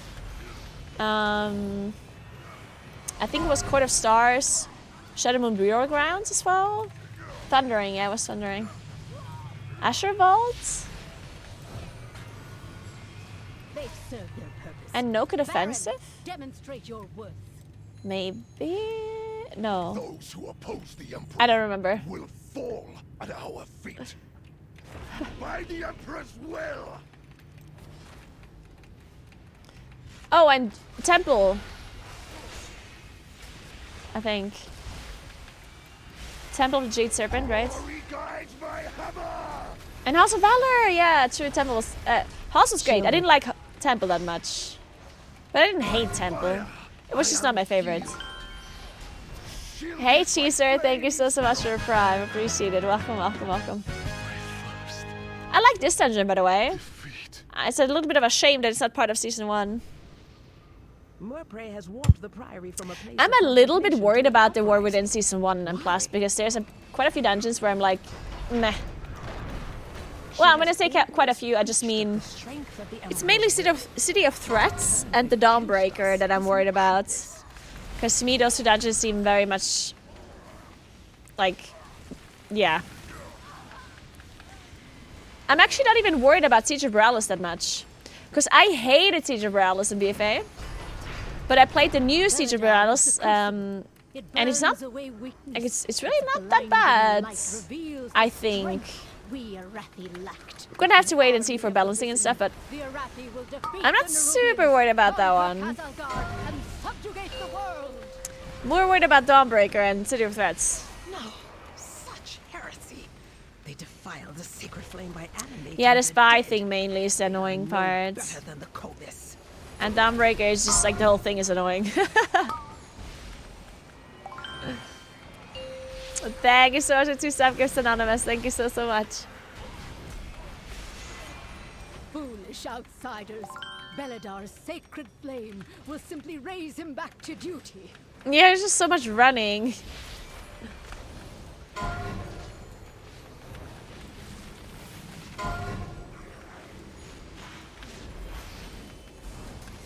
I'm doing guides for all of them.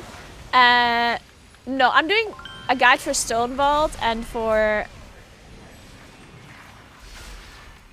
City of Threats. For the Warcraft channel though, not for my channel. I did dungeon guides last expansion, and it turned out it's so much work to do dungeon guides. Like it's a lot of work, and people don't watch my dungeon guides as much. I think it's because I'm just not somebody that makes dungeon or that makes guides in general. Like I think whenever it comes to guides, like dungeon guides and raiding guides, people tend to go back to the guide makers that they always watch, right? Like there's a bunch of YouTubers that only make guides, dungeon guides and raid guides, right? And people, whenever they want to watch a guide, they go to those YouTubers. So whenever I made a dungeon guide, I never got as much viewers as, like compared to the effort that I put in. Because dungeon guides take a lot of effort. And if then no one watches it, then yeah. It's just the time investment versus return is just not really, yeah. So I kind of figured I'm not going to do that anymore for this expansion. Also, it's like not my favorite guides to write, because it's not that I don't like guide writing. I do, if it's on a subject that I'm already really knowledgeable anyway, right? But if you have to do a lot of research and write scripts and find tool tips, and then it's also a lot of work for my editor as well. So obviously, I'm gonna have to pay my editor more for those kind of guides. So yeah, it's at that point it's just like meh. It's not really enjoyable at that point. Tommy, thank you so much for the sub gift. Appreciate that. Thank you very much. I will do a Moon King guide, but I am pretty sure that we're still gonna get balance changes, not just for Moon King, but for all the class in general. So I'm not making a guide until we know. Until all the tuning is done, because otherwise, fused with something else? Titanic Earth and technology. Otherwise, I'm gonna make a guide and then a week later everything's wrong. Activating defense protocols.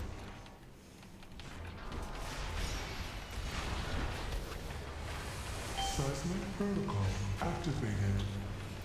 Offensive measures engaged. Shielded. Dominant intruder identified. Oh. Okay, I guess it doesn't matter.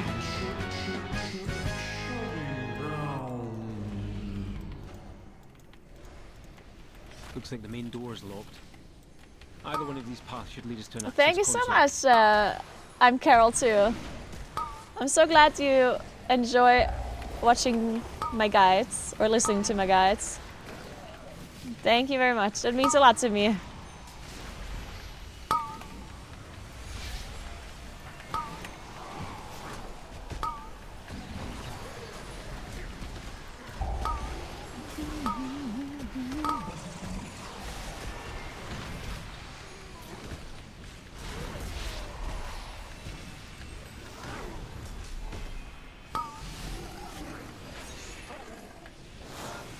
A golem fused with scarred and corruption?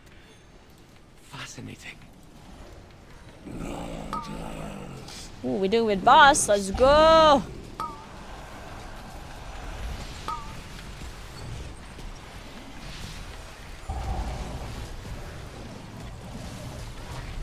Okay, everything dies too fast. Satch.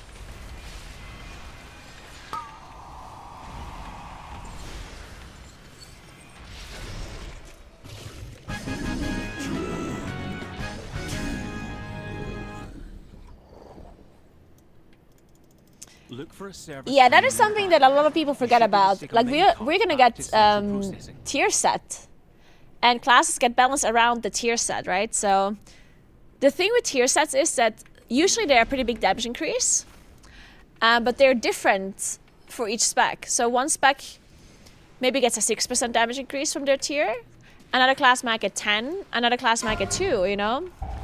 And that obviously very heavily affects the balancing between the classes, so that is for sure something that people sometimes forget, especially when shielded. We generally seem to be pretty imbalanced because the only content that is available right now is content that dies really quickly, which makes things seem a lot more imbalanced than they actually are. Hey Ibra, what's up? How are you? The thing is, like if you do heroic dungeon, the heroic dungeons, the game seems super imbalanced. The reason for that is because it is imbalanced for the content that we currently do. But the truth is that there is no content in the game that is hard where the damage profile that we currently do is actually required. Because what is the damage profile that is important in a heroic dungeon? Well, it's burst AoE. Machine speakers. Right? The only thing that matters is burst damage. Because things die so fast, you don't have time to ramp, you don't have time to do sustained damage. All you do is burst things down quickly, right? And burst damage is not balanced. Like there's classes who do a lot more burst than others. And the thing is, that's okay. Burst damage doesn't have to be balanced, right? Because burst damage is a niche.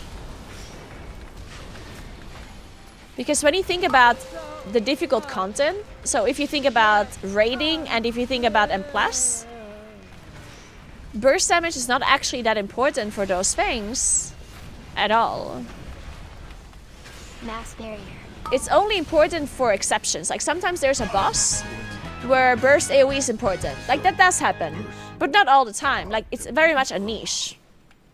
You know how there's some bosses where you want to have to target cleave, or you want to have burst AoE, or you want to have spread out AoE, or you want to have quick, like classes that can switch to a target really quickly, or like, you know, there's like different kinds of damage profiles that are more niche profiles that are not required all of the time, and those niche profiles are usually not meant to be balanced.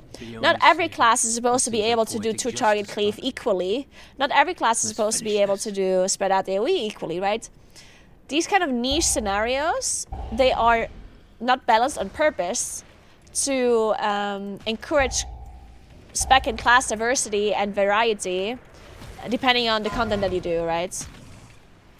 The only thing that they should be balancing is single target damage, sustained single target damage, of course, because that is the number one thing you need for raiding usually, right?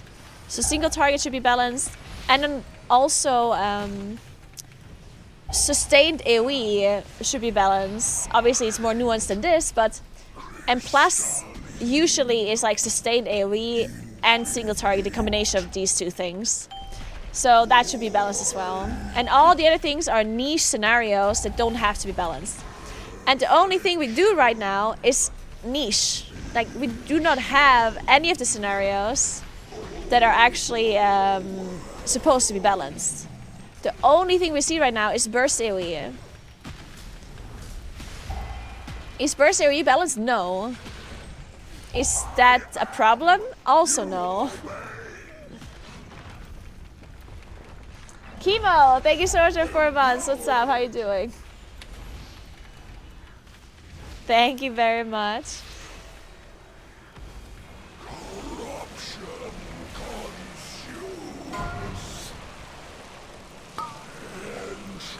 How long of a fight do you think would be considered sustained AoE for balancing?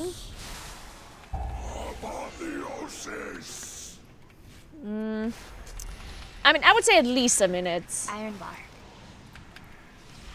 At least around a minute for sure. 45 seconds. Okay, 45 seconds maybe.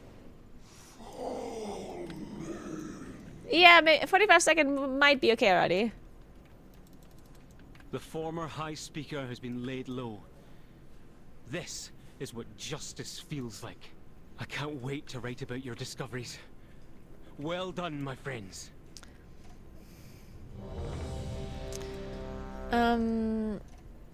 Anyone recommend the go-to sites for M+ rotation talents and Bisgear? Been doing most of PvP past few expansions. So I personally think that joining class discords to find guides and rotations and stuff is a good idea. So hear me out. I do think that Maxroll, like the website where Echo is doing guides for, like I think some of them are good guides for sure. And it's definitely not gonna hurt to look at Maxroll, but I would still recommend class discords over the Maxroll guides, honestly. Because don't get me wrong, like obviously all Echo players are really good players. But they're really good players and not theory crafters, not all of them, right? And it's a difference to be like a really good player or to be a theory crafter. And I personally would rely on the theory crafters when it comes to my guides rather than a good player, depending on what you're looking for. If you're looking for an M+ rotational guide, then I think looking at like high-end players makes sense because M+ is more feely crafty than actual math. Like, of course, math is also important for M+, but M+ is not a perfect science. You cannot perfectly calculate what you should be doing in M+, right? So usually the high-end players, the ones that are like feely crafting by also practicing and playing the game, I think you get a really good idea from them. They might not always be correct perfectly, but they're probably gonna be pretty spot on if they play a lot of M+. But when it comes to the actual like information that is fully reliant on doing the math and the theory crafting, then I would almost always rather rely on a theory crafter than a high-end player. Shielded. Just because, again, just because they're good at the game does not mean that they know the ins and outs of the class and know what's best if they didn't do the math. Like, because again, they just do feely craft. Not always, not everyone. But some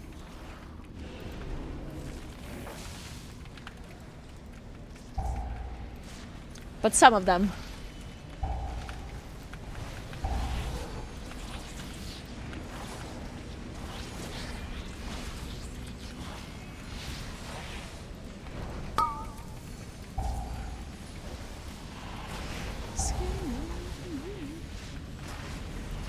And I'm speaking out of experience because I was a world first raider and I'm not a theory crafter, so... Yes, I could have given you information, like back when I was still doing race world first. I could have given you good information on how to play the class, of course. But was I always right? Probably not. I probably sometimes did something wrong. Maybe used the wrong talent, or I could have used a talent that did more damage. Or I could have done my rotation slightly differently. Because I just did things by feeling, right? I tested things and whatever I thought was the best, that's what I did. Ansurek has eyes everywhere. But there's probably many times where I could have done maybe even more damage if I used a different talent. If I actually was a theory crafter that did the math properly. The guides that I mentioned was class discords. So every spec has, or every class has a discord that is called a class discord. And they almost always have like many guides linked in that discord and have lots of information there that is getting updated all of the time, which is another thing, by the way. There are a lot of guides that are good, but they don't get updated frequently, and that is another problem that you should be considering, because a guide that is outdated is a bad guide, even if it was a good guide at some point. But if it's not updated anymore, then obviously, yeah. And so the other guide site that I mentioned was Maxroll. Maxroll is Echo's kind of... So the Echo Raiders are writing the guides for Maxroll. So a lot of them are really good guides.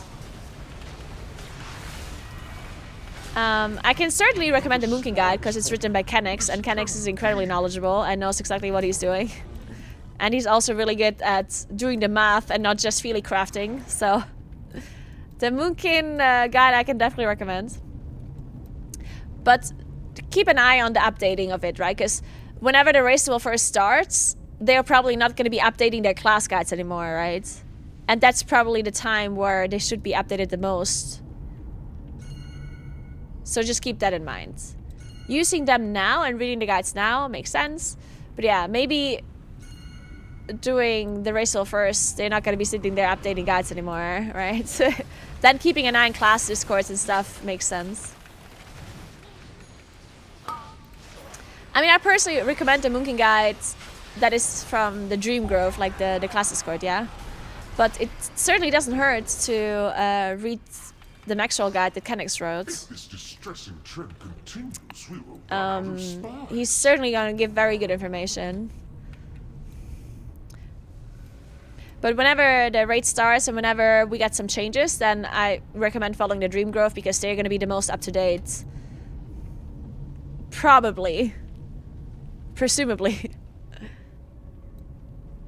Unless Kenix is benched and never bust, then maybe he has time to write the guides.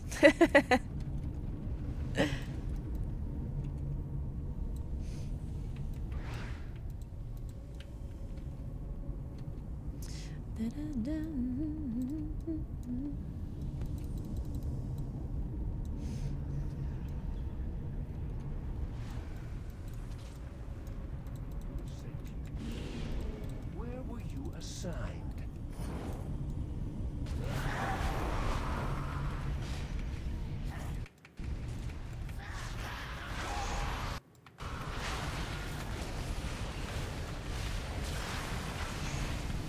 Thoughts on new dungeons?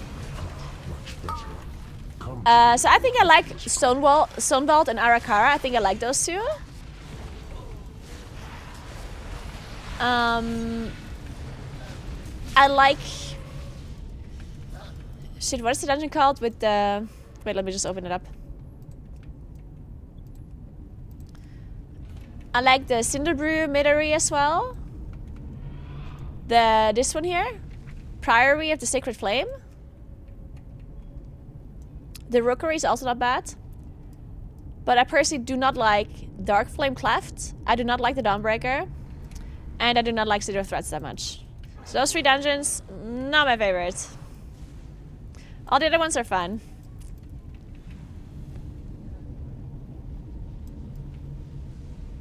This part that we're doing right now in this dungeon,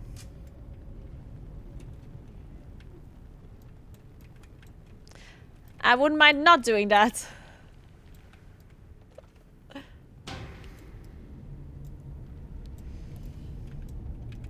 Yeah, this part is unfortunately really bad. I'm not a fan.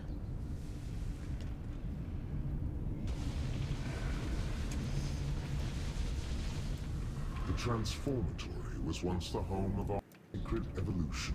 ISO has made a mockery of our traditions, and the Queens come tisk, tisk, tisk.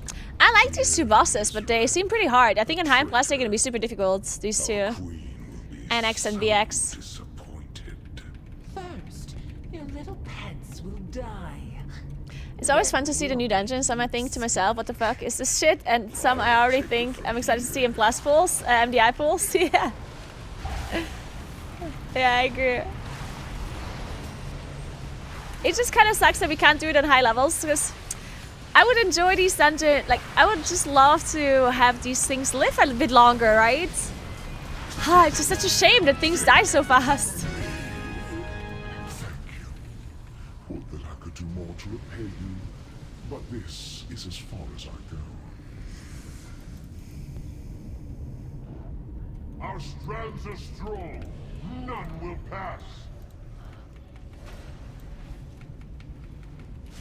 Doing Mythic Zeros Underguild will be fun. Yeah, Mythic Zeros are actually going to be pretty hard, yeah. I think some people are going to underestimate how difficult it's going to be.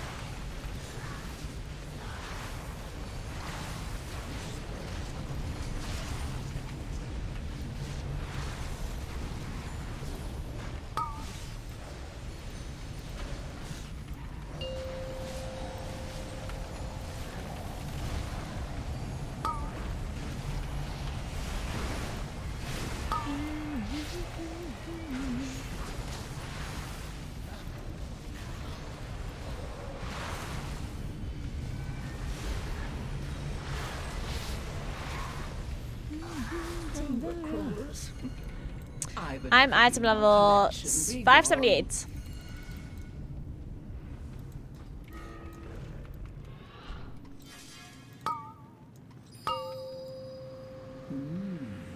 You're interesting. What's your item level, guys? Are you big sweat lords? Already up to 590? 586, damn!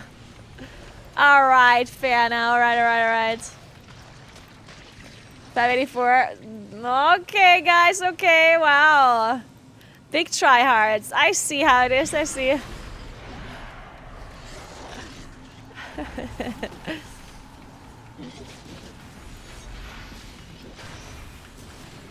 3 times 581. Okay. Man, I need to farm some gear in Nagani. Shielded.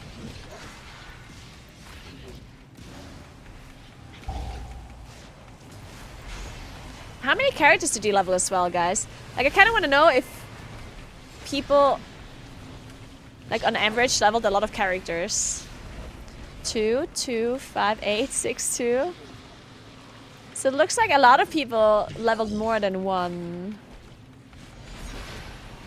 Wow, that's a lot of... Damn! I didn't expect you guys to level so many characters. I thought the average would be like maybe 2. But worthwhile. But I see so many like 4s and 6 and 3. Ah. So persistent. For you, a reward. I mean, it's true. It is the smartest thing to do to level multiple characters. That is for sure the smartest thing to do. Hey, Gamer Beast. Thank you so much for the sub. I appreciate it.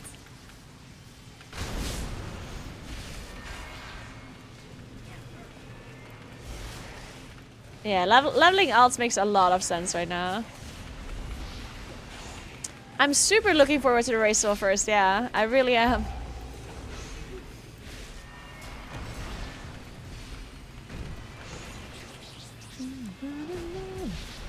Enough. You've earned a place in my collection. Let me usher you in. Witness the glory of our ascension. The possibilities are endless. can I make? Is Bran really capped at 15 this week? That's a good question, is it? A sage's wisdom is required.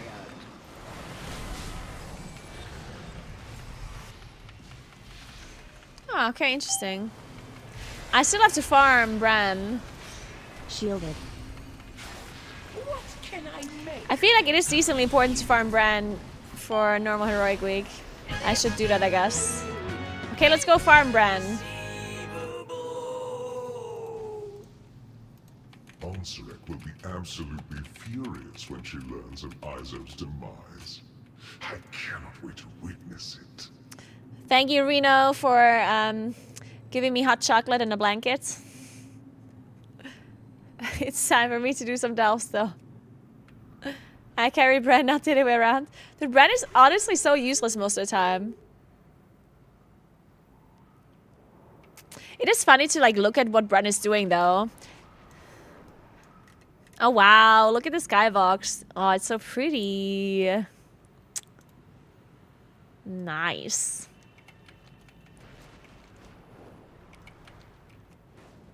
So which one is the delve that is the least annoying to do?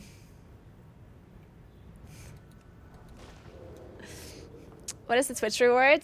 I can explain the drops real quick. So here on top, you can see the mount right now. That mount you get for watching my stream or any World of Warcraft streamer for 4 hours in total. If you want to see your progress bar, you need to make sure that your Battle.net is linked to your Twitch account so it actually counts. Otherwise, you're watching for no reason. Other than getting top-notch entertainment, of course.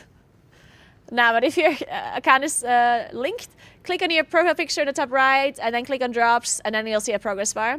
You don't have to watch a streamer for 4 hours consecutively. It just has to be in total 4 hours within the period of the drop happening, which is a long time. So don't worry about it. Don't sweat it. It doesn't have to be like right now. Once you've watched the 4 hours in total, then you get the mount.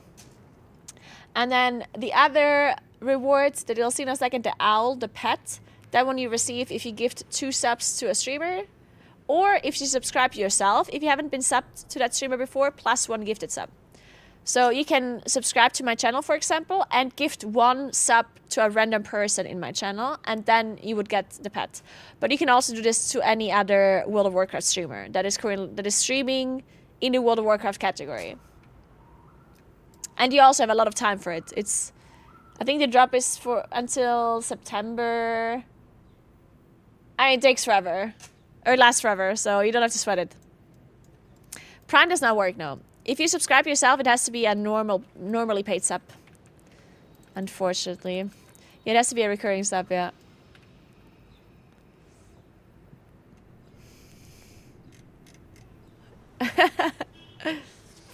Hey, Black Angel, thank you so much for 3 months. How's the new expansion going? I haven't had a chance to launch it yet. It's going pretty well. A lot of people are saying that they really like it. A lot of people that like this, the story building and like the lore and the questing. I personally, like, the content that I like is not available yet, so I cannot really judge this expansion just yet. But a lot of people that do like the content that's available currently, they say it's good. Whatever that means. Alright, so which delve are we doing? Does it matter? So how do you... Wait. How do you get experience for Bran? By just doing the delves, I assume, right? So just like spamming delves. Is there something special that you can do to get more experience for Bran? Pick up items, okay. Oh no, this is the underwater one, right?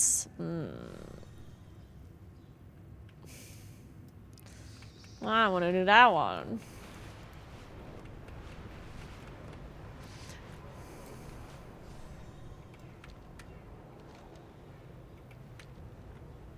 Yeah, I don't want to do that one.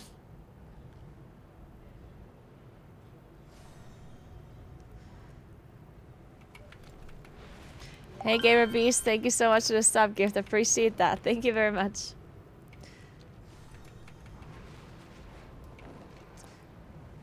Skittering Breach. I'm just gonna do this one. Aren't you part fish? Well, technically I am. I'm part dolphin.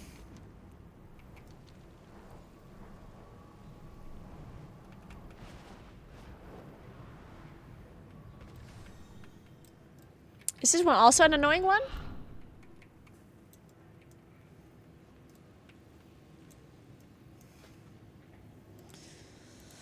Okay, I do have to go FK first though. I really need to pee. Bareback.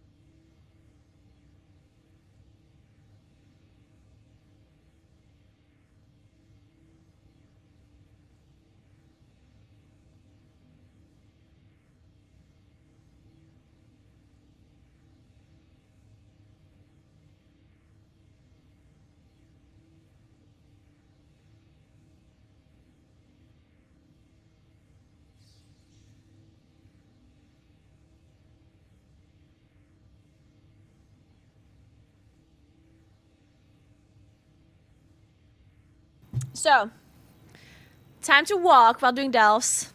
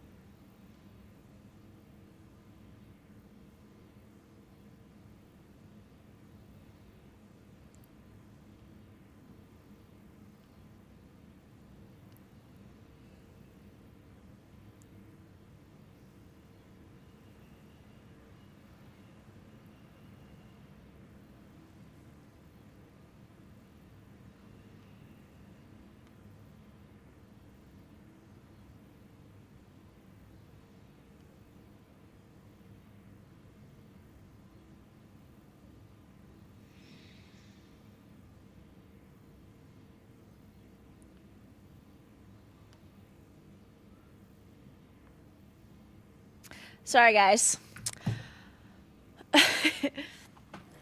You know, people said that if I look at the phone while streaming, then I'm a bad streamer and they unfollow me. So instead of looking at my phone on stream, I now go to the toilet to watch to look at my phone. So in case you're wondering why I'm in the toilet so long, well, it's because I'm looking at my phone. Okay, deal with it. Like in school, yeah.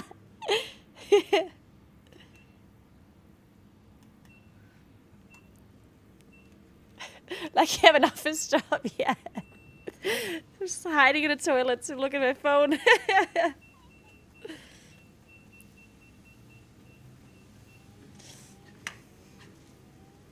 So,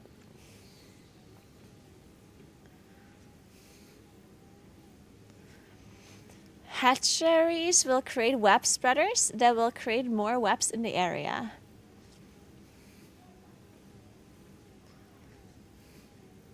Whatever that means, I'll figure it out.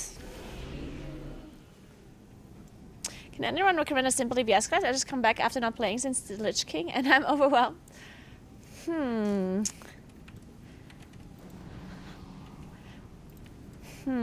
Good question. We are the holders of hope.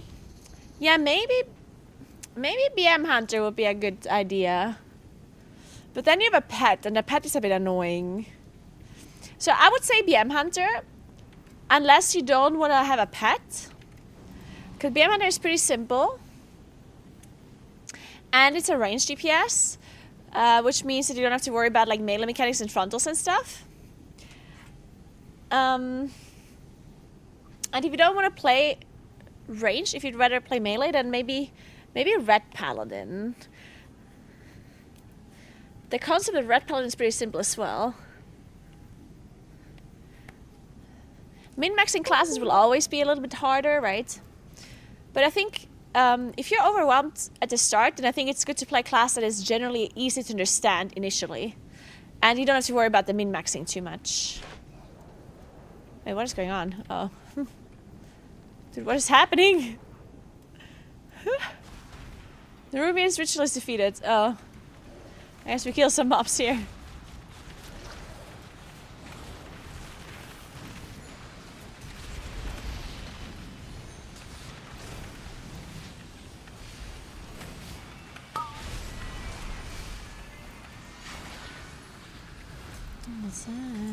Do I have to do tier 3 to get the most reputation for Bran? By the way? Or should I be doing lower tiers?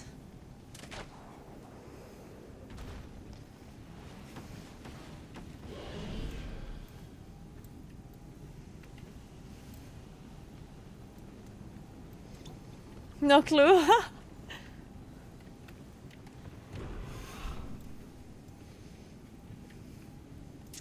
Why, what is this? Wait, am I supposed to click on this other thing here? I'm so confused.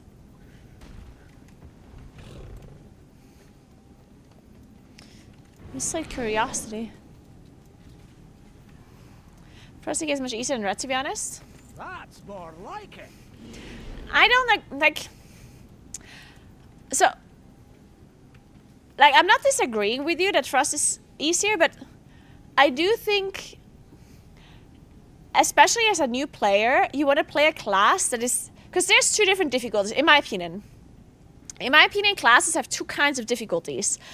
One is like getting into the class, like understanding the basic concept of the class. And then the other difficulty is like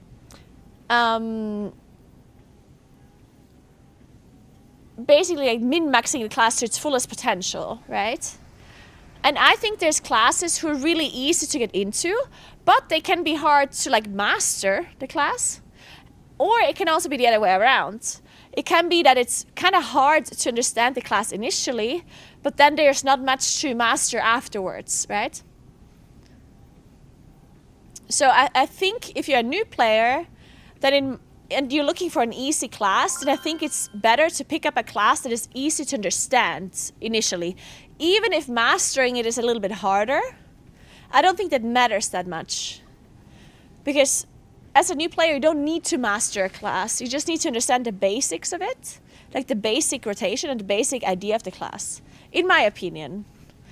And I think Red Paladin, like the basic idea of Red Paladin is pretty simple, while the basic idea of Frosty K is a little bit more, at least in my opinion, I think the Frosty K is a little bit harder to understand initially. I think DK in general can be a little bit harder to understand with the runes and stuff. If you look at BM Hunter, I would say BM Hunter is pretty easy to understand initially as well, because like there's not that much to it, right? I would say Moonkin is pretty hard to understand initially, even though the class itself is not that hard. Like mastering Moonkin is not that hard right now, because Moonkin is not, like currently our rotation is pretty simple, but understanding the class initially is kind of difficult because you need to understand the Eclipse system, you need to understand which ability gives how much astral power, which one costs astral power, which one spends astral power, like what is nature damage, which ability does arcane damage, which one does astral damage. Like it's kind of hard to understand the basic of Moonkin. Once you understood the basics, then it's not that much that hard to master anymore, right? So I wouldn't recommend Moonkin to a new player that wants to start playing an easy class. Even though Moonkin is easy, but not initially, right? If you get what I'm saying.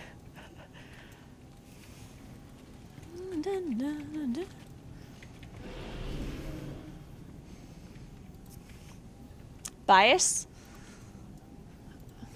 Why am I biased? I think I'm just being logical.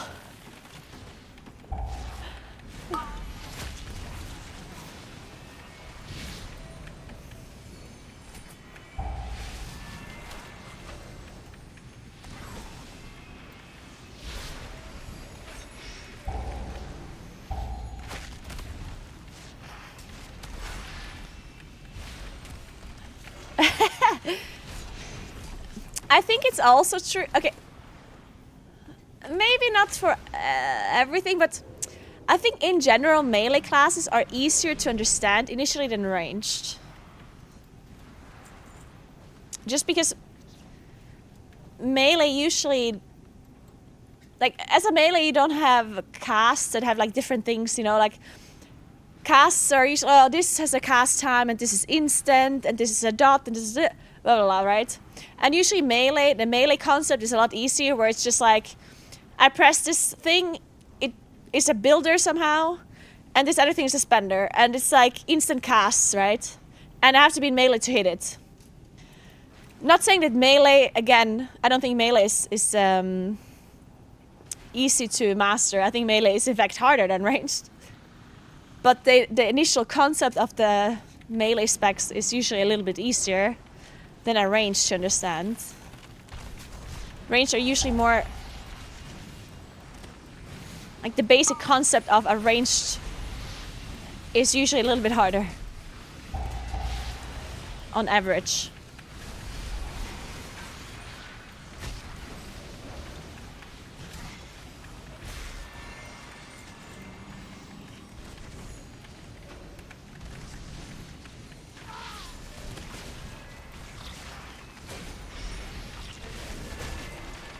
Abumi's arguing that melee is easier over ranged.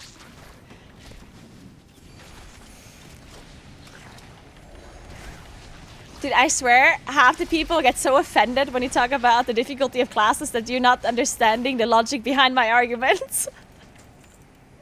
Like, I'm making perfect sense, yeah? I'm making so much sense right now. But people, all they hear is easier and harder, and they get offended. You said what? You said melee is easier to understand initially? How dare you! I am playing the most difficult spec and the most difficult class. And I'm a much better player than you. Because I played a hard class. And we all know World of Warcraft is rocket science, so if you play a difficult class, you're an insane gamer. They'll maybe use a mopper. Castle save.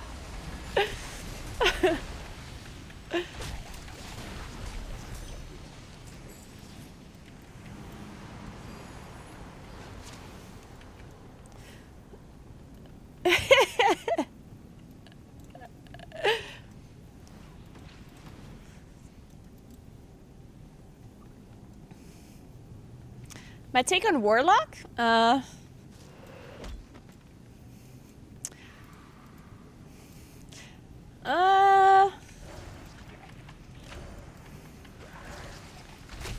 The like easy to understand versus master thing. I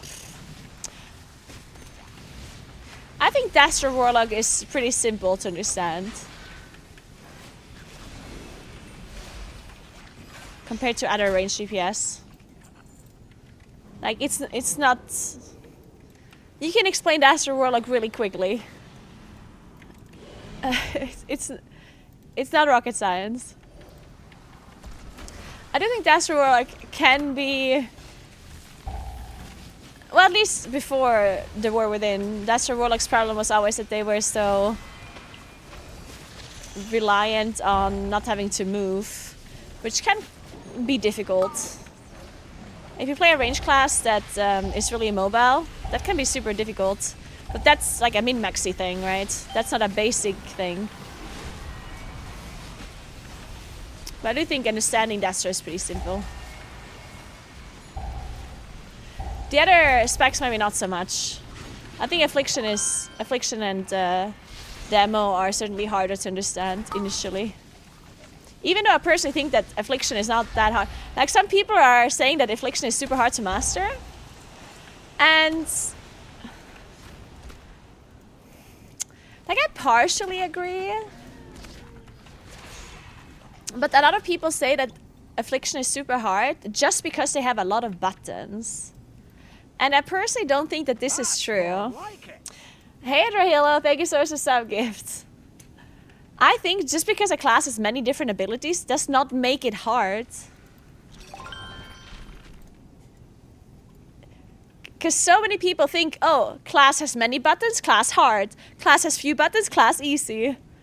But that's not, like that's just not how it works in my opinion, because Affliction is like a dot class and keeping up dots is not a hard concept. If there's no other difficulty to it, you know? Because if the only requirement, like just imagine it this way. Let's say you have 10 buttons and they're called 1, 2, 3, 4, 5, 6, 7, 8, 9, 10. That's actually what the abilities are called, okay? And let's say your whole rotation is to keep your all 10 abilities, like they're all dots, and you have to keep them, you have to press them in order. That's it. Like that's your rotation. You have to press 1, 2, 3, 4, 5, 6, 7, 8, 9, 10, and then you have to press 1 again. Like imagine that was your rotation, right?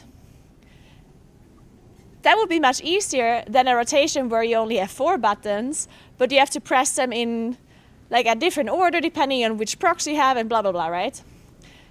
Like a static rotation that literally just requires you to press things in order is gonna be easier no matter how many buttons you have, right?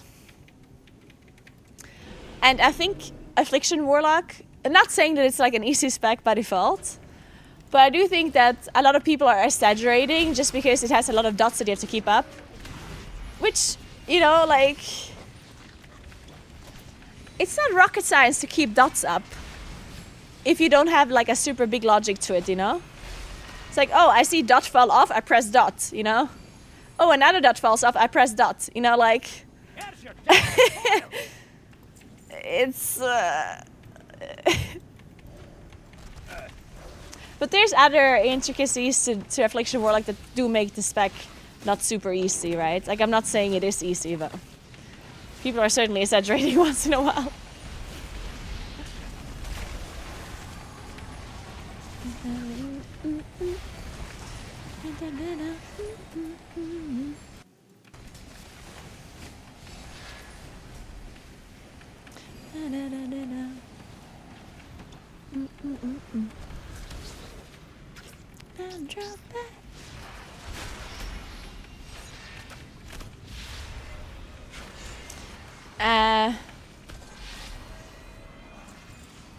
BM is easy and boring. I kind of enjoyed playing BM Hunter. I used to play BM Hunter on my NA account, and I kind of liked it. I had a pretty good time. It's a long time ago. I think that was Legion, I think.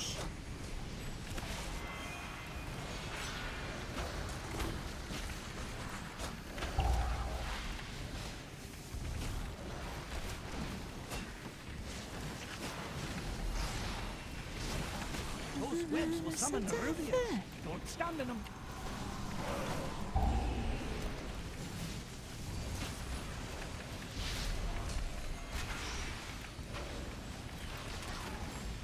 What's the experience per mile? Man, I wish I would get bonus experience for walking. Smell that? It's treasure. I know it. We're close. Just Santa Fe.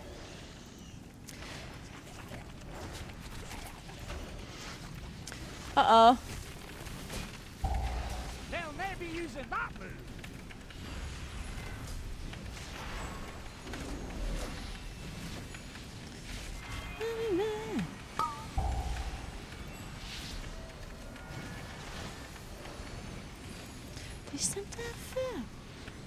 Stop putting bleeds on me! What's your problem? Hey, what was this thing that just fell from the sky? What the hell?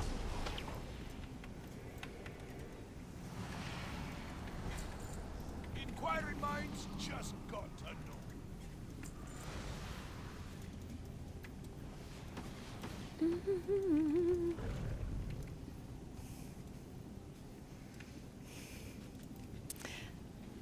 I mean, I personally never really cared.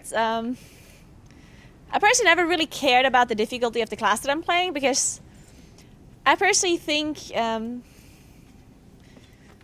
I can change how difficult the game is for me by choosing the content that I do, right? I can do more or less difficult content, or I can make the game harder for myself by just doing harder content. If my class in return is easier, then I can take on more tasks as well, you know?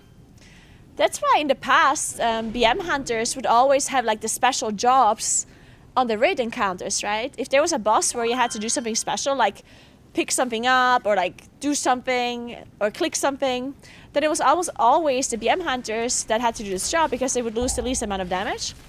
And they had like the easiest kind of spec to play. So by having to do that job, it made their... like, they had a harder task, right? So even though their class was easier, the encounter for them was harder to play because they had to do things that the other people didn't have to do, right? Fantastic. So, for example... Thank you so much to Southgate Black Copper, thank you very much. Saber Giraffe, thank you so much for 2 subs to you as well. Thank you, thank you, thank you. And the song is such a banger. This is banger, right, Xander? This is such a banger song, I love it. It is called... well, it's the French name. Voix... okay, whatever, I'm just gonna copy paste it. It's by Bennett. And it's a techno mix. Unfortunately, I can't read this name. There we go. Kuros posted it in chat.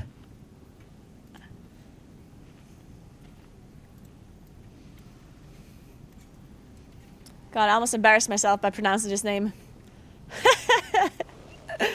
Oh, Jesus.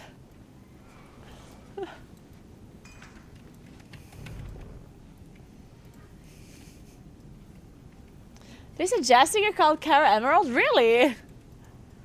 Huh.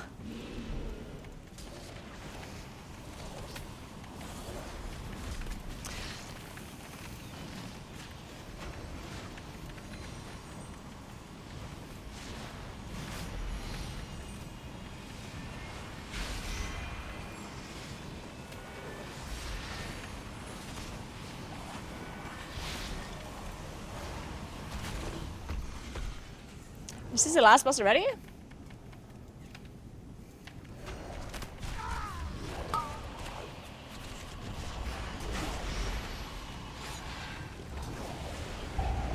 Man, I don't like that the thing goes away whenever you're fighting a boss.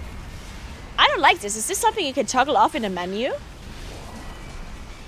Or is this just a bug? This might be a bug.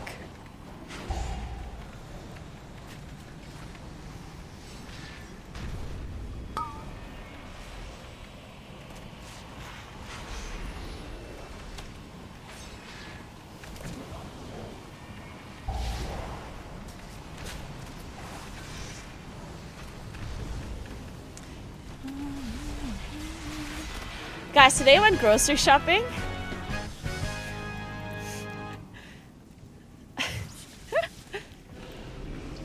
I went grocery shopping and then there's a guy that came in to the shop that I knew, like he used to be a teacher, a man.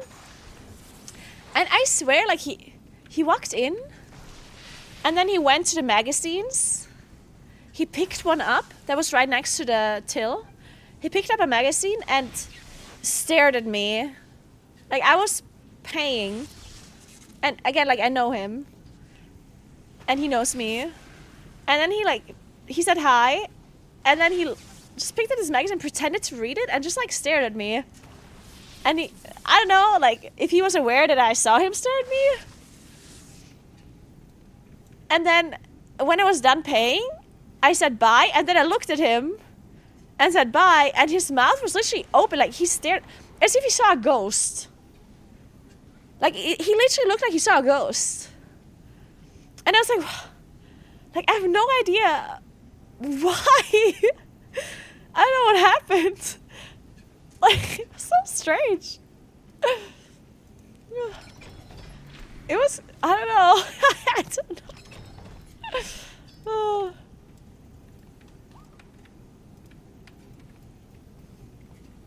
Probably social anxiety? No, he certainly does not. He's a very confident kind of guy.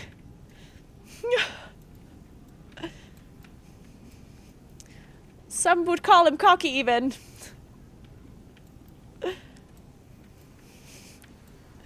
He's a football player.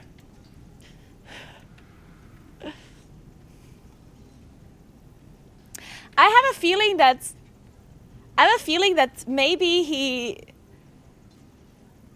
at least that's my thinking. I'm thinking that maybe he heard something about me, or that there's like something that's like maybe, I don't know, and that he's like interested or something, like not in me as like a person, and not in me romantically, but in me as a person, like what I do as like a streamer and stuff, like the gamer, you know?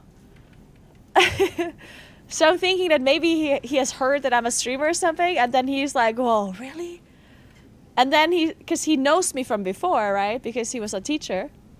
So then I was thinking, like, maybe he has heard about this for the first time, or maybe he heard some detail about it from other people, because I live in a small town, so people are like talking, right? So maybe he has heard something about me, and then he was like, oh, it's her, you know?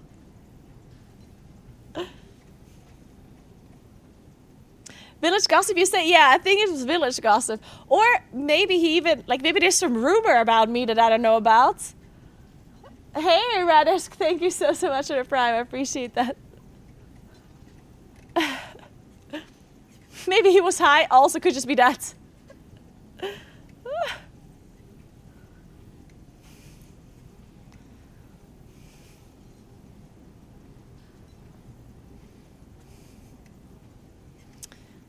Maybe he knew you or just said hi to you. Maybe he was trying to figure out why he recognized you. I mean, I guess it's also possible. Maybe he wasn't sure that he knows me. Yeah. Yeah, I guess it's also possible. Maybe he felt like he recognizes me but didn't know where from. I guess that could be it as well, yeah. He said a Ryan Parsons, he understood his place. Oh, that must be it.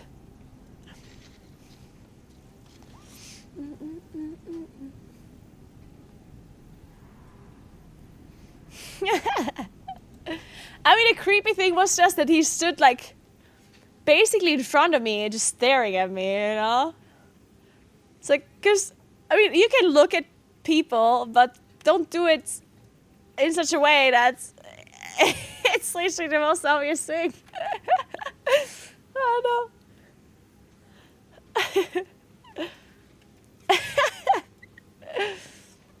Maybe he knows some gossip creep. Are you local tour guides? Lavania. Oh my god. Dude, these local tour guides, they have a hell of a job.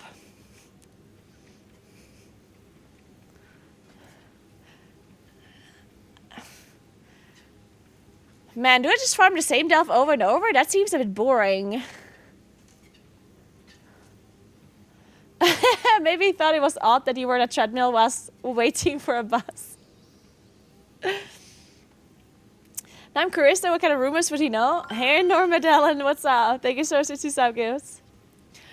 I mean, okay, so recently I've gotten a little bit more, because, okay, I've been living in this town for a long time already, yeah? And I've been streaming as a job for a long time too.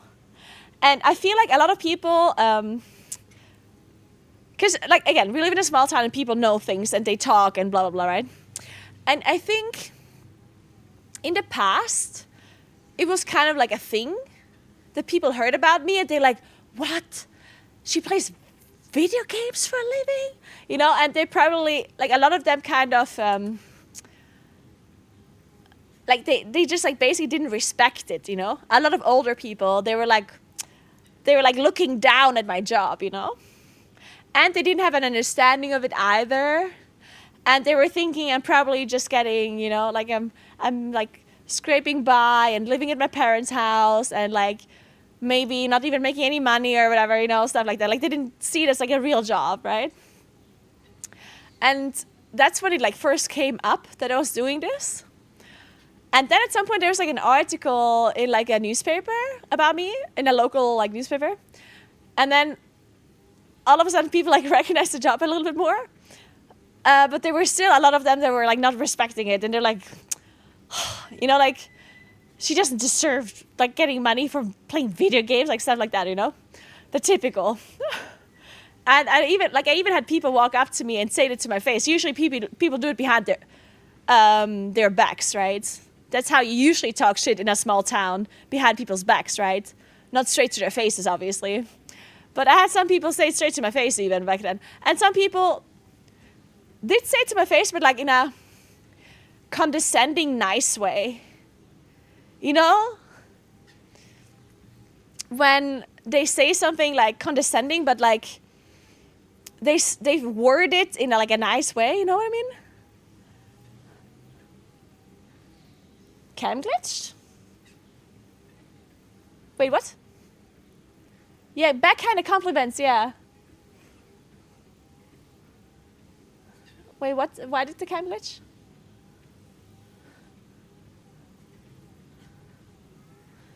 Alright, Kuros, sounds good. Jess said thank you so much for 1 year, appreciate that. But anyway, like, it doesn't matter, like, things like this happen, right? It's not that I care about it, like, very much. I just know that people are talking, right? But then there was, like, it was, like, quiet around me for a while because most people that would be talking shit about my job, they forget about it, right? Because they don't see what I do. Like, they don't follow me on socials or whatever. But then recently, I got this office space here, and like, it kind of like people heard that I was looking for an office, because it's kind of hard here to find an office space. It's not that I go on the internet and I'm like, oh, there's an office, I'm buying it, and bam, right? The office space that we have here is very limited. So I had to like go around and look and ask people if they know something, you know. And because I did that, a lot of people heard that I'm looking for an office. So it was this thing where it's like, oh, did you hear? The gamer is looking for an office, you know? And then people, for some reason, thought, I guess they like respected the job more because I have an office, which doesn't really make much sense, but you know, it is what it is. So you're like, wow, like she has an office? Like, and then it like came up again and people started talking about it again. It's like, did you know the gamer has an office now? Like, so maybe that's why. And long story short, maybe some rumors came up with like the office related stuff. And maybe people like made some shit up or something. I don't fucking know. Because one thing that I do want to say is that this office here has a lot of windows. And I have RGB lights, right? So during the night, sometimes you can see like pink and like purple lights shining through the windows. And some of the windows are like closed up because I don't want light to come in here when I'm streaming during the day. So maybe some people are like, what is she doing? Like, So maybe it's those kind of rumors. Who knows? Like, possible. It's funny too because I talked about my job to some people, and literally like almost every single time I talk to people about my job with people that don't know much about it, they bring up OnlyFans, like every time without fail. Every time. Like, I'm like, hey, I'm a streamer. And they say, oh, what is that? Oh, it's on Twitch. I play video games, blah, blah, blah. And then like two sentences later, they're like, oh, did you hear there's 2 people that do OnlyFans? And I'm like, because here, like where I live, there's 2 people that do OnlyFans. And everyone knows. Like, literally everyone keeps talking about it. Like, did you know? 2 OnlyFans. And I'm like, okay, cool. Good for them.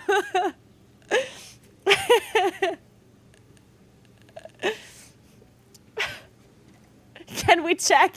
I don't actually know what they're called. Otherwise, I would share it. I wouldn't be the one to keep you from nudes, guys. Of course, I would share the nudes if I knew their names, but I actually don't know.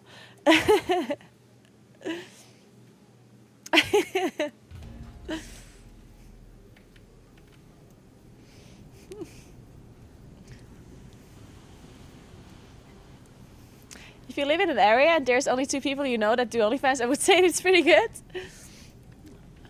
I mean, I do live in a pretty small area. That's why people know so much from each other.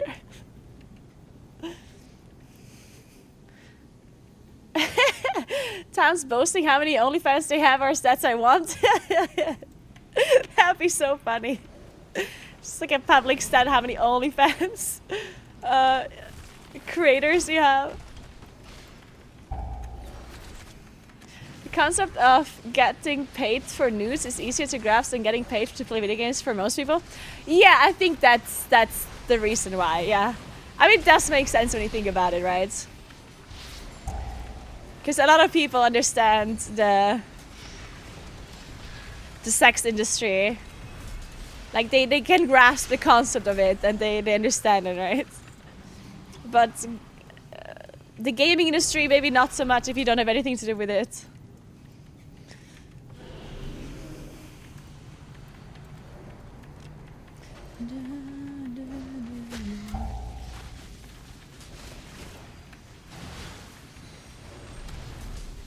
Maybe they think it's just the same thing. I mean, that could also be the case. Man, every time I talk about OnlyFans, it reminds me of this one thing in... Like, I was in Pompeii In case you don't know, that's like the city that was buried by ash in Italy when there was when the volcano erupted a long time ago. I guess most people are aware. But yeah, that city, like some people are like it happened so suddenly that some people were literally like fully preserved in ash. Like it was, the whole city was like buried in ash, right? That was like raining down on them. But anyway, so I was in Pompeii and you could see that they had like a brothel or something. Or like a, what did he call them back then? I guess that is what he called them, right? And apparently, yeah, and apparently, not just apparently, I saw them. There were dicks that were pointing direct. So instead of like arrows, there were penises that were pointing towards the brothel. And they explained to us that there was a lot of people that were coming in that did not understand the language. Because, you know, there's people that came from like Africa and from like other places around the world or around the Mediterranean Sea. And they wouldn't understand the language, but they understand penis, right? So the penis was just pointing to the brothel, which I thought is so clever. That's like that is so funny, but also so fucking clever, right? Of course they would understand penis pointing each direction. I just love that. Hey, Hot Dog Water, thank you so much for Prime. I appreciate that. How do we go from range versus melee into dicks? Why are you surprised? What do you mean? Dicks can literally come up no matter what you're talking about. It always fits the conversation, yeah? Penises literally always fit the conversation. Somehow, like, somehow you can always figure it out how it fits.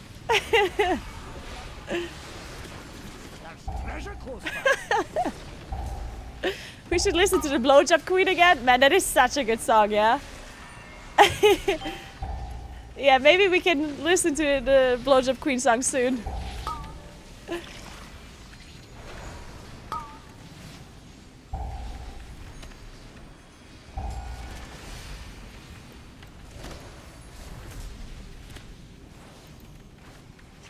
Those webs will summon Nerubians. Don't stand in them.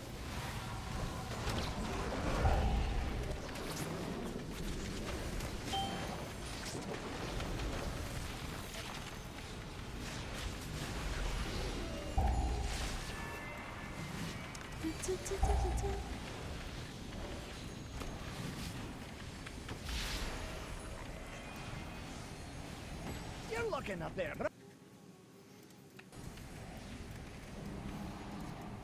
On the floor. Nice fight.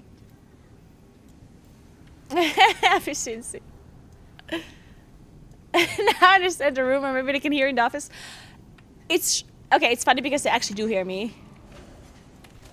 Because my balcony window is fully open because it's so hot in here.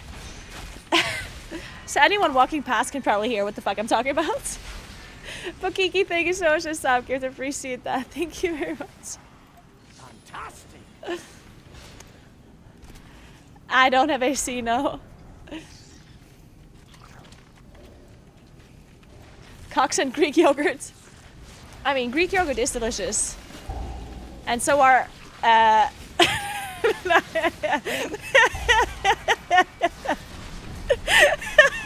didn't say it, okay?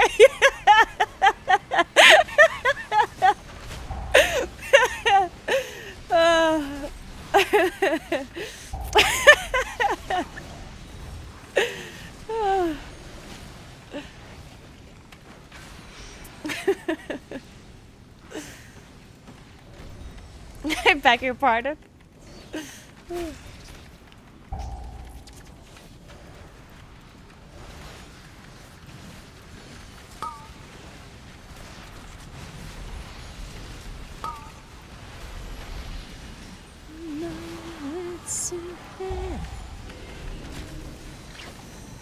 in there. You want to get yourself banned for what? Whoa, whoa, whoa. None of the things I just said or did can get me banned. Wait a second.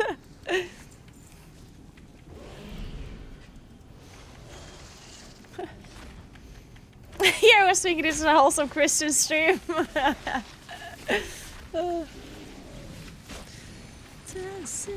Get well hit up with that one.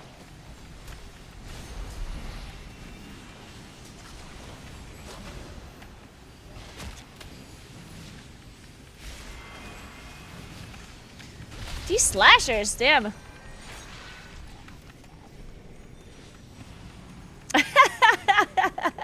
The penis roulette? Man, that was great content though, yeah? Take a wee rest. So in the past, that was great content. In the past, Instagram had this thing where people could send you messages, like people that you don't follow. I mean, they can still send you messages now. But now, if somebody sends you an image, it just doesn't show up like at all. Like, it's restricted. You can't send people images, I don't think, anymore. But in the past, people could send you images, even if you don't follow them. But they were not shown. They were like pixelated, or they're like super, super blurry, and you couldn't really make up what it is unless you clicked on it. So if you clicked on the image, you could see what it is, right? And a long time ago, when this was the case, some people would send penis pictures, right? Because for some reason, men think that women want to look at their naked penis because somehow, apparently that's like, who knows why. But anyway, so that's what happened, right?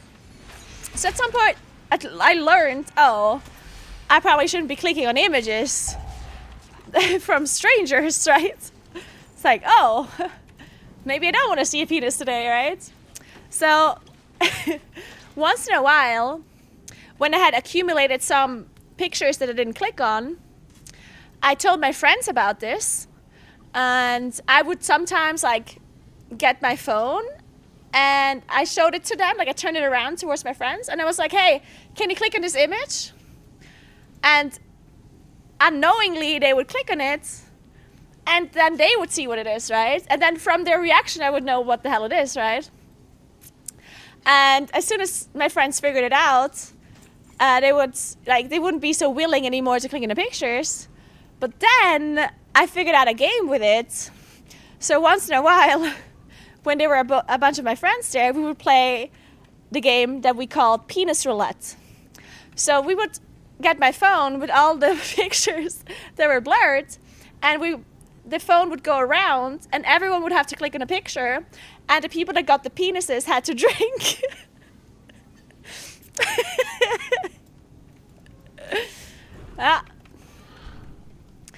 Unfortunately, we didn't get to play the game so many times because, you know, they changed the rules now, and there's no more penises that can be sent to me anymore now. But it was an interesting game for sure. So everybody drank. No, it's a lot of them were not penis pictures. No, actually, like there were a lot of non-penis pictures. A lot of people sent me like cute pictures too.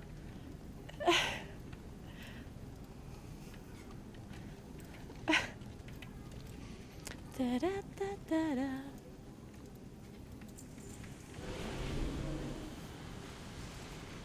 Wait, I didn't just click. Wait, I forgot a step.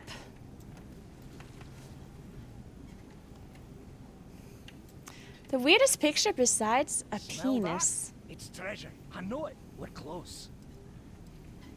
I mean, some people just send me like random selfies in an attempt of like flirting with me. It's like, hey, this is what I look, you know? You wanna like, I don't know, hang out or something? And I always thought, they're very confident. Like, you gotta respect it, right? I was like, oh. Because it's true, they know what I look like, and I don't know how they look like, right? So I felt like it's, you know, kind of fair. Makes sense that they would think that's the approach.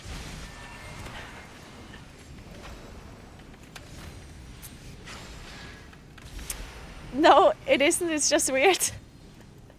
Yeah, I mean, it was weird, but then at the same time, you know. Confident or delusion? Man, I'm trying to think. Weird pictures. I mean, I've had some weird people for sure, like some very strange people. Maybe not so many, like... There was this one person, and it's not even that long ago. There was this one person. It was so funny. They were like...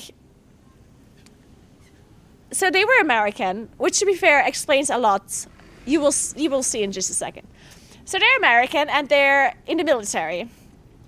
And he said something like, "Oh my God, hey, I saw you're from Europe. I'm gonna be deployed in Africa soon. Maybe we could meet up." Something along those lines. And I was like, like, excuse me? Like, what? Like, I just couldn't believe it. Like I just... Huh? Yeah, Africa and Europe. I mean, they're basically next door. Like, let me just quickly go to Africa and meet the random stranger that messaged me on Instagram. I was like, yeah, sure. I mean, in hardship, kindness.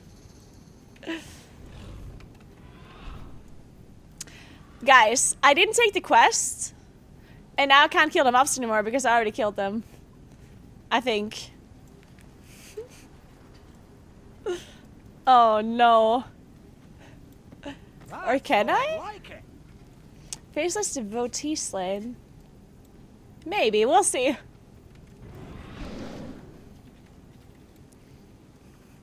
What the fuck is a kilometer? What the fuck is Europe?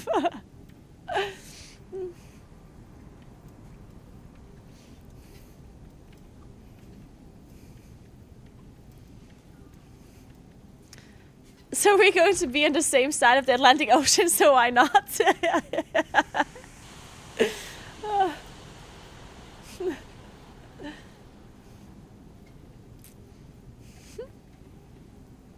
Just a bus right away. Those webs will summon the ruby.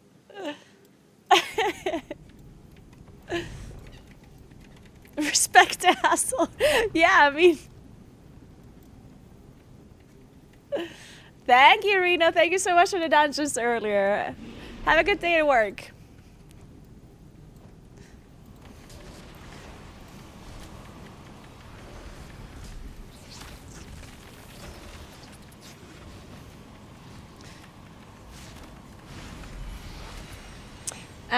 For the record, Twitch changed the clip system. We can no longer whitelist clips, sorry, since the link starts with twitch.tv and not clips.twitch.tv. Oh my god.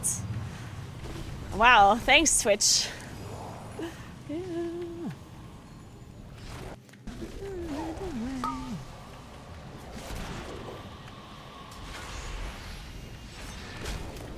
got to dodge!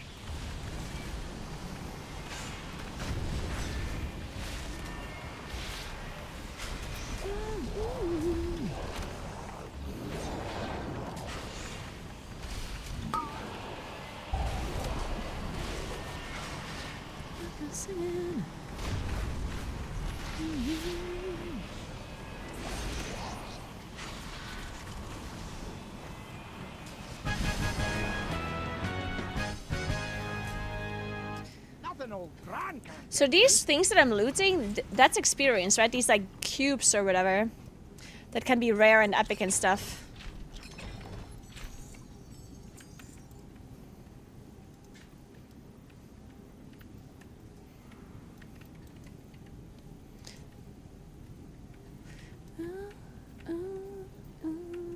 There is always hope if we choose to look for it.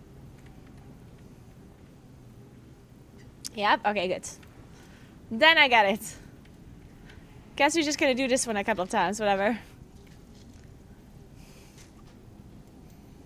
I ready to leave? Yep.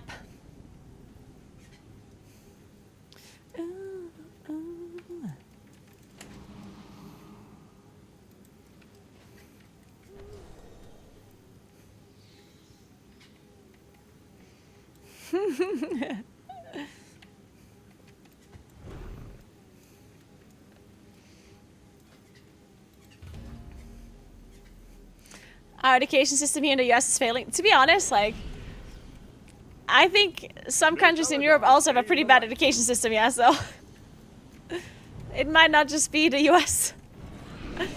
Also, the US is kind of big, so I understand that I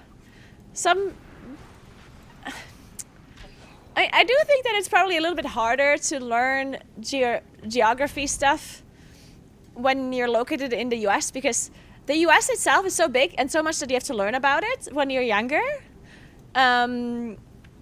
Like, it does make sense a little bit, right? To be less knowledgeable about geography by default as an American versus a European, because if you live, let's say you live in Austria. Austria's a pretty small country, and it's pretty, like, easy to learn countries that are, like, so close to you that you probably, like, drive there a lot even when you're younger, right? Like, when I was younger, I drove to Austria many times because the border is just 1.5 hours away. So we would drive to Austria. And then my mom was like, oh, we're in Austria now, you know? And then you kind of learn, oh, that, I guess Austria is close by to Italy, you know? And then I drove to Germany a couple of times as well, which is only like 3 hours away. And then I know, okay, well, there's Germany. And whenever you're learning geographical locations in Europe, it's also, like, easier to, like, I mean, Europe is just, not to say that it's easy necessarily to learn all of the countries in Europe, because I do think, I mean, honestly, I didn't know, if you tell me to name all countries in Europe, I would probably fail. And if I have to pinpoint the countries on, like, a map without borders, I would probably fail too. So, and I think a lot of people would. Like, I think the amount of Europeans that would know, like, all countries in Europe and would also be able to tell you where exactly they are is very few people. Like 10% or so, if not less, right? Or what do you think? I think probably like 10%. So I don't know, like, yes, we know a little. I think in general, Europeans maybe know a little bit more about geography than maybe the average, like, American person does. But it's not like we know, like, everything either. Yeah, I do think that Americans are probably on average a little bit worse in geography, but as I said, it's because they probably, like, focus a lot on learning, like, states in the US, right? Because that is obviously the most important thing for you to know, is what's around you, right? So for people in the US, they focus on learning all of the US states and where they are and their capitals and whatever. And if you focus on learning that, because that's more important than knowing where the Kosovo is, right? It makes kind of sense.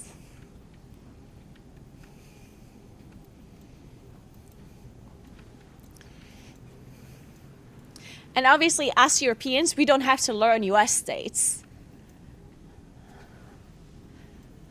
I do think it's more important to know countries rather than the US states, but I also understand that the US people would learn about the US states first, right?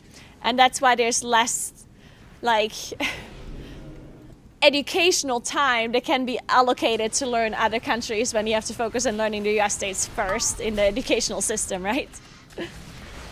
But obviously Europeans usually don't know, like, the US states and where they are, because why the hell would I know that, right?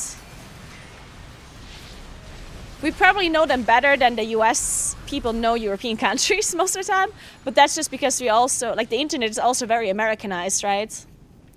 Like, I think Europeans in general know a lot about America just because when we are on the internet, a lot of it is very Americanized. Like, the English-speaking part of the internet is very much, like, American-centric, right? So obviously we get a lot of information just from being on the internet about America. Well, it might not necessarily be the other way around.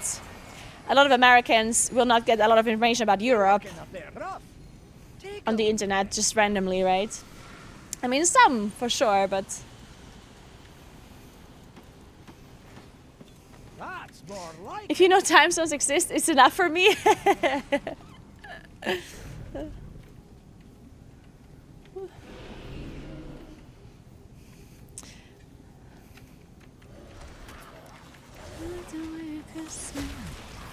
There are far less countries to learn in Europe than there are states in the US?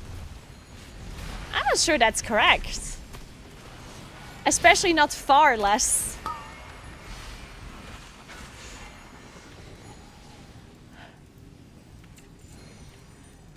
Like, it might be less countries in Europe than there are states in America.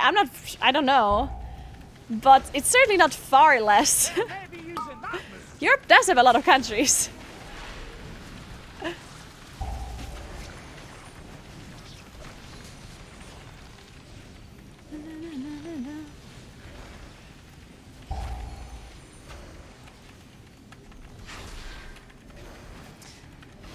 According to Google, 50 countries in the EU.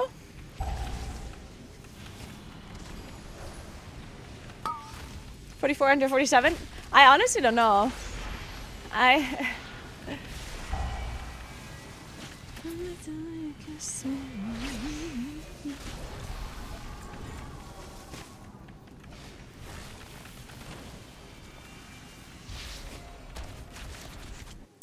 Googling.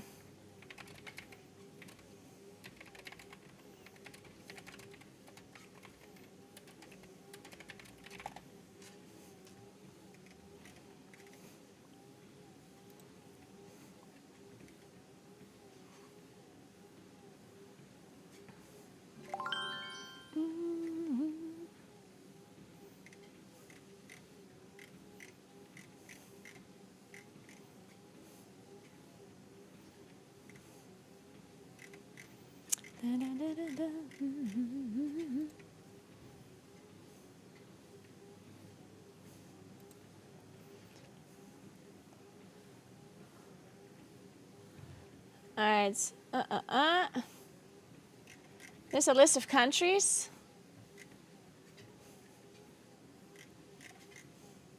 Why doesn't it just tell me a number? Damn. Why is it so hard?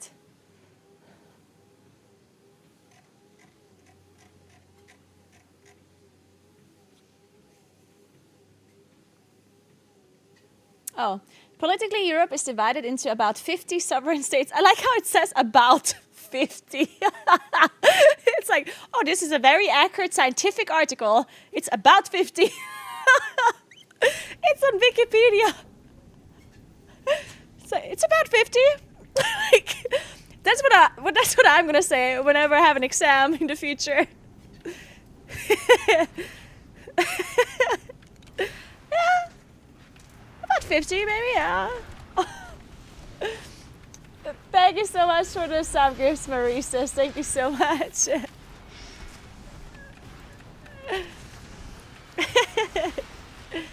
Dude, 50 is insane, though. Would you be able to name all 50 countries in Europe? Like, we played this game on holiday once where we named countries, but I wasn't the one like naming them all, so Jesus Christ.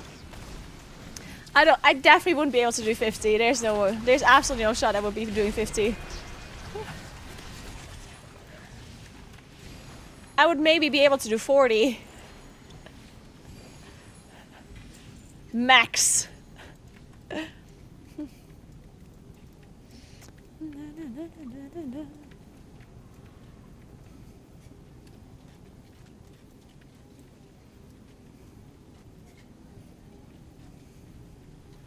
Hey Kiri, what's up?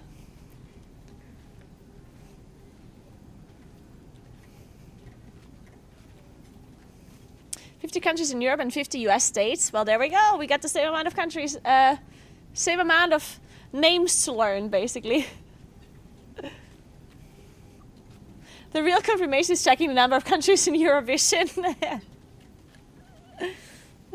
All right, enjoy the gym, Ace. Have a good training session.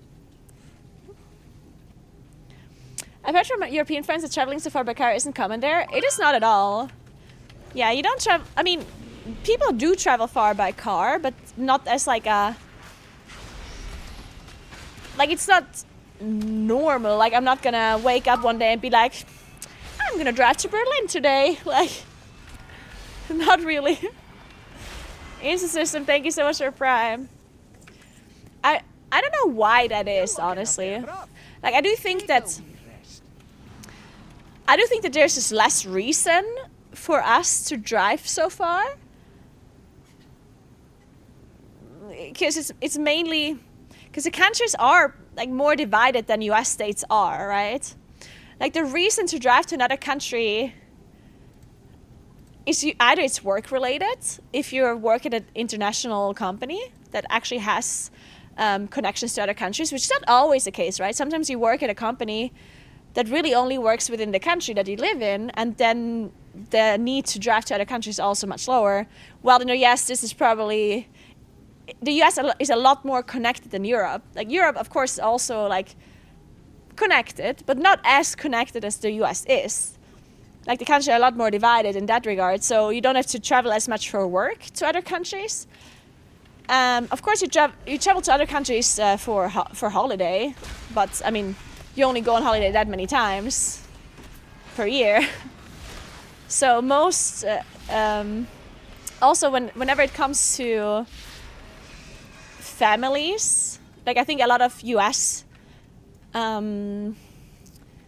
families are like much more divided because they move for work as well. Not just traveling for work, but also moving to other states for work, right? It's a lot more common in the US. First of all, because it's easier. It's easier to move from one US state to another US state because it's still the same country. While if you move from one European country to another, it's not that simple, right? Not only is the country going to be, like, is it like harder for the paperwork? But in addition, it's also culturally different because we speak different languages, right? And the culture is also very different between countries, right? The way people are and the culture in Germany is going to be completely different to people from Spain, right? While in the US, of course, people are different between states too. But the difference between living in Ohio and living in California is still much closer than living in Germany versus living in Portugal, right?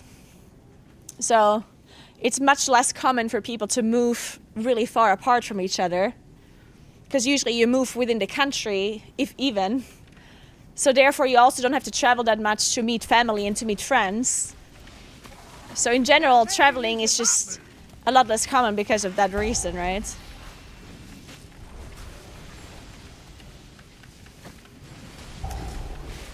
Yeah, that's why, I mean, I took two states that are pretty opposite to emphasize the fact that the European countries are even more different than even the most opposite states in the US, right? So yeah, even though Ohio and California are, of course, very different to one another, they're not nearly as different as Portugal and Germany is to each other. Or France and Albania, you know? Or Sweden and Romania, you know? Like, I don't know. Thanks for 2 months, Viserian. What's up? Thank you very much.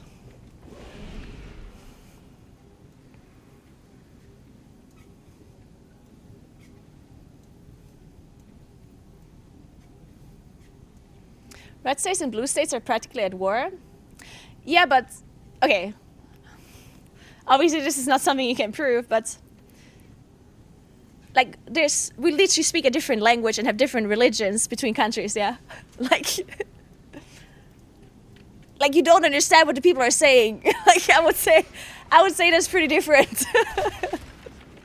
Like, if I go to Albania,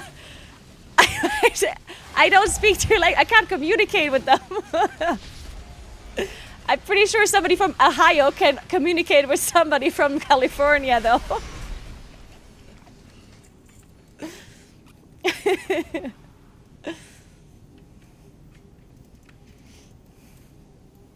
Ooh! Ley lines! Oh my god, I haven't done ley lines in so long. Why can I not... It doesn't work? Those webs will summon the Rubians. Don't stand them. Man! Wait, how does it work?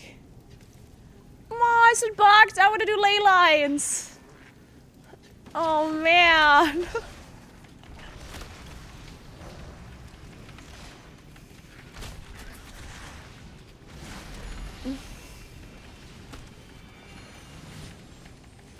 Shady into me, baby.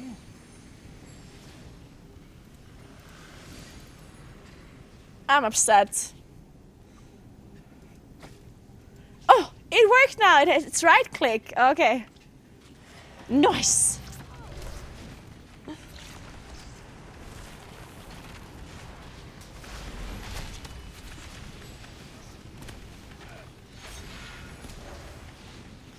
Oh, what's this?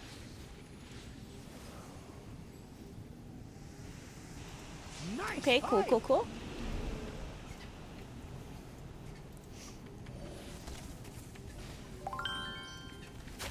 Hey, Creepy, thank you so much for gifting us up to Kiri. Thank you very, very much.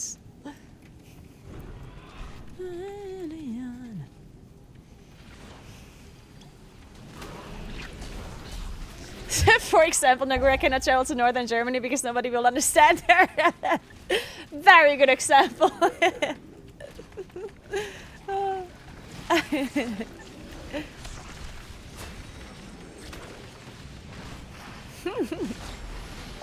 Thanks for 2 sub gifts and Napstar. Thank you very much.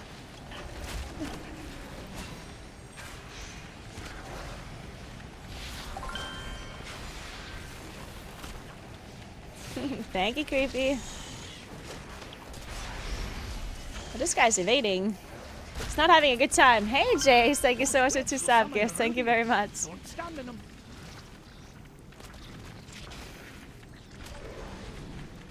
Where are these mobs coming from?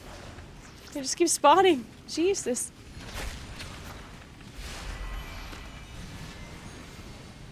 But yeah, like, at least I think so. I mean, that's the logical reason why Americans would be traveling, or that's the logical reason in my head, at least, why it's more common for Americans to, like, drive longer distances in, like, a more regularly, right? Because I don't see the reason why I would have to travel super far in a regular manner. Like, I will travel for work, of course, but not to meet family and friends because they all live here, right? And then I know a lot of people that never have to travel really far for work at all. Like, they just travel within like the province or the region. Thanks for Stop Creepy. Thank you, thank you, thank you.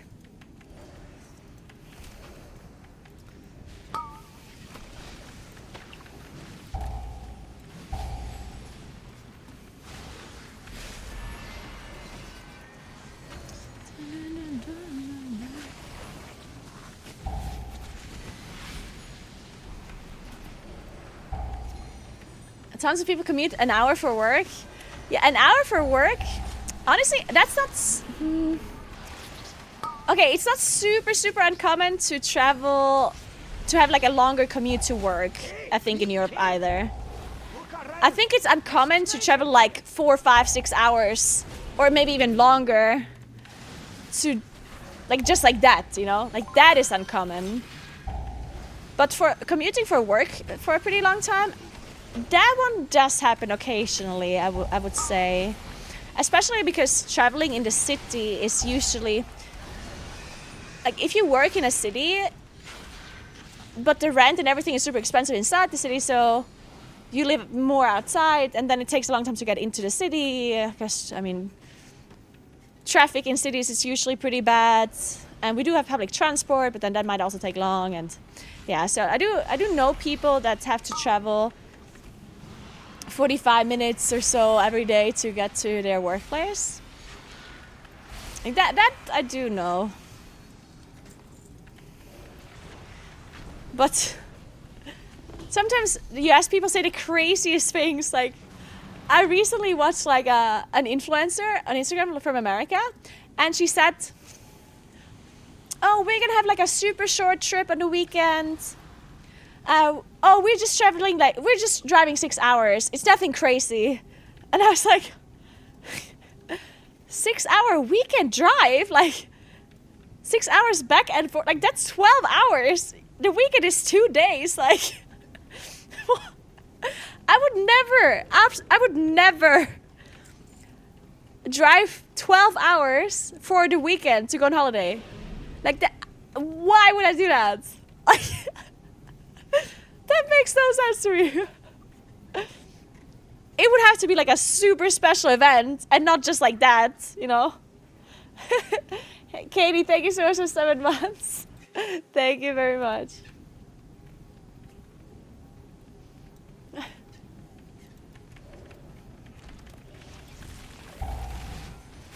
I would drive 6 hours for anything. See, I wouldn't. 6 hours is so long. I mean, I'm already upset if I have to drive to the airport. I have to drive... Okay, it's usually just 1.5 hours, but sometimes I have to drive 3 hours to the airport, and that's like long.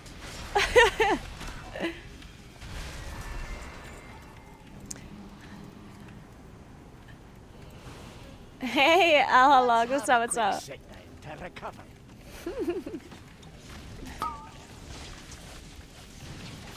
I used to drive 2 hours every weekend to visit my mother. Really? 2 hours every weekend? Okay, to be fair, there's a lot of people here that whenever they're studying, we don't have a university here, or at least not a bigger one. And the closest university that is a bigger one is like 1.5 hours away. And it's a different country even, like it's in Austria. So a lot of people study in Austria and then they drive here every weekend. Which is like 1.5 hours to 2 hours drive. People do that too here.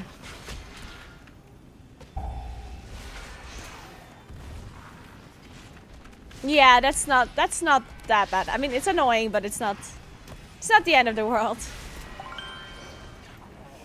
Hey Nebula, thank you so much for 60 months. What's up?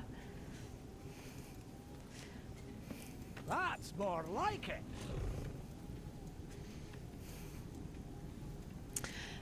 Yeah, watermelon. Just depends when they finish it.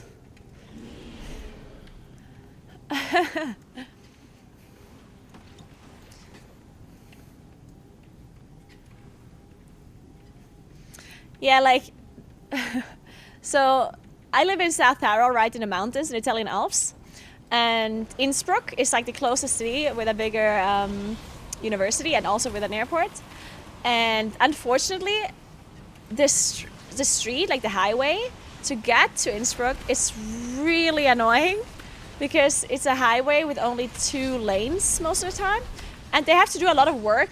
Like whenever they have to do any kind of construction work, they have to close up 1 lane, which means there's only 1 lane for each side, right? Oh, the bus is reset. And called me an idiot. And it's really annoying sometimes because the trucks also have to go on that highway because it's the main connection between Austria and Italy. And even the main connection between Germany and Italy too, depending on where you have to go. So that street is like, that highway is super busy. And the pass over the mountains, Brenner Pass. So they're currently building a tunnel, which is really long, that goes through the mountain. They are building the most insane tunnel, but it takes forever to build. And the tunnel is not supposed to be for cars, it's supposed to be for a train. It's a train tunnel, so the trucks don't have to go over the Brenner Pass anymore, which should alleviate so much pressure and traffic off of the Brenner Pass, because then there's not going to be any trucks anymore, or at least a lot less trucks. But that Brenner Pass has been built for the last 10 years or something. I think, I don't know, it has been going on forever and it's still not done. I don't know when it's gonna be done. Hey, Intermix, thank you so much for 10 sub gifts. Appreciate that. Thank you so much. Welcome, everybody. Naguura for president, great sales pitch. I know, right? Thank you so much. Thank you so much for the sub to you as well, Intermix. That is so nice of you. Welcome in, everybody. Great sales pitch. Yeah, they should be sponsoring me. The Brenner Basis Tunnel should be sponsoring me. There's our 2 subs, Cavalos.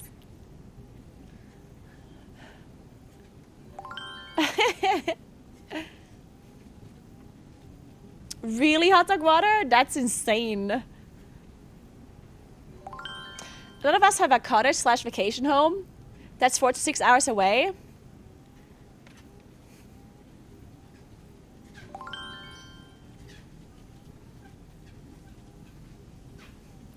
Alright then. Alright, I guess the average American just has a vacation home now. Oh, I'm just gonna have to drive to my vacation home. Oh.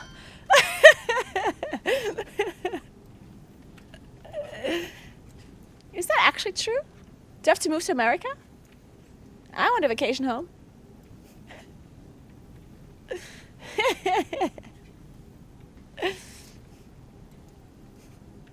Why are you moving? Yeah, I spilled some oil earlier because I had to sell it. And now the floor is very slippery. I know what it is, it's really strange. But I kind of got used to it at some point. She has somewhere to be. How did we go from penises to Americans? I can see the connection. I can see it.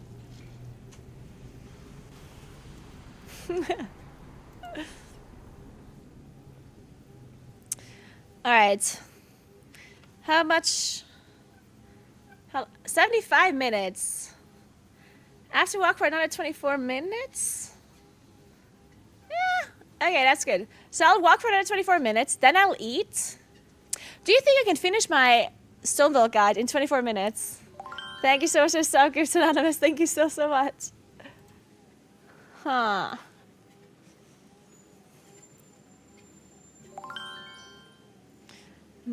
I love this song. It's such a vibe. Probably not. Well, I like that you're realistic, Epic Blue Mouse.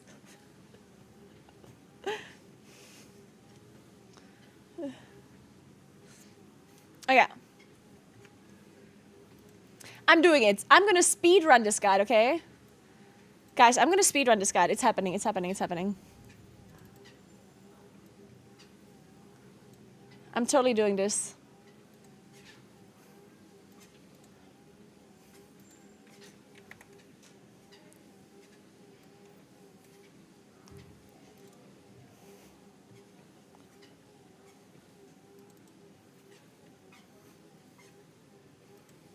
This is a good song.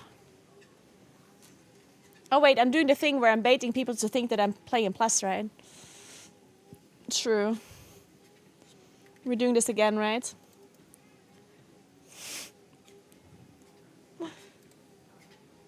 There we go. So. You got access to Plus already? Oh yeah! Streamer privilege. Sure, Namara, sure. Why not? Guide writing that can be done tomorrow? Don't tempt me, I will do it.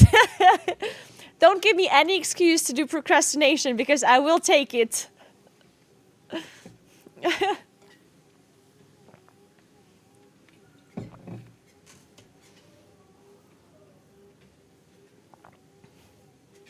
Okay.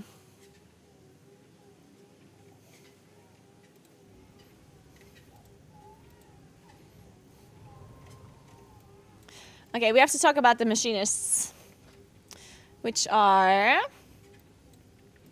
these two beautiful people. So, Brock. What does Brock do? Brock channels energy into the machinery beneath him to activate its thermal exhaust vents for 6 seconds, inflicting fire damage to all players every 1 second to all players. To all players every 1 second to all players. Okay. Just making sure you know that it's really all players. And continually releasing flaming scrap into the area. While active, the vents inflict 1.3 million damage every player standing on top of them. Okay. Flaming scrap inflicts 5 damage every. Okay, so just dodge it, I guess. Then, Brock leaps to one end of the arena and calls to the metal surrounding him to coalesce into a massive cube, which he then hurls into a straight line. Okay, so this is the thing that goes through the middle. The cube grinds across the floor. It inflicts mystical damage. Okay.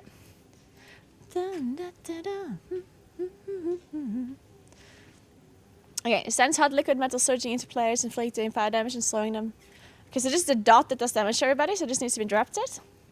Then, blazing crescendo, Durlita drags the scrap cube to the center of the arena and superheats it until it explodes, inflicting damage to all players and applying blazing shrapnel to players within 20 yards. Durlita fires an orb of lava from her max. Okay, so the main thing is dodge everything and interrupt the boss.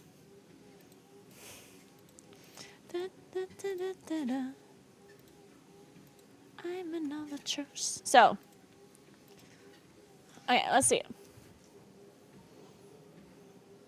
So Brock is the guy that jumps away that has to be interrupted. Why is it FPS lagging so much?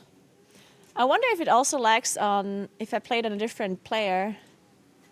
What if I played this on VLC? Is it still lagging?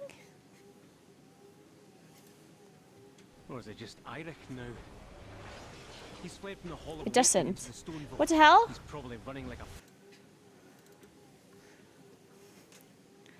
God damn it. Media player, literally the worst player ever.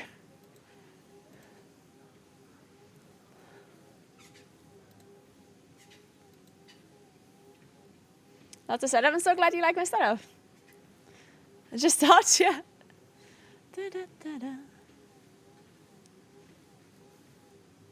Thank you, Shady. Thank you, thank you. What about going to a real gym? I'm confused. Do you think walking is replacing lifting weights?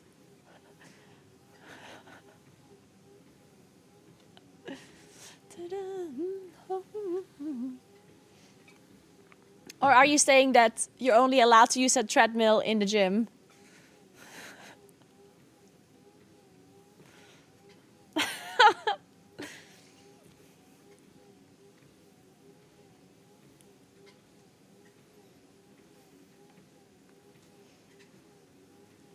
What defines reality? Fake job and fake exercise and all that's up now? True, actually, now that I think about it. What else is fake about me? Do I even exist?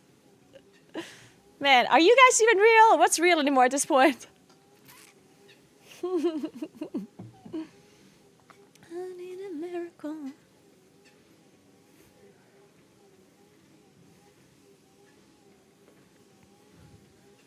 I guess unless I work at a gym, it's not a real exercise. You heard it here first, guys. If you're bench pressing 500 kilograms, it doesn't count if it's not in a gym. Also, what is a kilogram? I only count in stone.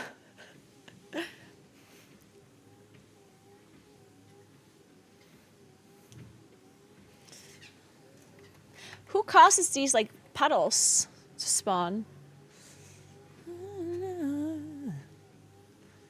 Okay, so deleted this is like frontal thing and then exhaust vents. Okay, cool. Miracle. I like this boss. This boss is kind of fun. A little bit chaotic, but kind of fun. This one is a bit messed up.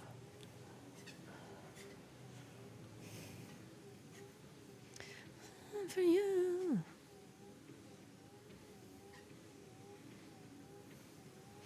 I need a miracle.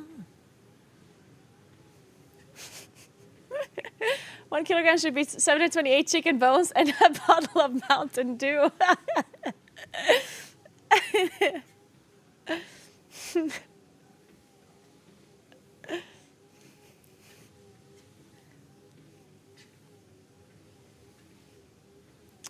And no, the walking pad isn't very noisy at all. It's pretty quiet. I don't hear it when I have my headset on. And I turned off the noise cancellation because I don't like noise cancellation on headphones. I kind of want to hear what's going on around me. Otherwise, I'm paranoid. Okay.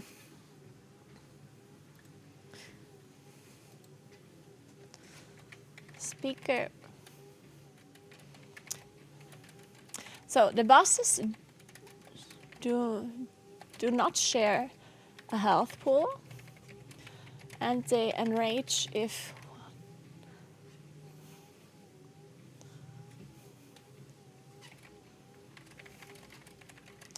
make sure to damage them evenly.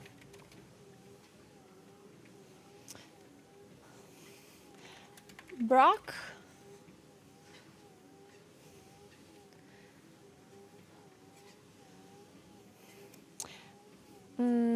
Brock casts, what is it called again?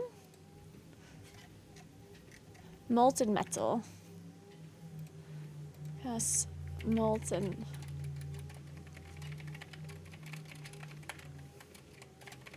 This should be interrupted because it applies dots over time effect.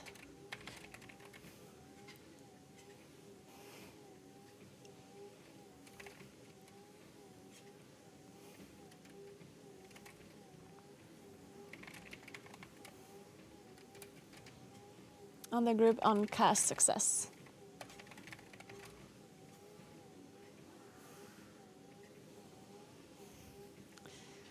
Once in a while, wait, I already said that. Brock occasionally will jump to the side of the room. And what does he do again? He like jumps to the side and he casts. Brock leaps to one end of the arena, causes the metal surrounding him to coalesce into a massive cube.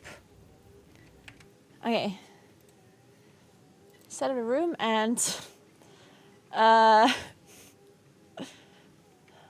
do you even say that? Hurling. Set the room and hurls a giant cube across the arena in a line. Make sure to dodge.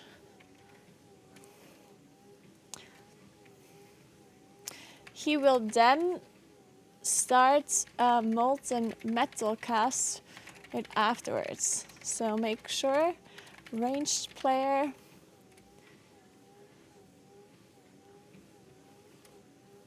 So a ranged player should be ready to interrupt this cast.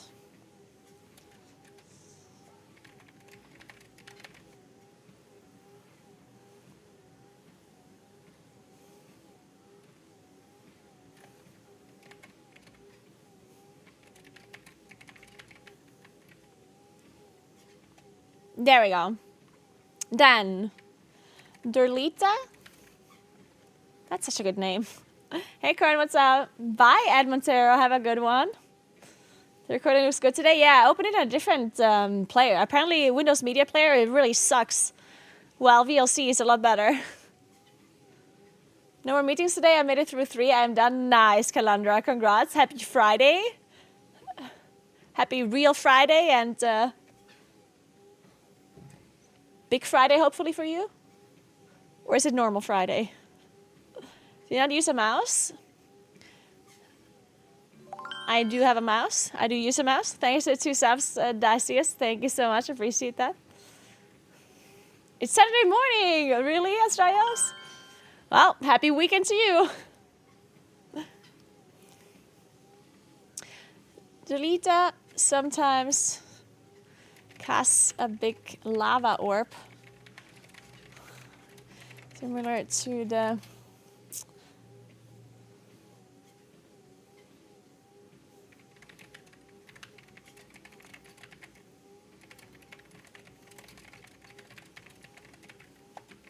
Other than that, there is quite a few fire.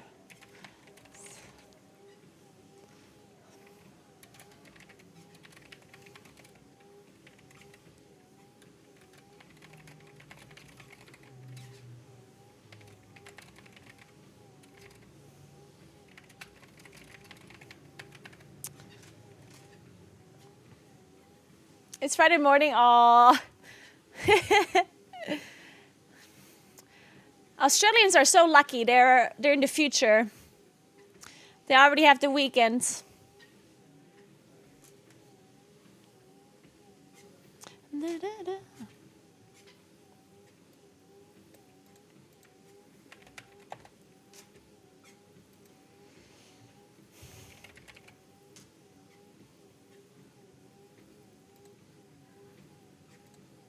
Molten metal.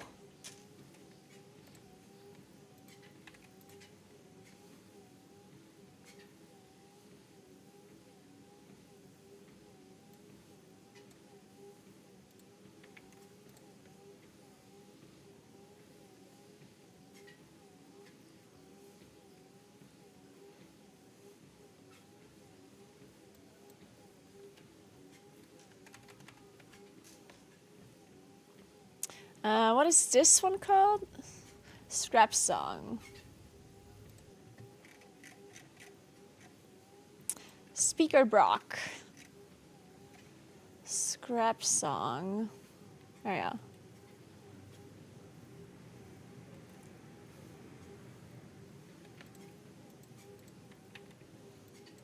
Oh! Dude, I think my PC is dying.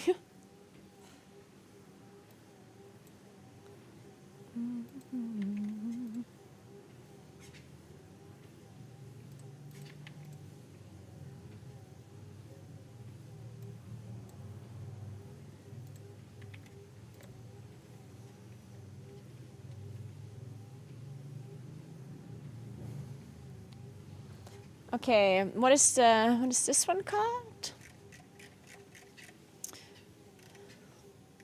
Lava cannon.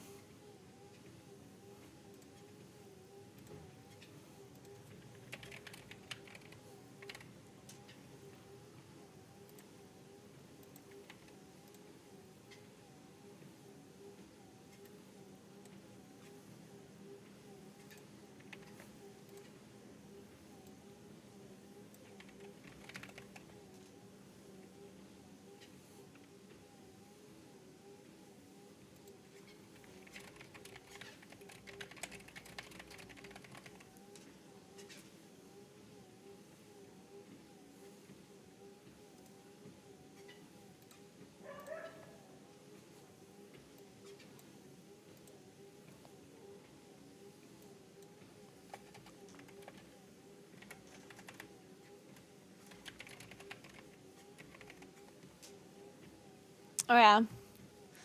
What would answer Grand Haste taken? All of them? You don't need to farm any of them. You kind of, I mean, if you want to farm them, then go ahead, but you don't have to. I don't farm them. Honestly, kind of useless.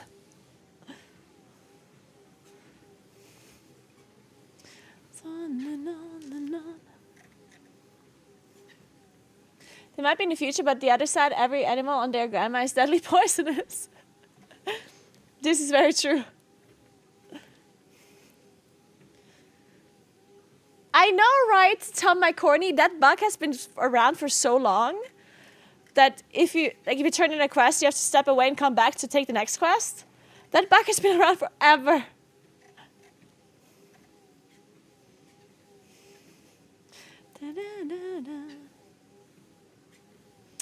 What's the item level for normal raid, guys?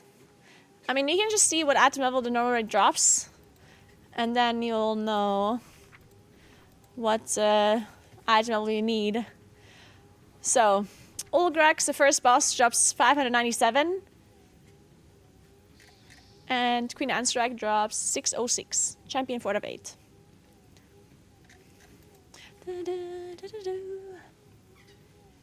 But yeah, like, looking at how... And you have to remember this is champion 1 out of 8, right? This can be upgraded 8 times.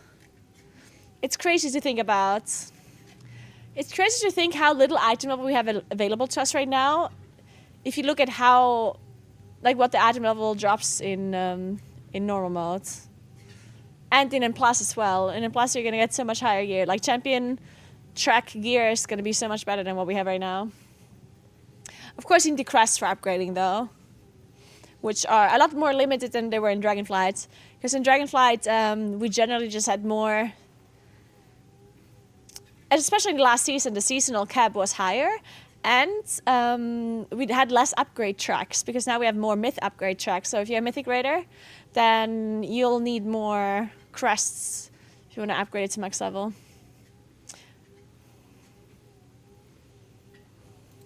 Okay. Once...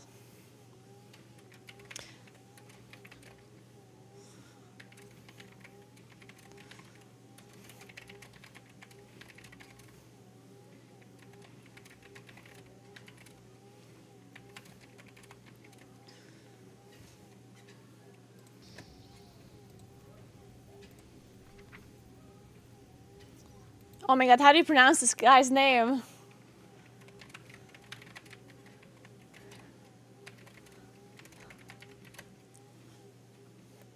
Voice speaker Erich? Heinrich? What's his name?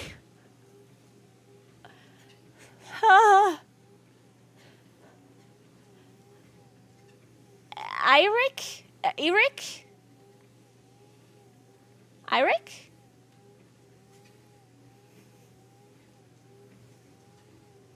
Or Irish? I like Heinrich. He rich.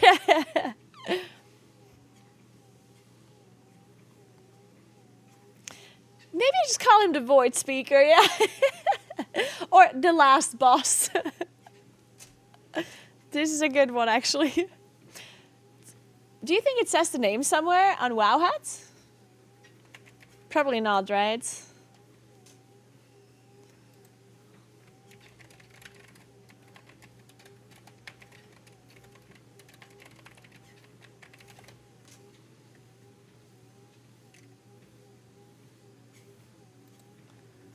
How do we figure this out?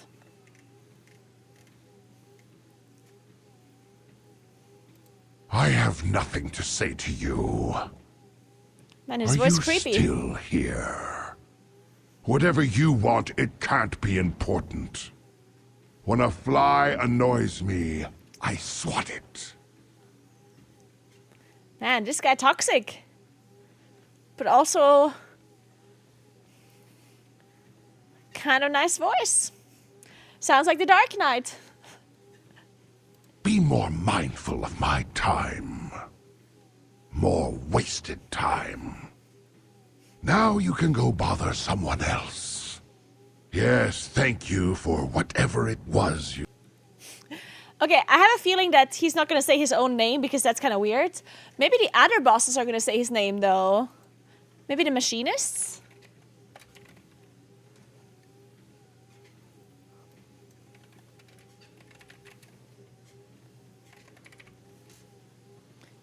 Maybe they'll say his name?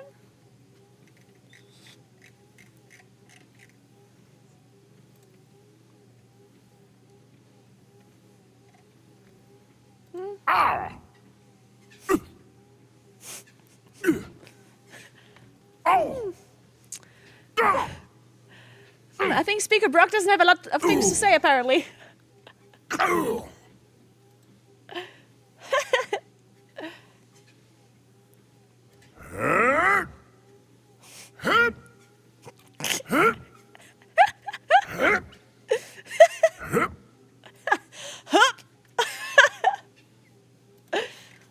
like Brock's not saying much, guys.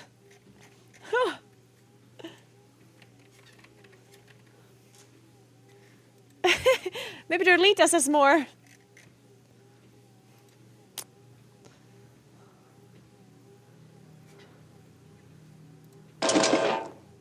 Oh. I guess Dorlita doesn't say much either. Well, too bad. It's pronounced Iric? Okay, I'll say Iric. If you're wrong, then I will blame you. Well, to be fair, here's the thing, actually. Think about it. I am recording a guide for the Warcraft channel, right? So technically speaking, I can just pronounce it however I want, and that's just what the boss is called then, right?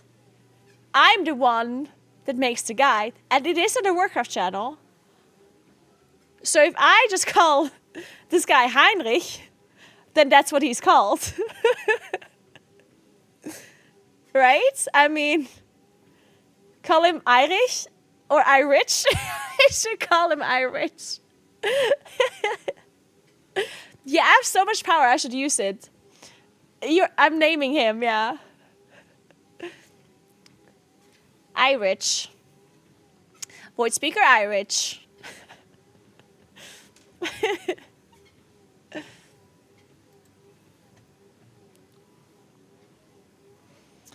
Alright, let's see what Irish has to say. Ah, we're done walking, guys. Hey, Terabyte, thank you so much for Prime. I appreciate that. What's up?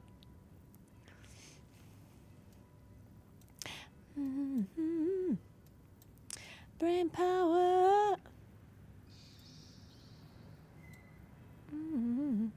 Okay, so let's see. What else do we have here? Rock Smashers?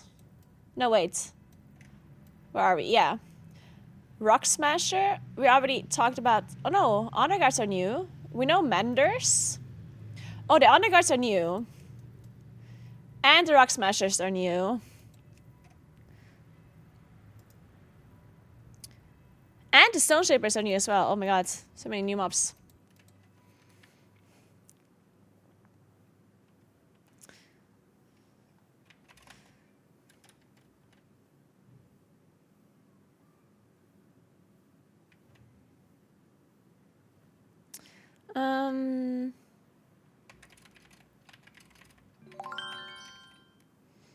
Hey, Goldcamp. Thank you so much for Prime. What's up?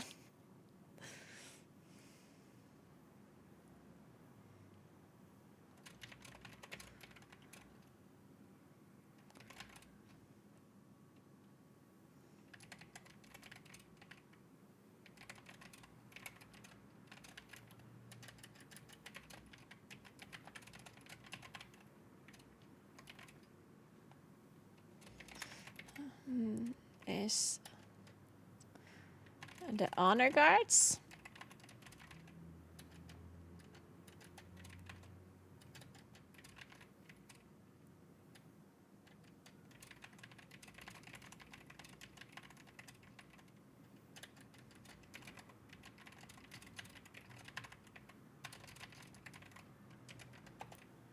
Then the Rock Smashers. What do they do?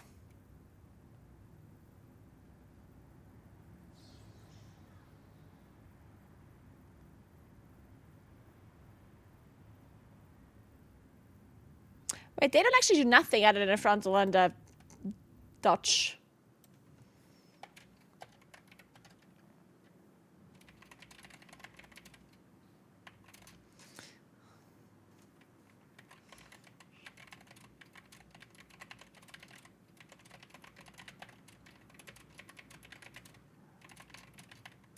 In addition, Stone Shapers cast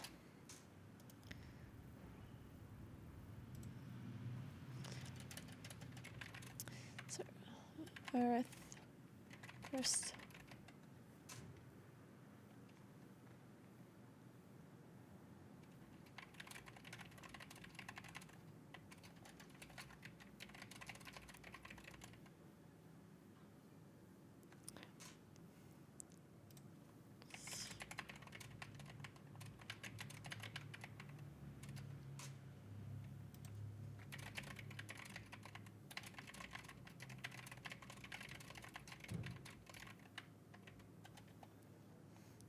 Alright, that's it.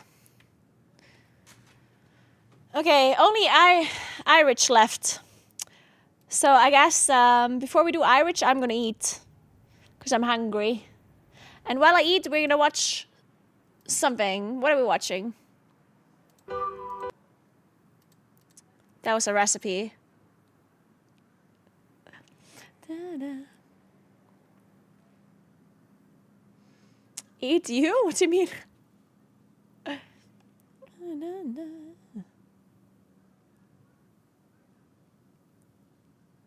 Let's see. What new content is there for us to watch?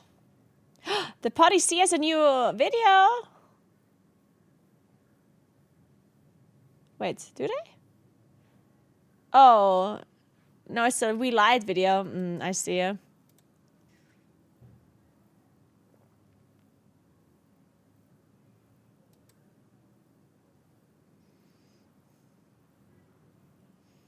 New content in this academy? I know, right?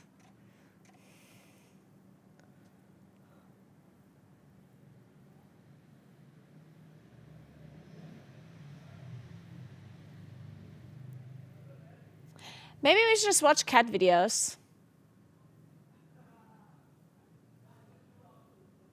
What do you think?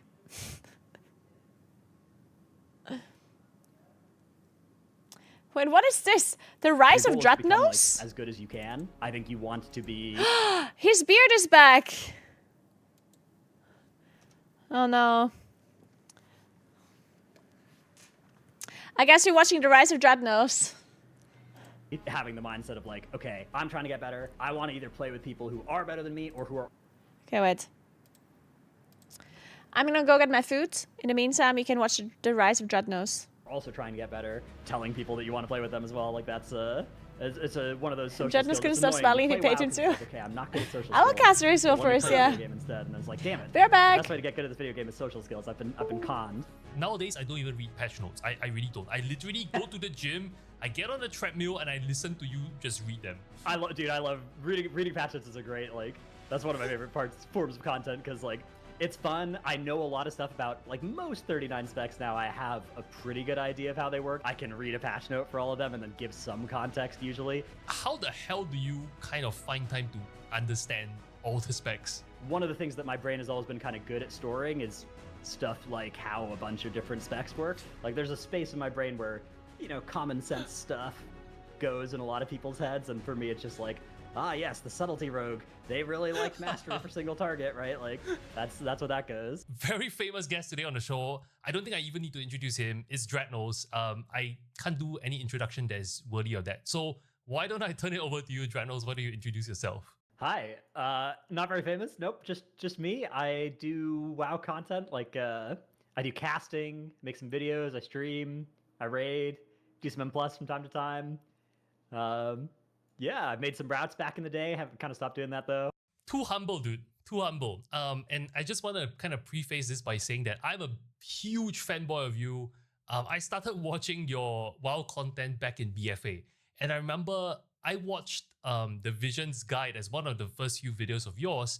But then I kind of went back through your archives and watched every single video of yours, like the Plater video, the macro interrupts. Those were, nobody were making M+ content like you back then. And I think you're an absolute legend of the scene. Every single of your podcasts I listen to when I go to the gym. So anyway, I'm just being a fanboy here. So thanks for your time. I just want to say that and start off on that note. But I wanted to ask you, Dreadnoughts, actually, when I started following your content, I went back all the way to your oldest videos on YouTube. And man, firstly, you didn't really age much. You've grown a beard since your first, Minecraft videos. I wanted to ask you, dude, how did you start from Minecraft to doing Civilization videos to doing WoW content? Yeah, I mean, I started making YouTube videos back when I was like 17 in high school. I don't know, it's something I just kind of felt like, yeah, this looks fun. I watch these videos, right? Like I play these games. I bet I'd be good at it, so I made some YouTube videos back then, like back in senior year of high school. Just playing the games that I played at the time. Minecraft, I didn't actually play too much, but it was big. Like that was the big video that everybody was, or the big game everybody was making videos about at the time.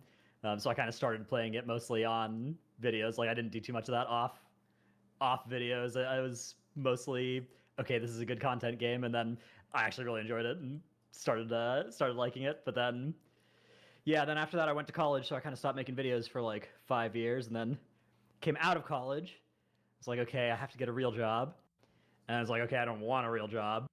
Can I make this videos and streaming thing work instead? Because I remember that it was, you know, during high school, like I got for like 10,000 subscribers on Right. YouTube. It was doing okay enough that it was like, okay, maybe I could actually do this, and I don't want a real job, so that's how I started making WoW content. That's super cool. And I wanted to ask you, like, how did you even stumble onto like, okay, let me try WoW as my new thing? Was it because you were just already playing WoW, or like how did it start?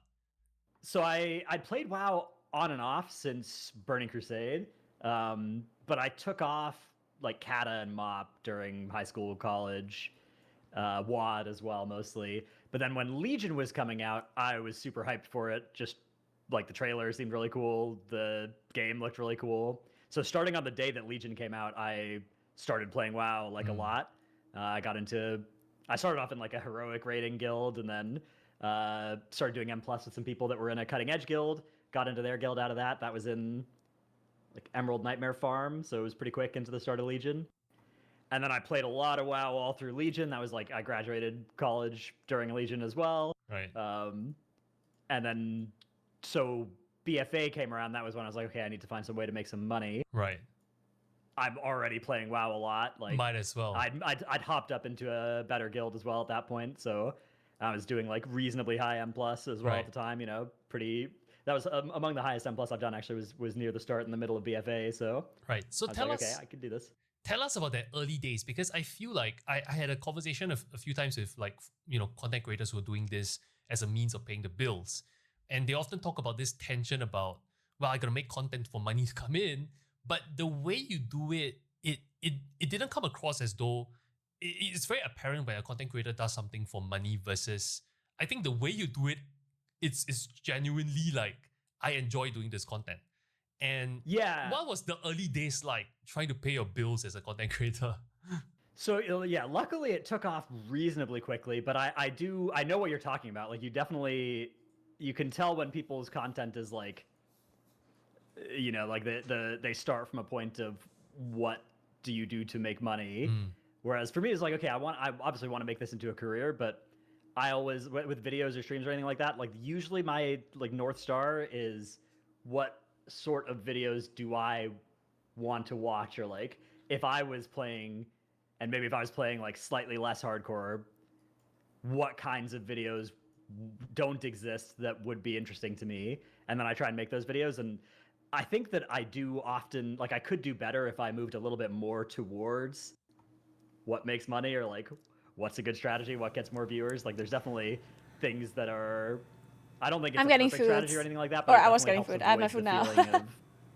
It being, you know, monetized or being there just to make money. Right.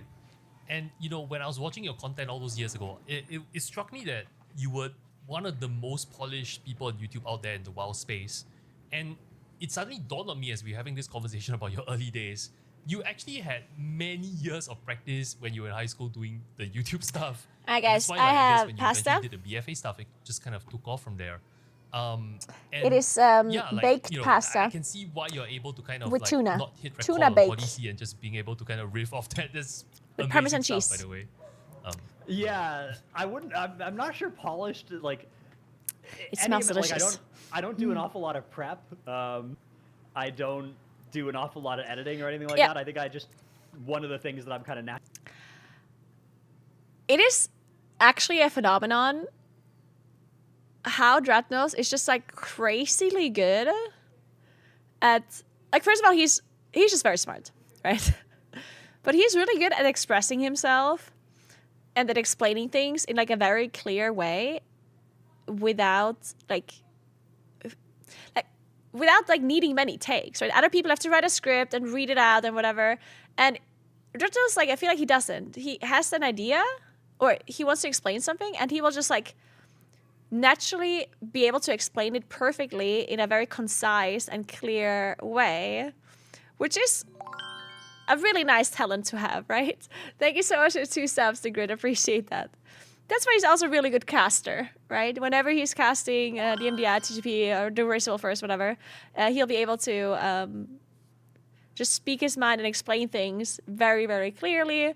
And he's obviously also incredibly knowledgeable, and he will be able to convey his knowledge in a very perfect way, right? It's very rare to find people that are able to do that. Like, some people are very, very smart and very knowledgeable, but they're not able to convey their knowledge in such a articulate way like he does, right? So that is something that makes him also do really good YouTube videos. Not only that, I think he also, as he just mentioned, he knows what content he should be doing, because he thinks about what people like him that play the game like him, but maybe in a less hardcore way, would be interested in, right? He's like, okay, so what would people like to know? And then he just makes the videos, and he just like sits down and talks it out, right? Which is crazy to me, because I would never be able to do this. If I want to make a guide about a certain subject, I have to sit down and like think about it, think what I want to mention, go through it, and like write it into like smaller sentences or whatever. Because if I sit down and explain something like a more complicated topic, then I will just ramble on forever. Like, I have a hard time to be very concise and like to the point, you know? I don't have the same talent as he does. So that's really good for YouTube videos. Namiria, thank you so much for the sub. What's up? Naturally good at is... Yeah, look how long it took me to explain what Dratus is good at. It took me 20 minutes to explain. He just said it in a sentence. You know, hitting record and then going, or not hitting record and then going, as the case may be. And, you know, just coming up with what to say, putting together a sentence that sort of sounds okay, understanding what sorts of... how to put some words in an order that makes sense to people, right? Like, explaining a concept to people is something that I've always been kind of good at, arguably. I don't know. I mean, some people seem to like it. I think there are definitely people out there that don't enjoy my presentation style, but there's enough that it works. Well, that's when you know you made it, because like, you know, any famous person, they would have haters as well. Exactly. So you have made it. Was there a moment when you kind of felt like, oh shit, I can actually do this thing for a living? Like, was there a particular video that you made or a moment in your career where you said, okay, I kind of made it, I think? Yeah, I mean, honestly, like pretty early on, things went pretty quickly in a good direction. Like pretty early on, I started making routes and posting them on Reddit at the time, like screenshots of MDT routes. I remember those days, yeah. Yeah. And then Jaw from Raider.io like reached out and was like, hey, do you want to put these on our site and like we can make them as a thing there? I was like, oh, this is cool, right? Like I now got a kind of weekly writing gig thing. And then I also, like, my stream started doing pretty well pretty early on. You know, there's this sort of purgatory that a lot of streamers find themselves in between like 0 and 3 viewers and like 3 and 10 viewers. And those phases I was able to get through pretty quickly. Partially, like, there was a streamer in my group, so I got views off of her from that in M+. And then also, like, I was raiding at a pretty high level, and this was before a lot of people raided, or a lot of people streamed raid, and I was able to still interact with chat while I was raiding because I was playing a rogue, so I had cheat death. So my rule was, if my cheat death was off CD, I could read chat, and then if my cheat death was on CD, we gotta focus, we gotta lock in for a bit. But it only was off CD for 2 minutes, so you know, 2 minutes later, that's a great one. What's happening in chat? Yeah, that's a great one. That's a great analogy. I like to ask you. So you have all this experience under your belt. You know, you have casted at various events of Blizzard, raised Wolfers, and all these things now.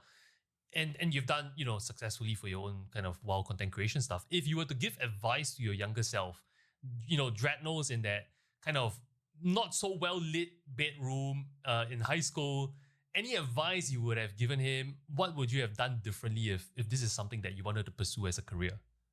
So I think there's definitely stuff I could have done differently, but the specific question, I wouldn't tell myself anything because I wouldn't want to mess with the timeline. Fair enough. That's something that That's smart, you don't want to do, right? Like I'm pretty happy with how everything turned out. If I told myself anything, maybe it would have gone differently, and I wouldn't like to roll the dice again. But things I could have done better. I mean, so I did end up, you know, stopping making content, going to college, spending 4 years, a not insignificant amount of money, getting a degree that I have never used. I have a degree in political science that I didn't know that. basically Okay. never use. Yeah, so possible that I could have just been like, yeah. I mean, okay, so I don't know how my parents would have taken this at the time, but if I was like, yeah, I'm actually not going to go to college. I'm just going to play more video games. I don't know if that would have gone over particularly well. That would have maybe been a hard sell, but if I could have sold it, maybe it would have worked out pretty well. Fair Yeah, enough. I don't know. I mean, in terms of other decisions made, like I'm glad I got. I do want to say it's pretty interesting that a lot of American streamers that I know, finished their degree, even though they were already like pretty decently successful streamers. Which is, because I did the opposite, right? I stopped studying when I realized that I could maybe make it as a streamer.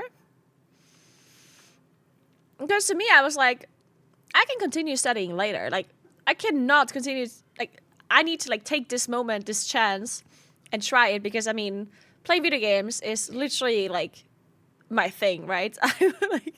I love video games, right? So if I could, like, turn my hobby into a job, like, that would literally, like, a dream come true. So I stopped studying completely to focus on that. And then I was always thinking, you know what? If the streaming doesn't work out, I can always continue studying later, right? But a lot of Americans, I feel like, first of all, a lot of Americans, I feel like the importance of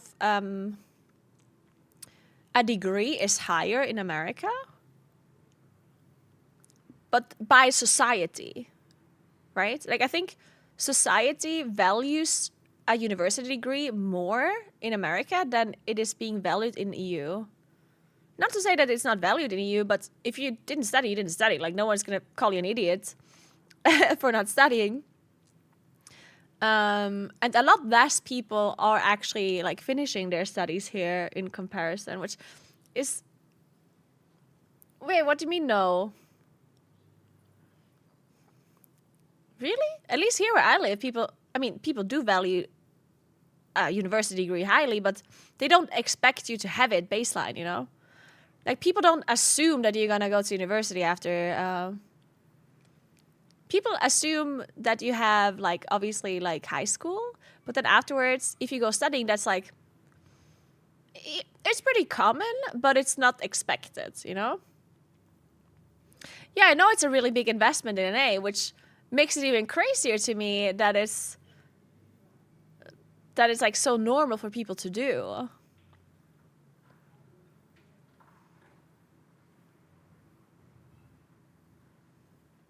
In Costa Rica, it's 100% expected of everyone. Yeah, that's kind of crazy.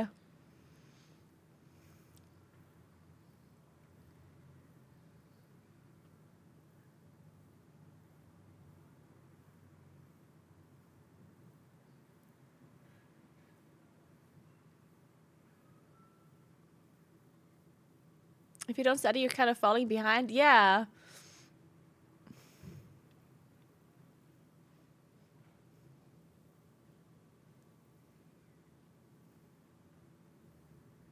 Yeah.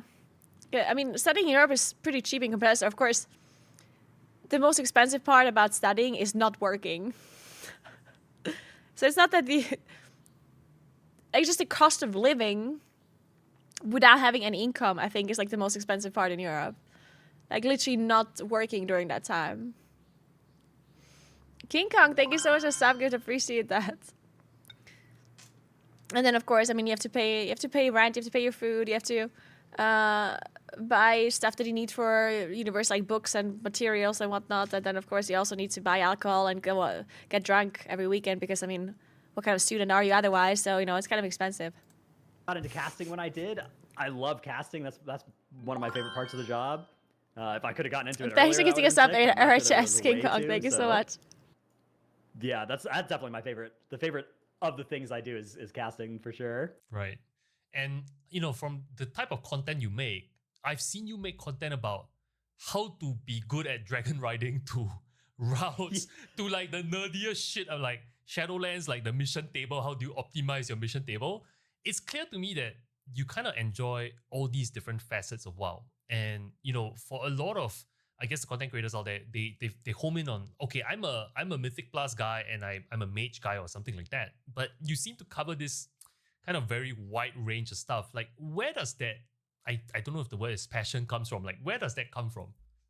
Yeah, I mean, I've always played WoW like the whole game, not just Raid or M+. So the basic idea is like, if there's ever something I see myself doing that like I think about how I want to do it, then I'm like, okay, maybe I've got some interesting things when I think about how to play this, right? Like dragon riding, you know, if I'm sitting there and I'm hearing people complaining about, you know, losing these Kalimdor Cup races, I'm like, well, these weren't hard, hang on. Then I have to think to myself, like, okay, why weren't these hard for me? Like, is it just a pure skill issue, or is there actually, and it turns out with dragon riding that, you know, if you look up before you press 2, that's like a super broken hack that a lot of people don't know about. So mostly just sharing that as like, you know, if there are a couple people that don't know this and they hear this, it's going to be helpful to them.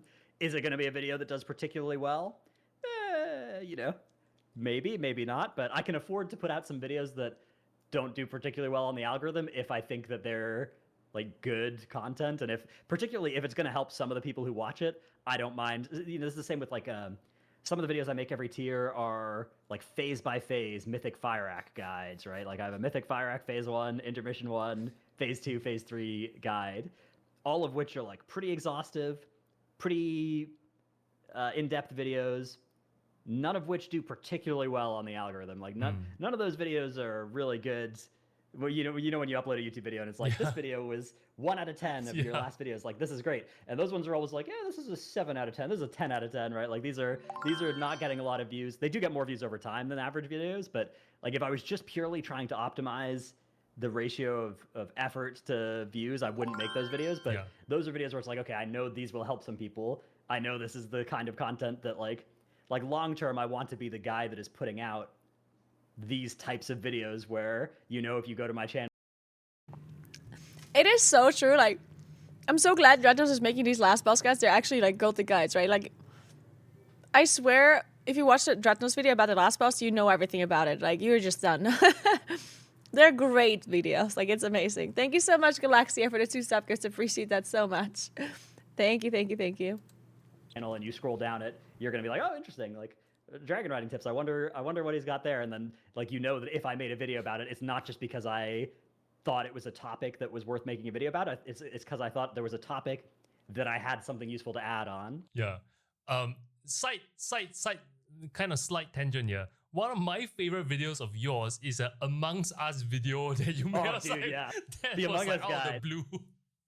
That was a good time, because I've been playing Among Us for like a week, and I was like, I keep seeing people like, because Among Us, there's a thing with Among Us where you don't want to like always do the same thing. There are people that are like, oh yeah, you always got to vote on 7 or whatever, and that, you know, that doesn't make a lot of sense. But explaining why, like, okay, here's why it's a lot riskier to pass on 7 or vote on 6 or whatever the numbers are. I actually forget if those are the right numbers. Maybe it's pass on 6 and vote on 7, something like that, right? Where it's like, here's the math on how this works out with if there's still 2 imposters left. Like, you're putting yourself in a position where you can die instantly versus not, and so like, this should mean that you have to be a little bit more certain. It's so funny just how nerdy Dreadnoughts is. Like, I love Dreadnoughts, like, but I know, but like, did you just hear him talk about this Among Us thing? Like, he's the biggest nerd, and I love it. It's just so good. What would the WoW community do without Dreadnoughts? Like, we would actually just be fucking lost. Gods. Before you want to vote or not vote at these different numbers, but like, I don't know, it's something where it's like, I'm playing Among Us and I'm thinking about these things, and I haven't heard anybody really like clearly elucidate them, right? So I want to do that. You're a real one, and I think that's why your content kind of works, because like, you think about delivering value to people. And I'll be honest with you, like, nowadays I don't even read patch notes. I really don't. I literally go to the gym, I get on the treadmill, and I listen to you just read them. And I also get the color commentary of what's going on, and that's like perfect, you know. Great way to stay up to date. I love reading patch notes. Is a great, like, that's one of my favorite forms of content, because like, It's fun. I know a lot of stuff about, I don't want to say all 39 specs, but like most 39 specs now, I have a pretty good idea of how they work. So I feel like I can read a patch note for all of them and then give some context usually. Not always. Like sometimes I'll be like, yeah, I don't know anything about this one, but it's enough where it's like, I feel like I'm not just reading the patch notes, right? Like I'm actually adding something and not just pure, turning it into an audiobook of the patch notes, Yeah. which I think there are definitely a lot of people who are listening that basically would enjoy that as well. But yeah, it's a fun kind of content. It's nice. Anytime I hear that the patch notes are out, I'm like, okay, I got to get to my computer. It's time to record. Yeah, those people need their dread notes, But I've always been very amused by how you had some form of color commentary with regards to all 39 specs. And you mentioned that you kind of have a rough understanding about the specs. Now, how did you build that knowledge? I know you have an army of alts, but how the hell do you kind of find time to understand all the... All right. That's a good interview. Good job, Kwasi. Thumbs up from me. But unfortunately, we have to finish the guide now. So we can get it done at some point. Man, that pasta was delicious, I'm telling you. Hey, Pi, what's up? How you doing?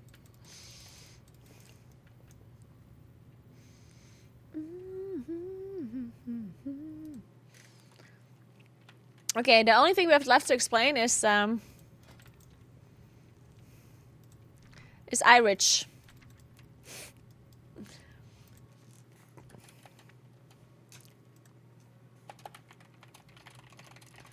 The final boss of Stone Vault is Void Speaker Irish. Dude, I'm gonna say I said Irish so many times now. I'm gonna say it in the guide too.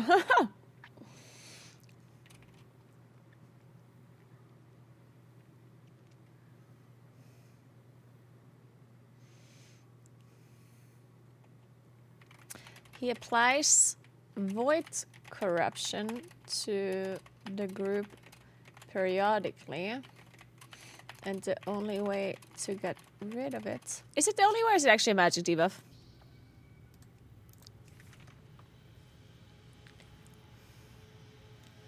Okay. It's not magic. Get rid of it...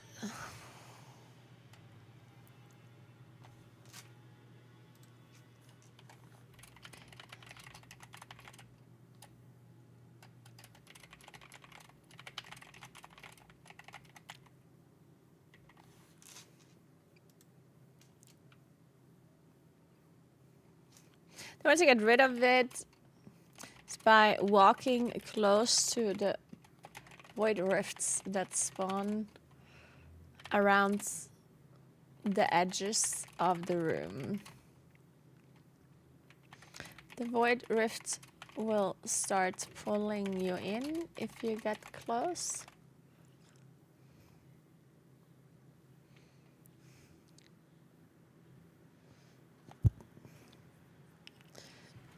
And you will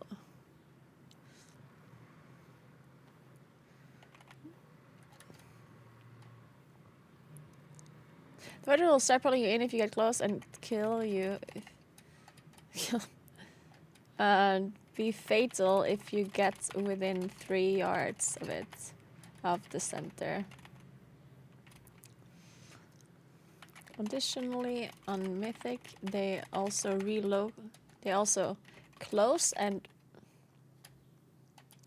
get consumed if they move stack of corruption and reopen on a different location. Alright, additionally, the boss also puts Entropic Reckoning, or is it Unbridled Void? Oh no. Entropic Reckoning on players.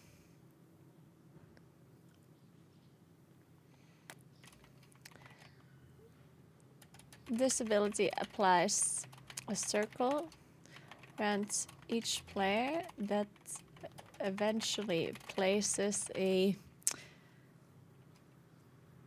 puddle. Or what do we call it? A void zone. Void zone. Beneath your character. Make sure I found it's a good strategy to place the zones closer to the middle of the room, because rifts spawn on the edges.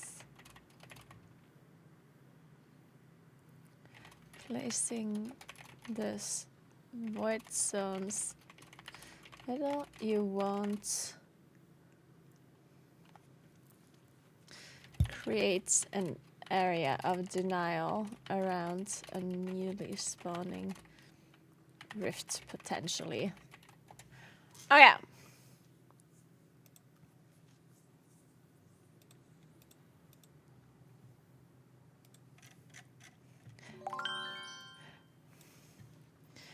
Hey, Floygift, thank you so much for the sub gift. Appreciate that a lot. Thank you very much. Okay, now I just have to explain the crystals on Skarmorak. There is another sub gift. Thank you, thank you, thank you. And then we're good. So, these ones here.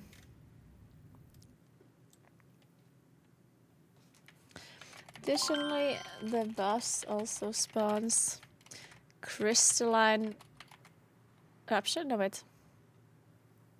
Crystal shards spawns crystal shards on every tank smash. These have to be killed, otherwise the boss gains a bigger absorb shield.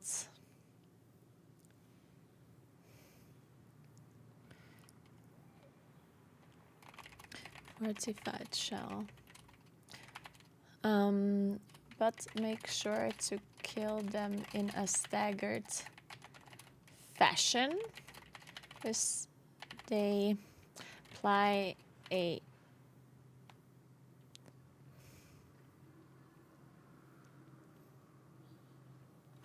Wait, what? Is it not a dot anymore? No, it is a dot, right? It doesn't say in the guide that it's a dot. And in Dungeon Journal. Oh yeah, it is a dot.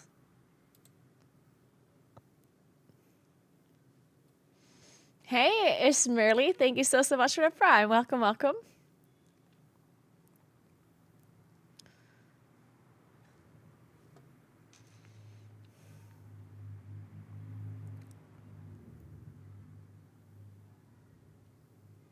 Yeah, it is a dot. This must die.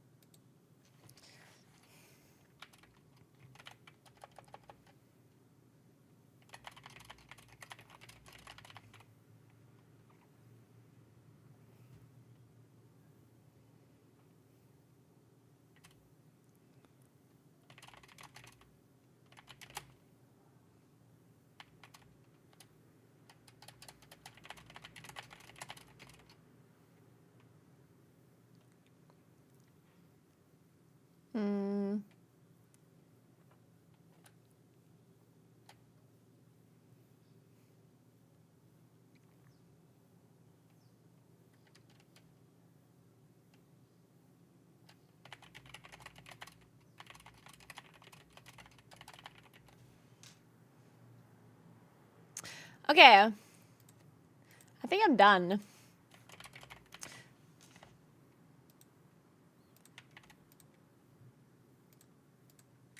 I just need some ability names. Alright, unstable. No. Crystal shard.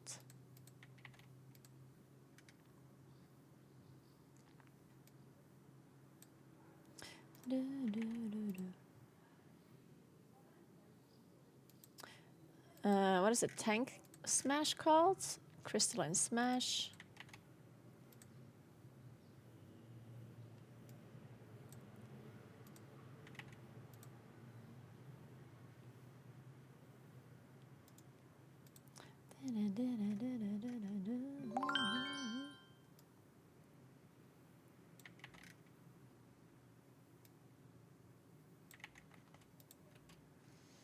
Hey, some dude stuff. Thank you very much for the Prime. Welcome, welcome.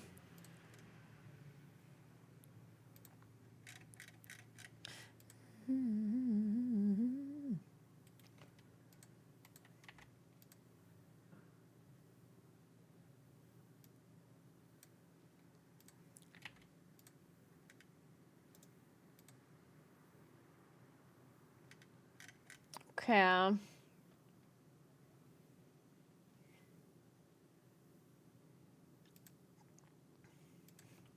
Honor guards. Honor guard.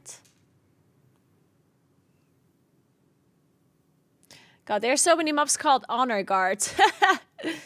There's certainly way too many.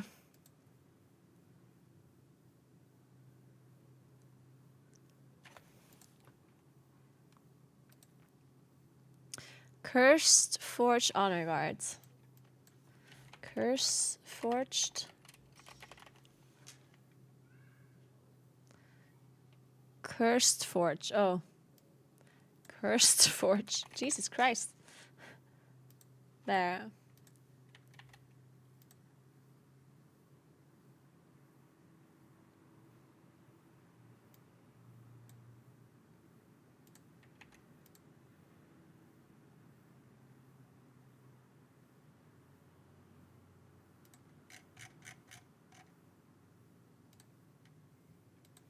Shield Stampede is what it's called.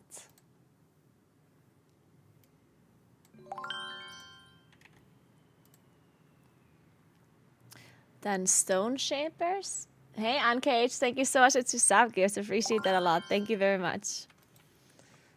I recently did someone, I'm curious about the Cursed Honor Guards. Is there Stonebreaker strike random targets? Stonebreaker strike. That should be the tank mechanic, I think.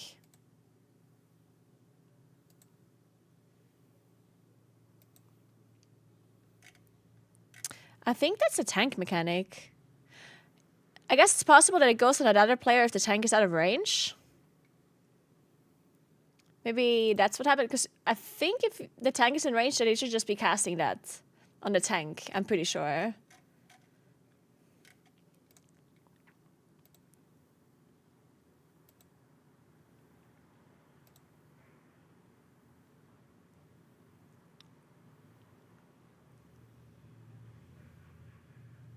Let's see, Stonebreaker Dreadnought, Stonebreaker Dreadnought. Stonebreaker. It could be that it's like a frontal as well, but I don't think so. I think it's just a tank mechanic. Yeah, the range on it is 40 yards. That does seem strange. I saw that too.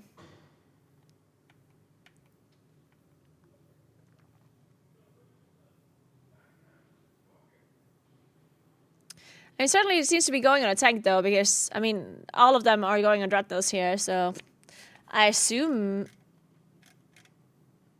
that's like an aggro thing. The tooltip does say it goes on an enemy.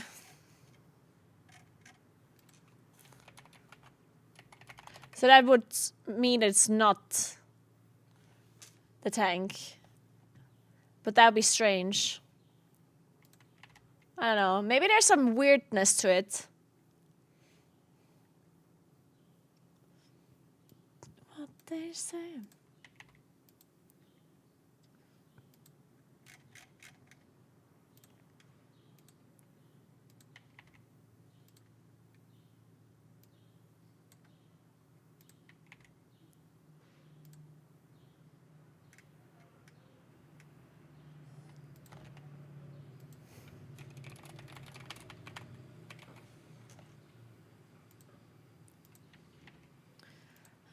They say.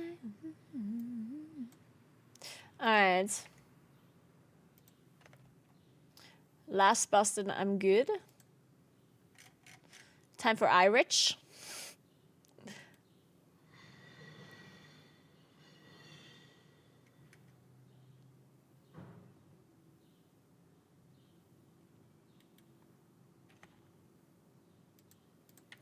Okay, avoid corruption.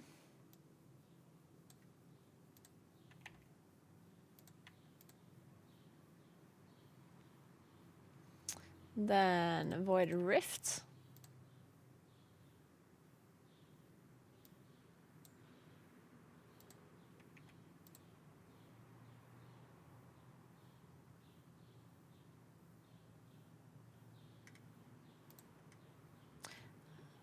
Entropic reckoning.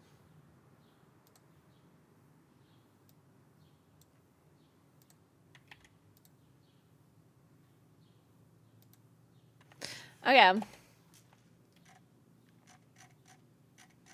I think I'm good. Wait, this guide is a bit short. I'm not sure if I should be putting, like, fluff around it. I don't think so, right?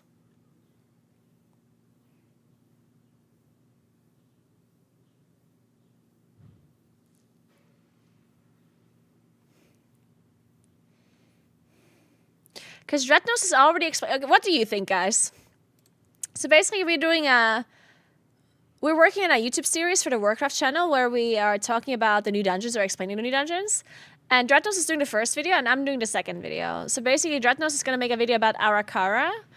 And he's kind of explaining the plus changes initially, or the dungeon changes, before he starts talking about the dungeon. So he says something like, hey guys, this is going to be the start of a series where we explain the dungeons to you. And then there's been changes to M+, where, you know, the affixes are different, and then the Xalatat affix, blah, blah, blah. And then he also mentions the scaling being different. And then he explains the dungeon. And I'm doing the second guide, and I feel like it makes... Like, I'm not sure if it makes sense for me to explain that all again, or to, like, mention it shortly.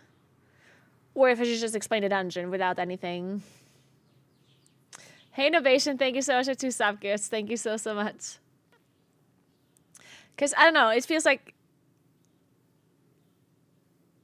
Maybe, like, mentioning it in every video doesn't really make much sense. I could refer to Dreadnought's video. If you have any questions regarding X, Y, and Z, click the video for Dreadnought. Yeah, I was thinking about saying that, but Dreadnought is only, like explaining it very shortly. Like, Dreadnought is not going into much detail about the affixes. He's just explaining it very shortly. So if I refer to his video, then people assume that it would be, like, a more detailed guide, maybe. When it's really just, like, 2 phrases or, like, 2 sentences.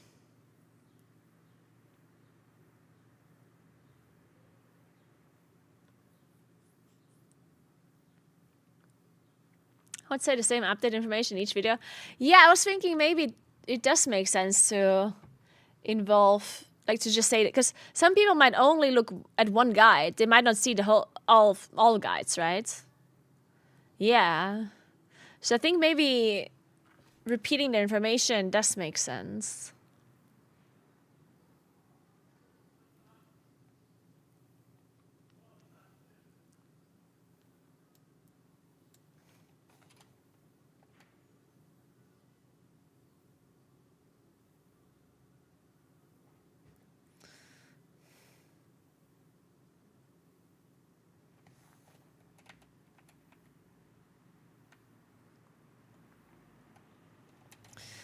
Yeah, let's say with the war within their...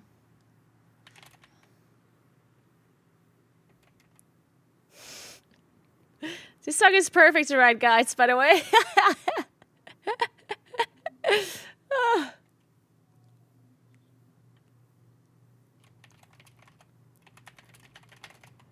With the war within, there have also been several changes to... Man, the sky looks very cute right now. Several changes to... Wait, Mythic Plus.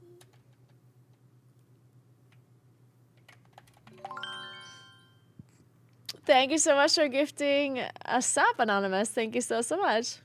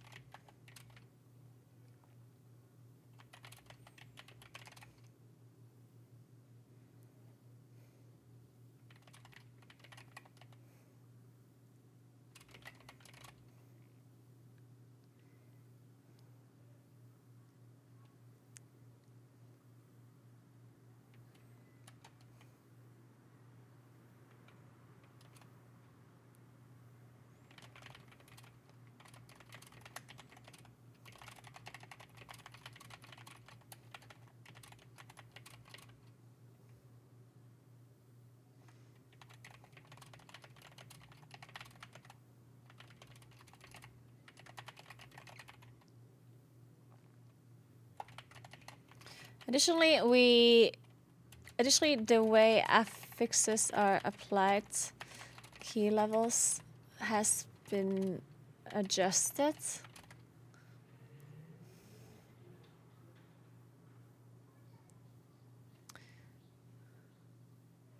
Tyrannical or fortified.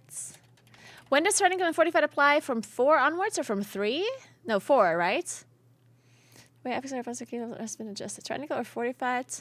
It's applied to a key.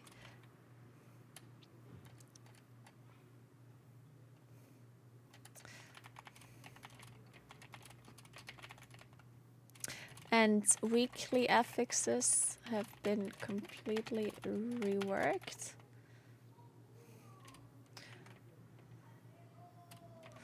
The affixes are gone. Have been replaced by Xalotav's. It's called Xalotav's Bargain. Wait, let me double check.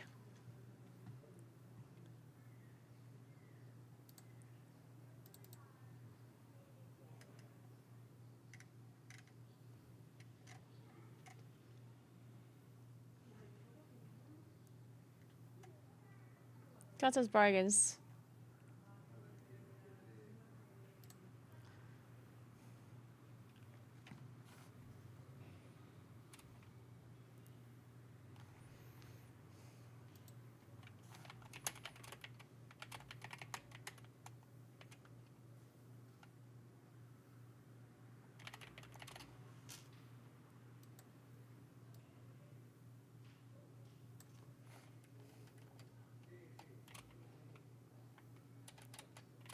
These affixes reward you with various different buffs.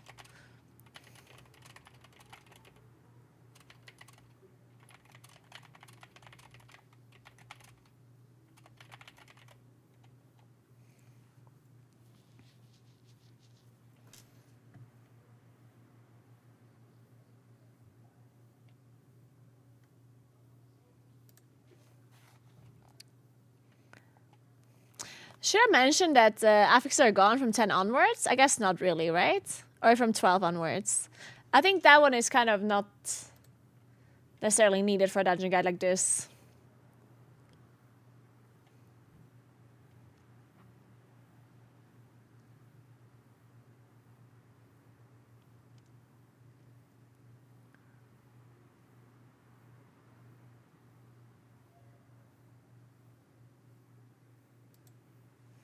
I think I won't mention that.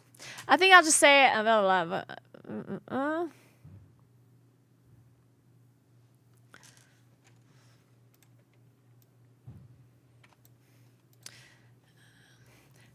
ask ChatGPT to make this sound prettier. Let's see what he comes up with.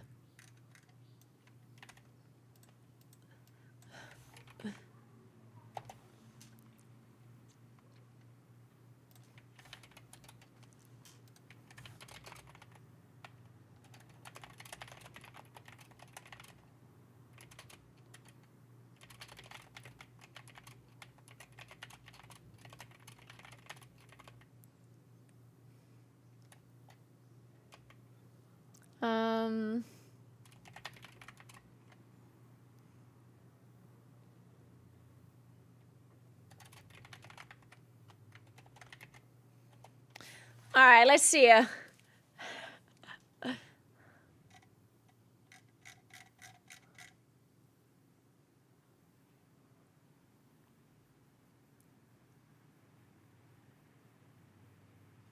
Damn, this is good. This is good. Dude, look at him. This season has brought some significant changes to the Mythic class system. The scaling has been adjusted, making keys about 10 levels more challenging compared to previous seasons before Dragonflight Season 4. Plus, the way affixes are applied to the kilos has been updated. Tyrannical or fortified now kick in at level 4, and weekly affixes have been completely revamped. All the affixes are gone, replaced with new ones called Xalotav's Bargain. These new affixes reward you with various buffs if you handle them well, and they start appearing as early as key level 2. As early as? Okay, that's dumb, but yeah.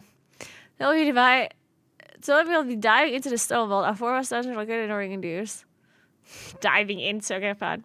Right at starting like a narrow corridor leading up to the first boss packed with enemies. Be careful not to pull more than your group can handle. Wow. The invaders can be particularly dangerous if you don't have multiple curses spells, as they apply hard-hitting dots to random group members. Be sure to spec into curses spells if you can. A high priority intro for this section is Sagasa What's Howling Fear. It causes the entire group to flee in fear for 4 seconds if not interrupted.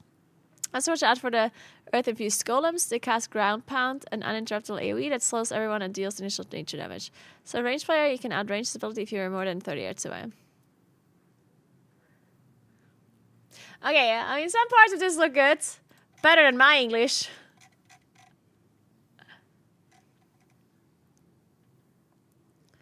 The intro we copied, that one's good. Maybe not this part, but...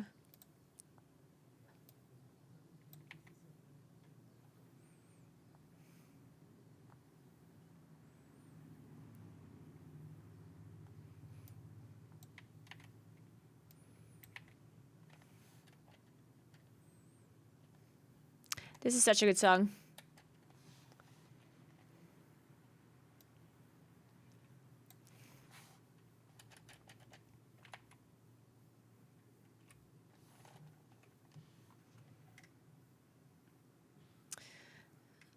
Today we'll be diving. Today we are going to take a look at the stone vault, the 4 dungeon located in the Ringing Deeps.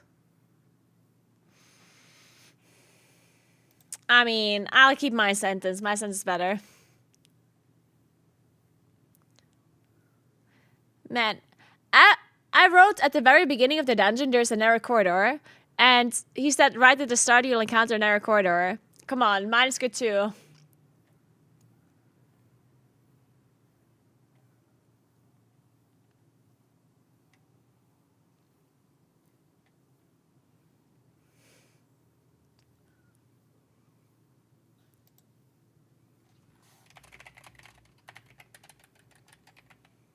It might be tempting to start off dungeon with a large pool.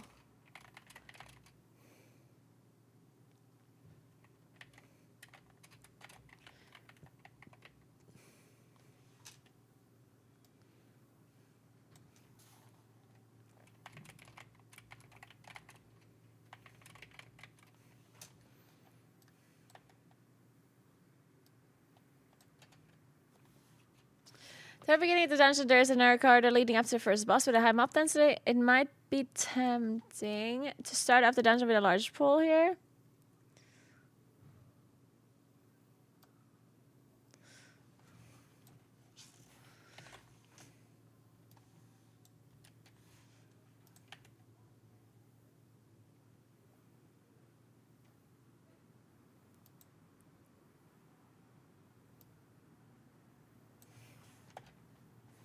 If you're a group.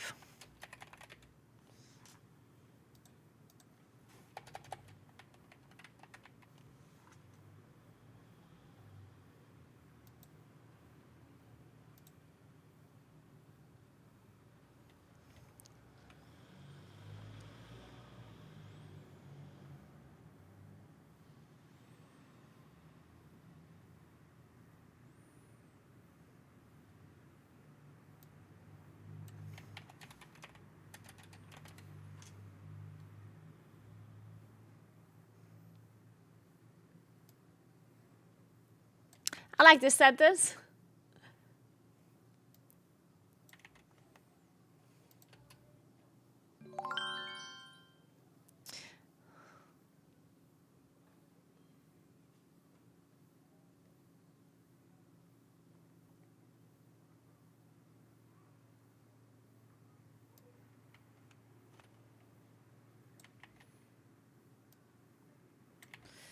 Also watch out for the earth-infused golems.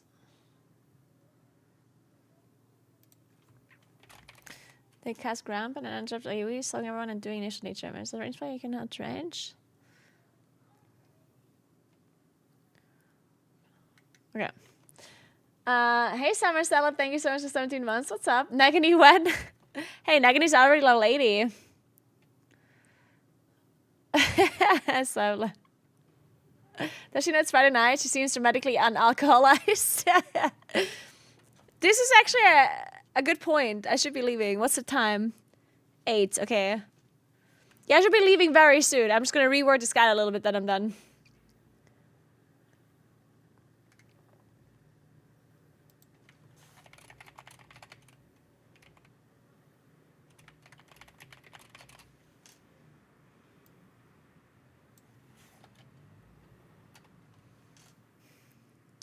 Key mechanic here as well as spikes. I like that.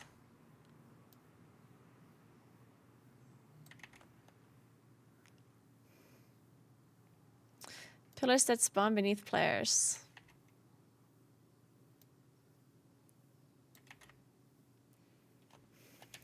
These pillars need to be destroyed in various ways, with the best method being to aim the refracting beams through them. Not bad.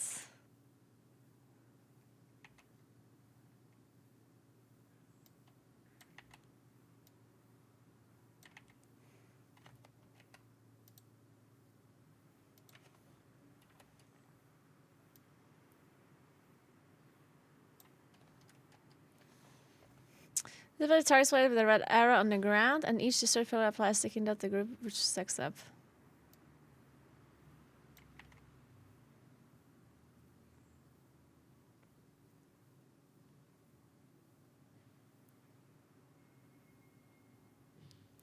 Okay, this is actually whatever. I wrote it better. The strategy is to deal with each wave of pillars immediately as the boss casts Earth Shatter after every second wave, sowing any remaining pillars and finishing causing lethal damage if not dealt with beforehand.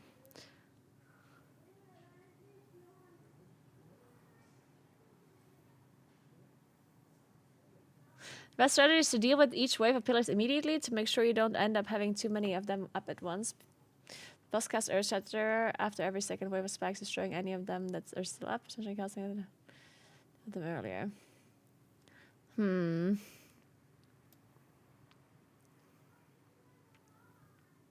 Yeah, okay, I like the bots English more.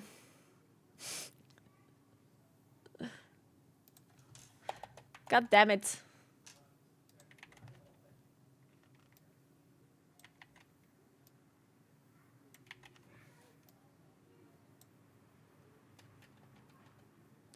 Then, Edna also has a tank mechanic involving a magic debuff that the healer needs to manage.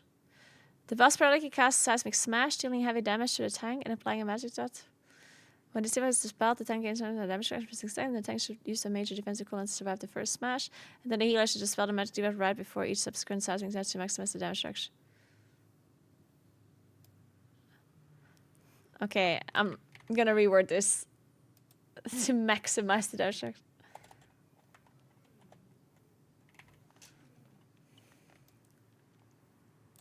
Okay, Seismic Smash.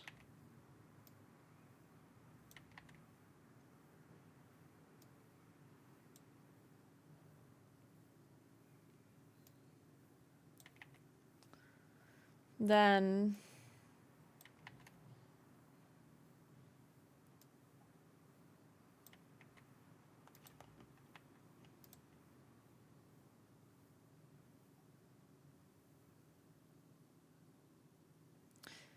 to make use of the damage reduction.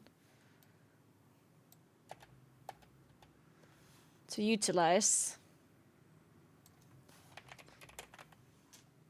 Then, once Anna has been defeated, you can choose to go left towards Skarmarak or right towards the Master Machinist.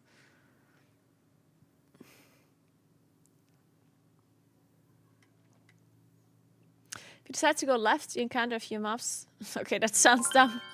If you head left, you'll encounter new mobs, including the spoilers who channel outbursts and an unavoidable AoE damage channel. It's interesting on the howlers. Hey Mayhem, thank you so much for sub gears. Appreciate that. Thank you very, very much. This also sounds a bit dumb though.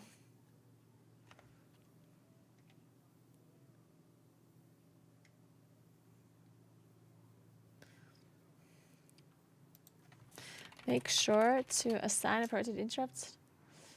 It does damage to the whole group and increase subsequent damage from the same ability.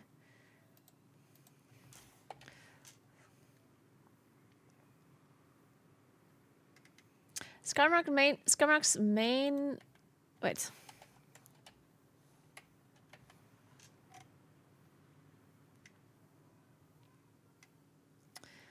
Skomarak. Skomarak's main ability is Fortified Shell, a shield it casts whenever it runs out of energy.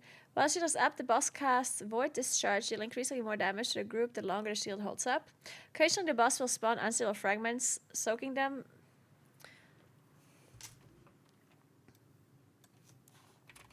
Soaking them will give players a 50% heal increase and a 50% damage buff towards the Fortified Shell. This buff stacks up and duration gets refreshed. The duration gets refreshed whenever you soak a new fragment. You still have to deal with the shell, but be careful because in addition you also take ticking damage from the debuff. Additionally, the boss also spawns crystal shards in every tank smash. These have to be killed, otherwise the boss gains a bigger absorb shield during Fortified Shell. But make sure to kill them in a staggered fashion because they apply a second dot to the group on death. Hey, Trash on Theater, thank you so much for 2 subgifts. Appreciate that. Thank you very much. Welcome back, Ace. What's up? Once you're done with Skomarak, you can take the minecart to return to Edna's room and make your way to the Master Machinist. You'll encounter a lot of the trash. Okay, what does he say here? In a way, you'll face trashes you've already seen, along with some new ones. Okay, that's better English for sure. Hey, Falcrix, thank you so much for 5 months. Welcome back.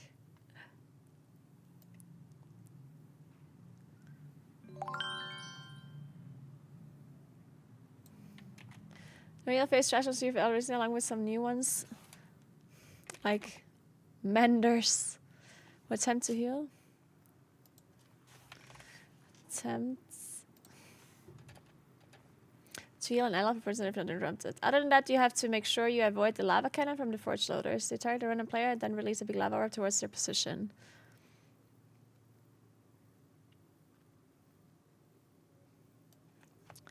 Okay, I also like this better. Lava cannon.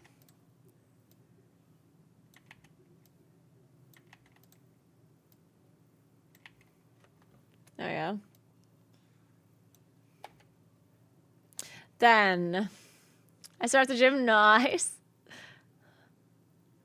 Wait, class you. Hey, Road Knight. Thank you so much for Prime. What's up? Welcome, welcome. Wait, there's class tuning? Oh my god.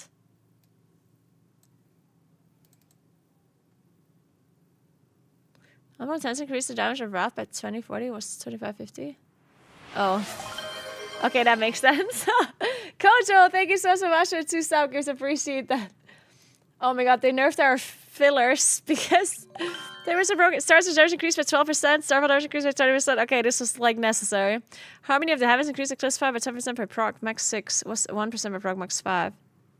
They buffed Harmony of the Heavens. Ugh.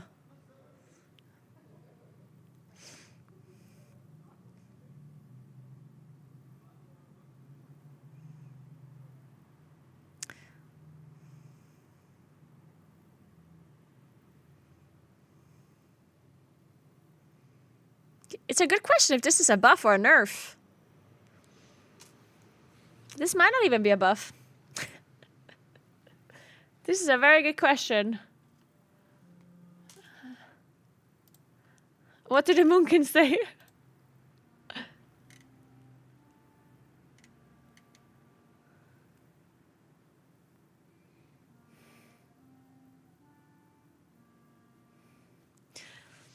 I mean, I'm honestly not sure if that's a buff overall.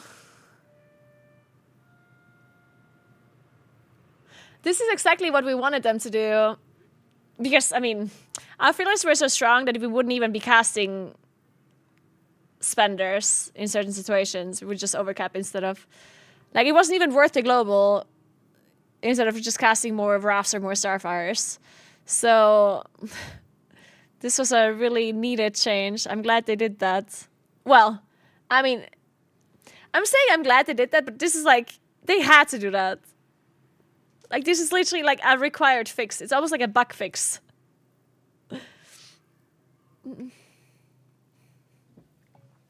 I'm not sure if this turns out to be a nerf overall.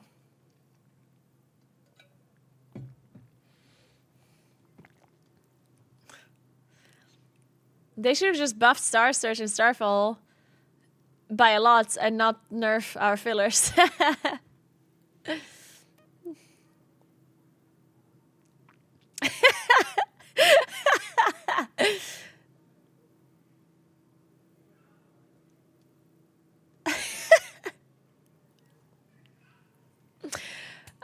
all the Moon Kids are like opening the Discord to see it, to wait until someone does the math for us.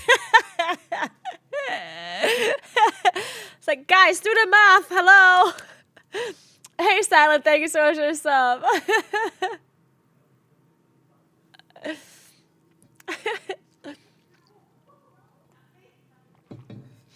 Okay, what other class tuning is there?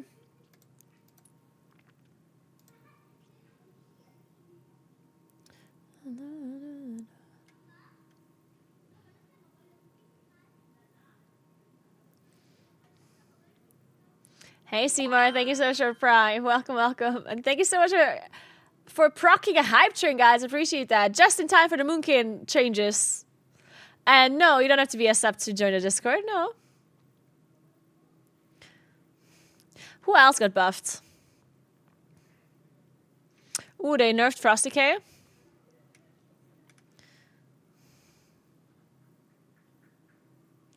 They buffed Devastation Evoker.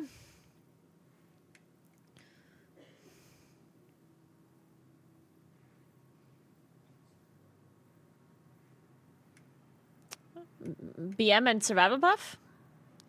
They buff Fire Mage, why? Okay, don't get me wrong, I don't actually know if Fire Mage needs buffs or not, but Arcane is already strong, come on. Man, is this gonna be another Fire Mage meta or what?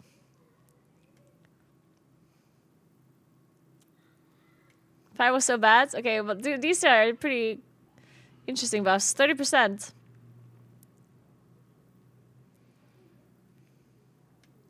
Okay.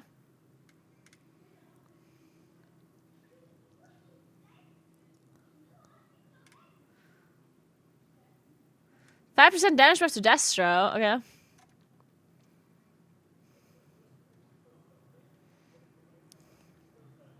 Some adjustments for Enhancement Elemental. Not sure if this is buffs or nerfs. Just adjustments, I guess. Same for Ret.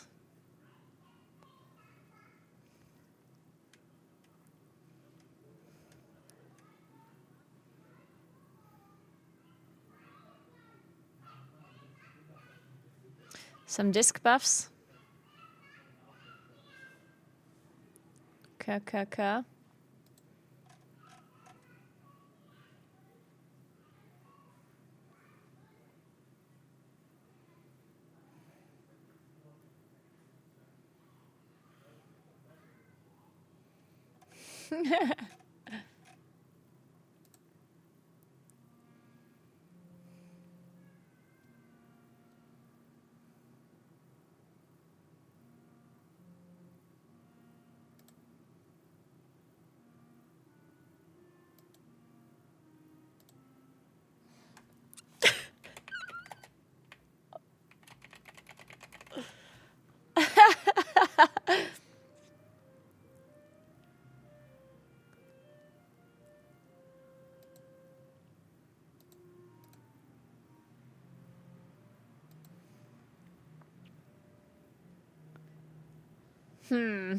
Interesting. Well, I'm glad they're doing class changes though. I'm glad we see some balancing coming in. It's good to see.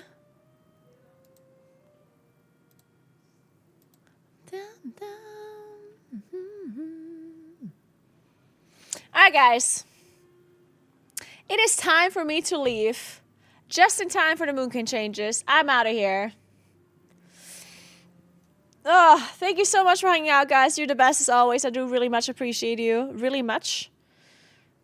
That's English, certainly, right? See, this is why I asked ChatGPT to rewrite the script for me. There is a slight chance I will be streaming tomorrow. I usually don't stream on the weekend, but there is a chance. If I'm streaming tomorrow, then it would be afternoon, evening. Like late afternoon, evening, and not morning, noon. But I'll see you. I will see you. If not, then I might see you on Sunday, and if not, then I see you on Monday for sure, okay? Remember to follow my stream if you haven't yet. I would very, very much appreciate that. I'm, of course, streaming WoW a lot for the new expansion, but then I'm also doing real life streams once in a while, like hiking and cycling and cooking streams and maybe even other games soon. I'm thinking about trying some Elden Ring whenever World of Warcraft is calming down again. I'm of course also casting the Ritual first, so I'm excited for that. And yeah, thanks for watching. Again, remember to follow my stream if you haven't yet. Follow my YouTube channel if you want to see WoW videos, but also other videos. Check out my Instagram. I post stuff there whenever I'm not streaming about real life stuff that I do. I have a TikTok as well, and I have a Twitter. Check that out too. And let me find somebody to host. Elden Ring hype. It better fucking happen. It will happen, I think. I mean, not soon, because, you know, race to first and everything, but it will happen. Okay, let's see. Who are we hosting today?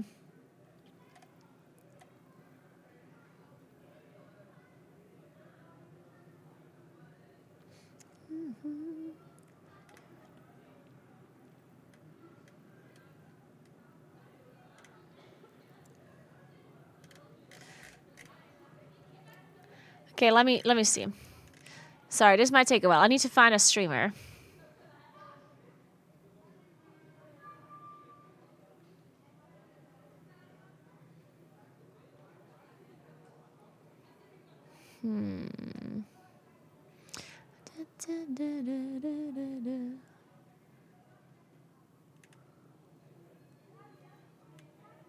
Huh.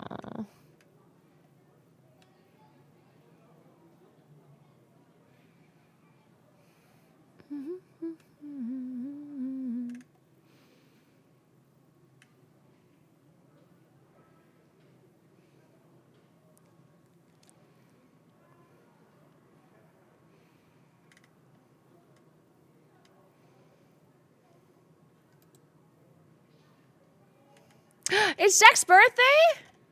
Okay, now we have to host Jack. Where's Jack?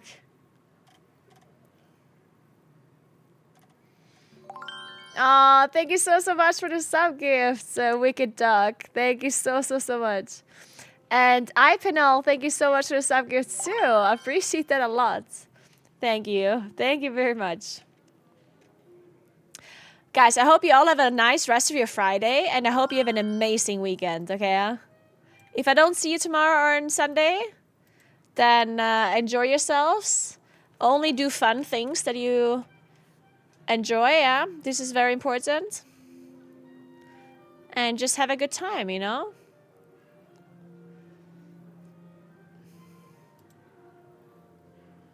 But I might see you tomorrow. 100 times 2 to 1,000. Make sure you give Jack a follow. Jack is great. Versus 1.7. Yeah, so like 15%, right? Wait, I have to mute this stream because of copyright music.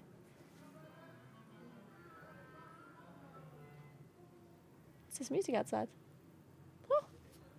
Just finished the quest. Perfect. Nice. Congrats, Tom.